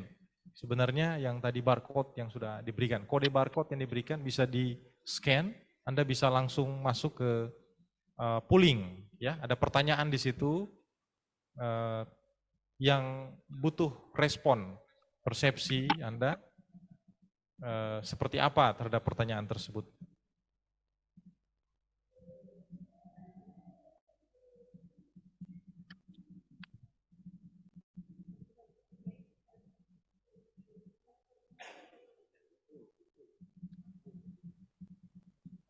Jadi kalau kita lihat di sini baru ada berapa? 5 yang jawab. Oh ini sebenarnya kodenya Bu, yang live guru sains ini sebenarnya. Nah, ya sebenarnya ini adalah kodenya yang pertama yang harus kita masukkan. Sebenarnya bukan jawabannya, tapi nggak apa-apa. Ini ada 7 yang udah jawab. Ada 4 partisipan, 7 participants still typing. Boleh sekali lagi Bu, tolong barangkali teman-teman difasilitasi. Ini kayaknya dari 6 ini 3 dari saya nih sepertinya. Kami minta dari teman-teman sekalian, tolong berpartisipasi, ayo. Ada linknya, tolong isi di situ, di tab pool itu akan ada 2 yang muncul. Satu question, yang sebelahnya lagi itu adalah pool. Di situ diisi passwordnya sebenarnya itu tadi, live garis datar guru garis datar sains. Klik, setelah itu masuk dalam menu utama, di tab kedua itu ada pool, ada pertanyaan dan butuh respon di bagian bawahnya. Terserah mau masukkan apa. Karena kalau partisipannya hanya 6, sepertinya kurang ini ya, sepertinya kurang representatif. Ya. Semakin banyak, sepertinya semakin bagus. Di situ ada berapa peserta, Pak? Kurang lebih? Sekitar 100 ada peserta yang hadir. Oh, oke, banyak ya.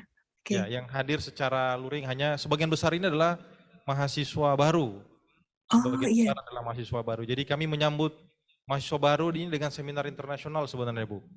Membiasakan, jadi agak berbeda dengan tempat lainnya yang melakukan kegiatan perpeloncoan, tapi kami mencoba sebuah hal yang baru, yaitu dengan memperkenalkan budaya akademik ya dengan seminar internasional, mengikutkan mereka dalam seminar internasional. Ya, ini inisiatif yang bagus sekali. Ya, mudah-mudahan nanti setelah ini mereka ke depannya bisa berpartisipasi, paling tidak menjadi peserta kegiatan-kegiatan sejenis seperti itu. Dan tentu saja mereka punya motivasi, Bu, terkait dengan pertanyaan Ibu tadi, dia punya motivasi tentang mengapa atau apa yang dibutuhkan oleh seorang guru. Ya, mudah-mudahan semakin banyak pertanyaannya, responnya maksud saya, di pool. Iya. Dan jawaban ini juga bisa jadi masukan untuk Bapak Ibu dosen di Prodi untuk persiapan ke depannya, sebenarnya apa sih yang mereka harapkan dan apa yang mereka inginkan untuk dicapai.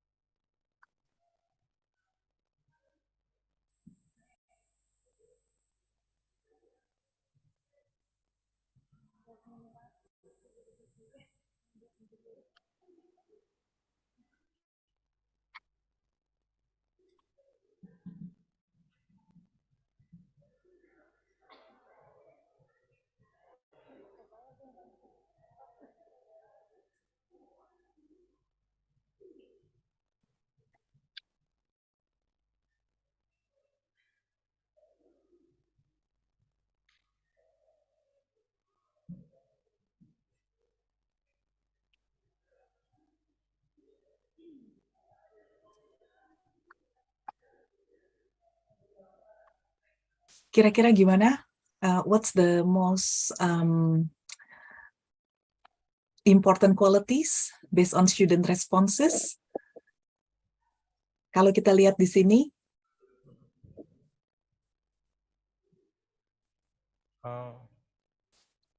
I think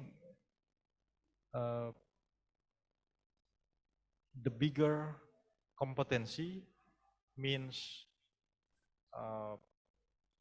bigger responses. Yeah. More responses. Yeah, more responses. The most frequent mentioned responses. So this is content knowledge, pedagogical content knowledge, scientific trend, pedagogy, technology, knowledge, concepts. Kita tunggu 1 menit lagi ya. Setelah itu kita geser ke slide berikutnya.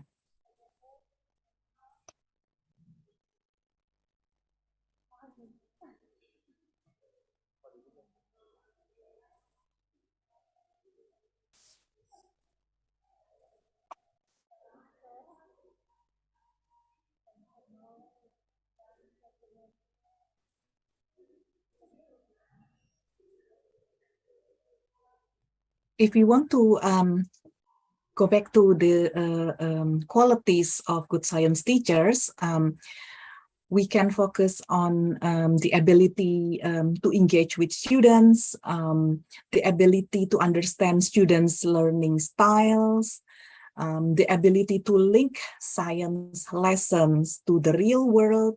For example, discussing current environmental issues and practices. Another important quality is that they should be able to understand students' sensitivities and differences and their individual needs. One thing that I haven't seen from your responses is about professional improvement or professional development.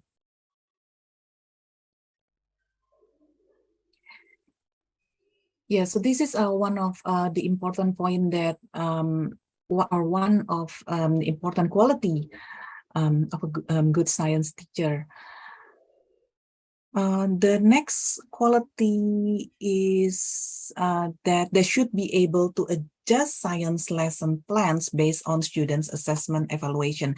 So again, go back to students' individual needs. And to link to the findings from my research that our future science teachers are keen to make social contribution, work with children, enhance social equity, and they enjoy teaching. They also they are confident that they have the ability to teach. However, most of them perceive that teaching is a highly demanding occupation, requiring high level of expertise and of high difficulty.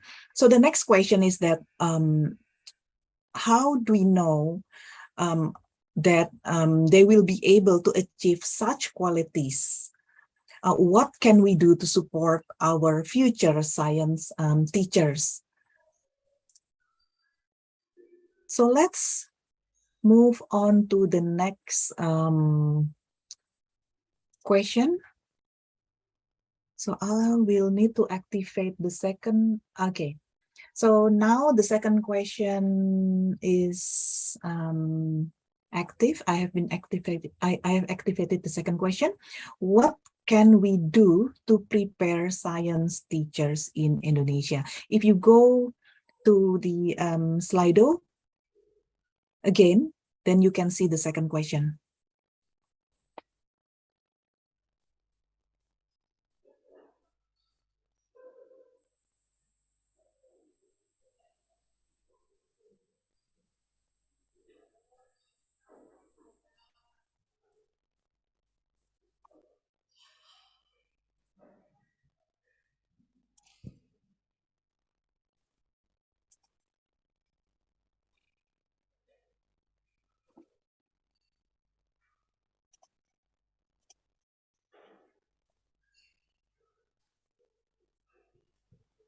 Yeah.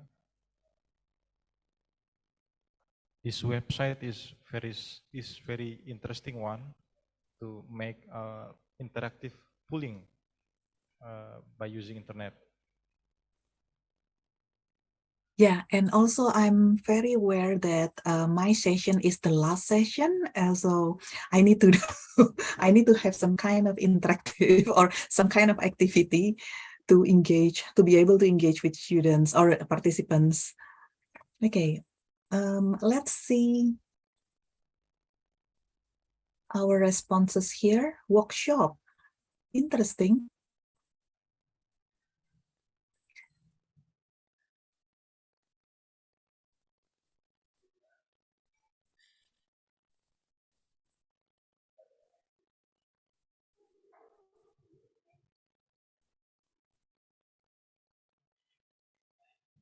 Yeah, one of the most important activity we can include in the preparation is to provide teacher professional development. It's very important, as I think our Vice Dean mentioned this morning, that yeah, he highlighted teacher professional development. He also mentioned about creative learning activities, project-based learning, and so many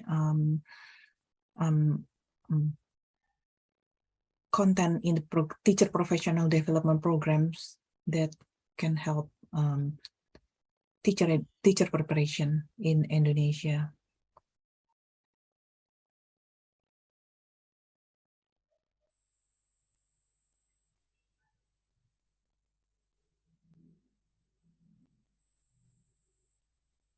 Public speaking? Gimana nih Pak Sahrul? Public speaking? Ada salah satu yang berkomentar.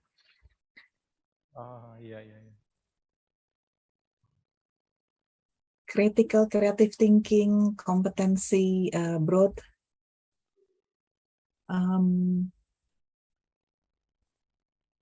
Broad knowledge. Mana tadi itu?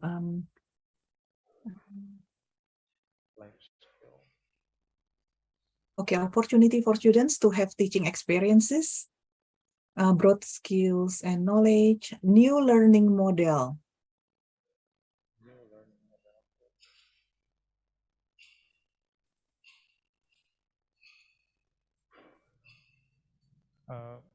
Actually, it had better if we give more choice. I mean, the choice is not random. I mean, we have about 5 choice, and then the participant can choose 1 or 2 choice. Okay. So in terms of the format of this activity. Okay. Yeah. The reason why I didn't give options like multiple choice is to give more opportunities for participants to express their opinions and their perspectives. Okay, so let's move on. Still 3 participants typing. That's fine. You can still submit your responses here. So I think what can we do to sum up our discussion? There are some initiatives we can do to help our future science teachers. One, we can conduct more research investigating current challenges faced by teachers in teaching science, as well as their needs. For example, what training programs are most needed by teachers, the content, delivery, length of or duration, also facilities required by teachers. What are the challenges they experience in classrooms, in schools? As educators, we need to make sure that teacher education curriculum reflects the needs of schools where teachers will be working. And another point is that we can support teachers to continuously improve their skills and knowledge through ongoing teacher professional development programs. However, please remember that we need to measure the impact and cost effectiveness of the programs. We can also provide opportunities for teachers to work collaboratively to design lesson plans and teaching materials to engage students in inquiry learning activities. Also to provide follow-up support. And lastly, we can develop initiatives or partnerships program to facilitate collaboration between local or science teacher communities and teacher education institutions. So I included some papers here if you would like to read more about today's findings. Most of my papers are available to download from my project website. I hope we can get useful information from this session. Please let me know if you have questions. You can visit my website to see my other projects, or feel free to email me to discuss possible research collaborations. Thank you. I think that's the end of my presentation. Pak Syahrul, if we still have a few minutes before we close this session, I'm happy to answer any questions from the audience. Ibu Dian, please be a Thank, moderator. thank you for such an interesting discussion, Ibu Dr. Anna. Now we move to the question and answer session. If you have any question, please write it in the chat box or using raise hand feature.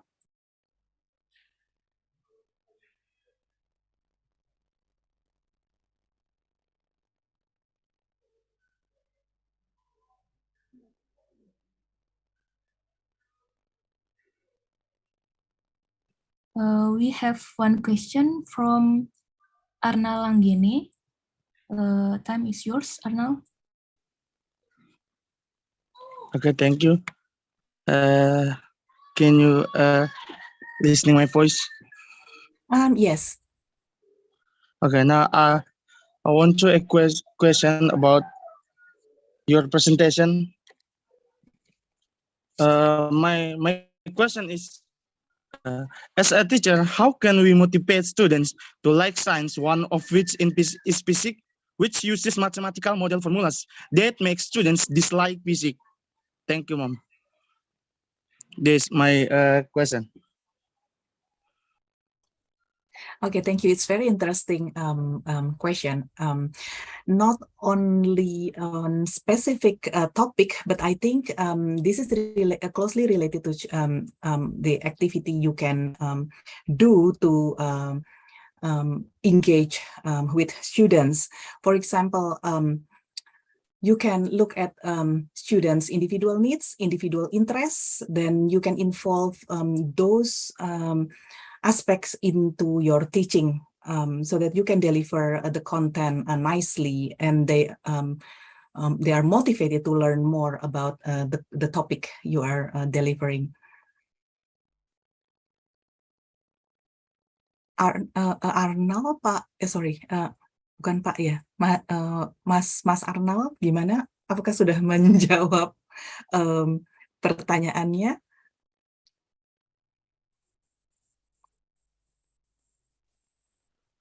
Okay, Mom. I think why a student dislike physics, and if you look in a physics study program, physics study program education Tadlog University, we have student is very small. Oh, sebenarnya kita nggak bisa mengeneralisasi ya bahwa kenapa sih student pada nggak suka fisika gitu ya. Itu tergantung dari student mana yang cohort mana atau grup mana yang saat ini kalian hadapin.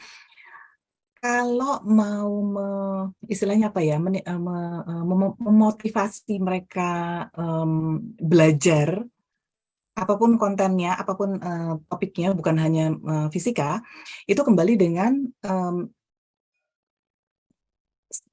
again back to your pedagogical skills and knowledge. Jadi apa yang kalian bisa improve, jadi ngomong kalian yang bisa yang bisa diimprove, bukan hanya apa ya istilahnya, it's a quite complex situation and environment. You cannot make generalization, and it's not one approach fits all. Jadi memang harus dilihat dari masing-masing kebutuhan studentnya, dan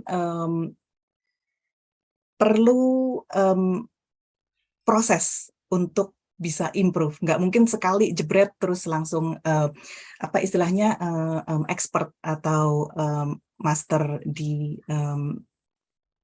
penyampaian materi tersebut ke anak. Pak Syahrul, ada feedback? Okay, if I don't mistake, you have many publication about science educational and how to develop education in Indonesia. Have you been make something recommendation to Indonesian government to make Indonesian education be better? Oh, that's a big question. I think as we discussed earlier on in my presentation, in my first few slides, it's very complex.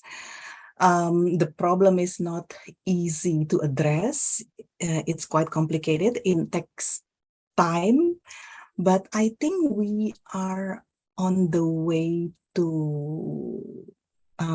better system yang in terms of recommendation, yes, ada beberapa kawan juga yang di kementerian dan saya juga diskusi dan mereka juga tahu beberapa recommendation dan publication yang ada. Tapi sekali lagi itu butuh proses pastinya karena nggak mudah untuk menyelesaikan masalah yang kompleks dan kita tuh luas, istilahnya apa ya, problemnya tuh banyak dan setiap daerah itu punya problem masing-masing. Nggak mungkin ada satu policy yang bisa menyelesaikan semua masalah di semua daerah. Begitu Pak Syahrul. Maaf, balik ke tadi ke Arnal. Apakah saya sudah menjawab pertanyaannya atau belum ya? Yes, Mom.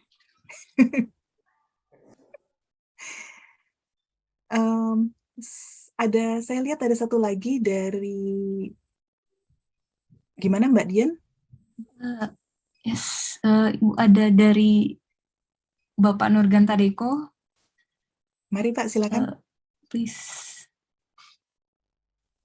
Oke, Assalamualaikum warahmatullahi wabarakatuh. Assalamualaikum. Thank you very much for the chance given to me. This is the interest discussion because my recent research is the pedagogical knowledge and feedback, and my interest to find some way to improve the development teacher competencies. And then, as we know, PISA survey from OECD, right, recommended to develop the competencies of science teacher, right? And then we have the standard of professional competencies according, we call it an STA, right? Nation Science Teacher Association, such as pedagogical knowledge, content knowledge, and some of the ICT literacy for the teacher. And my question is how we can create the operational definition to make a small treatment and such as the for the teacher preparation before learning or preparation for competency development. And we know in Indonesia, because to improve the pedagogical knowledge, we need to pass the grade and going to formal education like we call PPG, pendidikan guru profesional, like formal education in Indonesia. My question is how to make the small self-treatment for the teacher science. I think that's my question. Thank you. Maaf Pak, small treatment maksudnya apa ya? Atau apakah semacam reward atau apa program?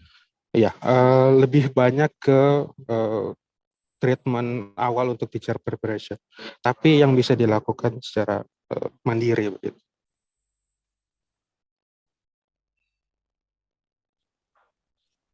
Halo. Iya. Ini kelihatannya pertanyaannya menarik sekali. Sebenarnya kalau mau apa ya istilahnya ya, mau memulai dari awal, kita sebagai educators, ini Bapak posisi sebagai dosen ya Pak ya. Kita sebagai educators bisa meningkatkan proses seleksi dan memperbaiki kriteria penerimaan calon guru dari pihak universitas atau dari pihak program studi masing-masing. Sebenarnya agak sulit kalau kita apa-apa mengandalkan pemerintah, Makanya untuk presentasi kali ini saya lebih fokus pada what we can do, karena semua mulai dari diri kita sendiri.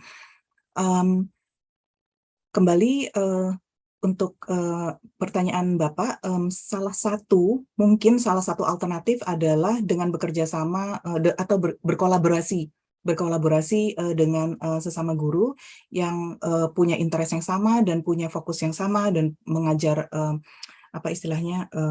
konten atau target siswa yang sama. Dan dari kolaborasi seperti itu, kita juga bisa seperti yang tadi saya sampaikan. Maaf, saya kembali ke slide di sini.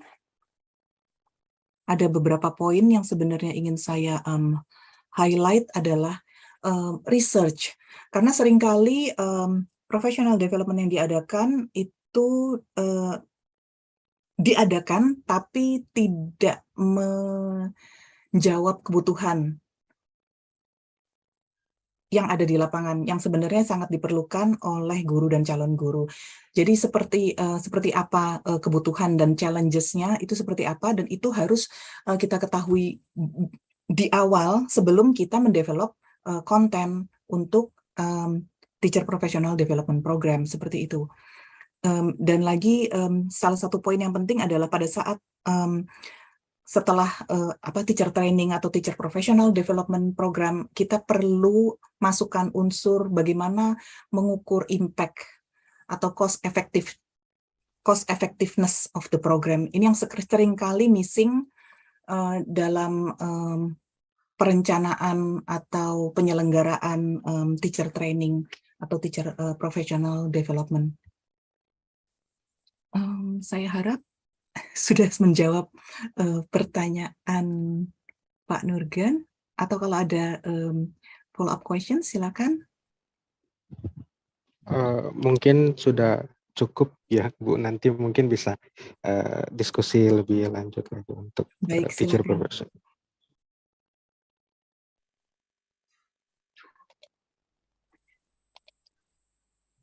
Thank you, Ibu Dr. Ana atas jawabannya. I think this is the last question for this session. This really interesting discussion. We really get so much new knowledge about motivation to become science teacher. Ibu, thank you very much. You're welcome. You're most welcome. And I, on behalf on the committee, would like to express our gratitude again for our keynote speaker that we like to share their knowledge about science education, especially. I will close this session with Assalamualaikum warahmatullahi wabarakatuh and good afternoon.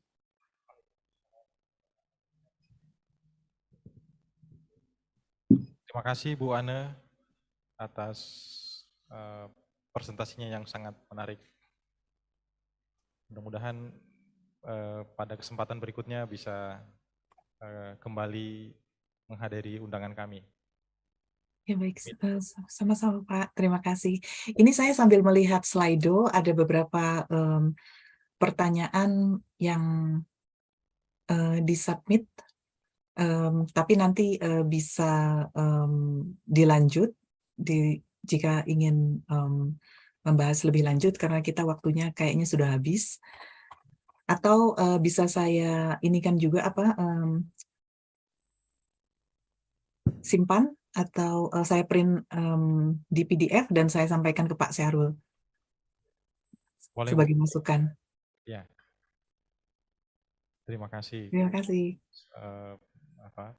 Rekomendasinya. Mudah-mudahan nanti kami bisa mengikuti metode pooling dengan Slido ini. Saya kira sangat menarik sekali. mirip seperti Mentimeter yang sebelumnya biasa digunakan. Ya, tapi ini saya kira lebih sederhana.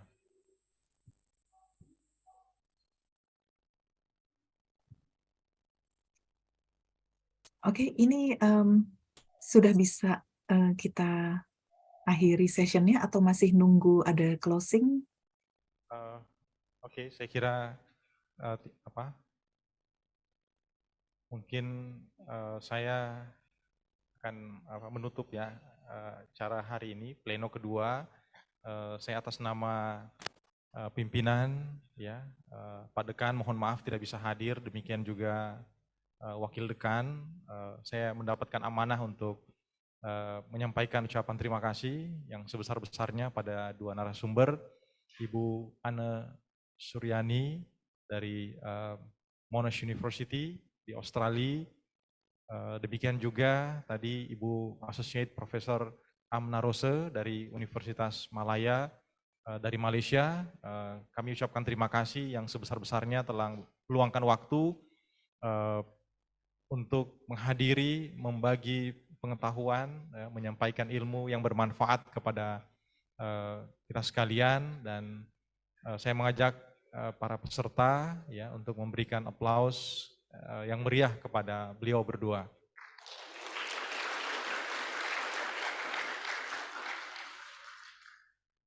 Terima kasih banyak Bu Anne, mudah-mudahan melalui kesempatan kali ini saya kira adalah kali kedua, dan kali kedua Ibu hadir secara daring di Universitas Tadulako, dan mudah-mudahan ke depan ada peluang untuk melakukan kolaborasi riset sehingga lebih berdampak lagi hasil-hasil riset terhadap peningkatan atau pengembangan pendidikan sains khususnya. Terima kasih sekali lagi. Dan mohon maaf apabila ada hal yang kurang berkenan.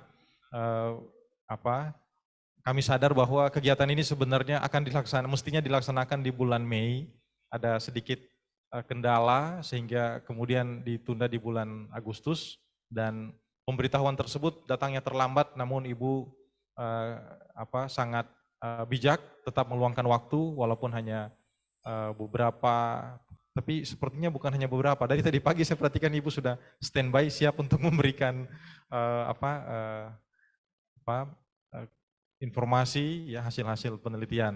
Sebelumnya saya dapat informasi mungkin hanya beberapa jam, tapi ternyata kemudian Ibu meluangkan waktu hampir ya setengah hari ini untuk bersama kami di Universitas Tadulako. Terima kasih sekali lagi Bu Anne, dan mudah-mudahan Ibu sukses selalu, sehat ya, dan insya Allah dapat menghasilkan rekomendasi-rekomendasi yang lebih brilian lagi agar pendidikan khususnya di bidang sains dapat meningkat. Terima kasih.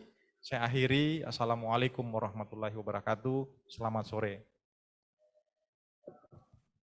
Waalaikumsalam. Waalaikumsalam warahmatullahi wabarakatuh.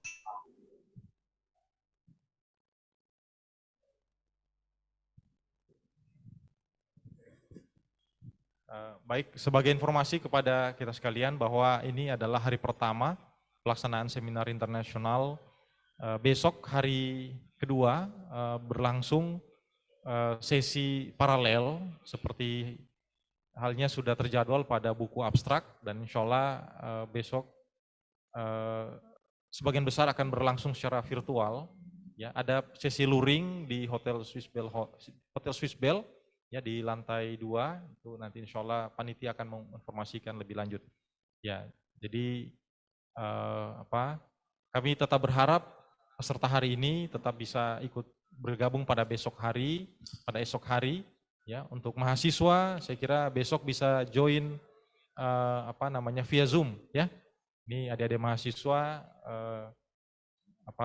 saya kira bisa hadir virtual besok. Untuk teman-teman peneliti, ya, sesuai dengan jadwal yang ada di buku abstrak, insya Allah bisa kita laksanakan kegiatan tersebut. Terima kasih Pak Suitno dari ULM, Ibu Misbah, ya, Ibu Dian, terima kasih banyak sudah berkontribusi hari ini menjadi moderator. Ibu Wiwi juga demikian, ya, Bapak Ibu yang lain peserta kami ucapkan terima kasih banyak. Mudah-mudahan silaturahim ini bisa kita tetap lanjutkan ya, masih ada agenda besok 1 hari dan insya Allah panitia menunggu naskah ya manuskrip dari Bapak Ibu sekalian. Terima kasih, saya akhiri. Assalamualaikum warahmatullahi wabarakatuh. Waalaikumsalam warahmatullahi wabarakatuh. Ya.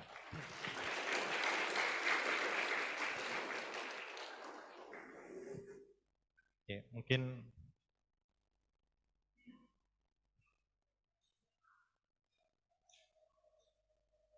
bisa diakhiri Zoom meetingnya barangkali, panitia. Ada informasi untuk teman-teman yang hadir luring.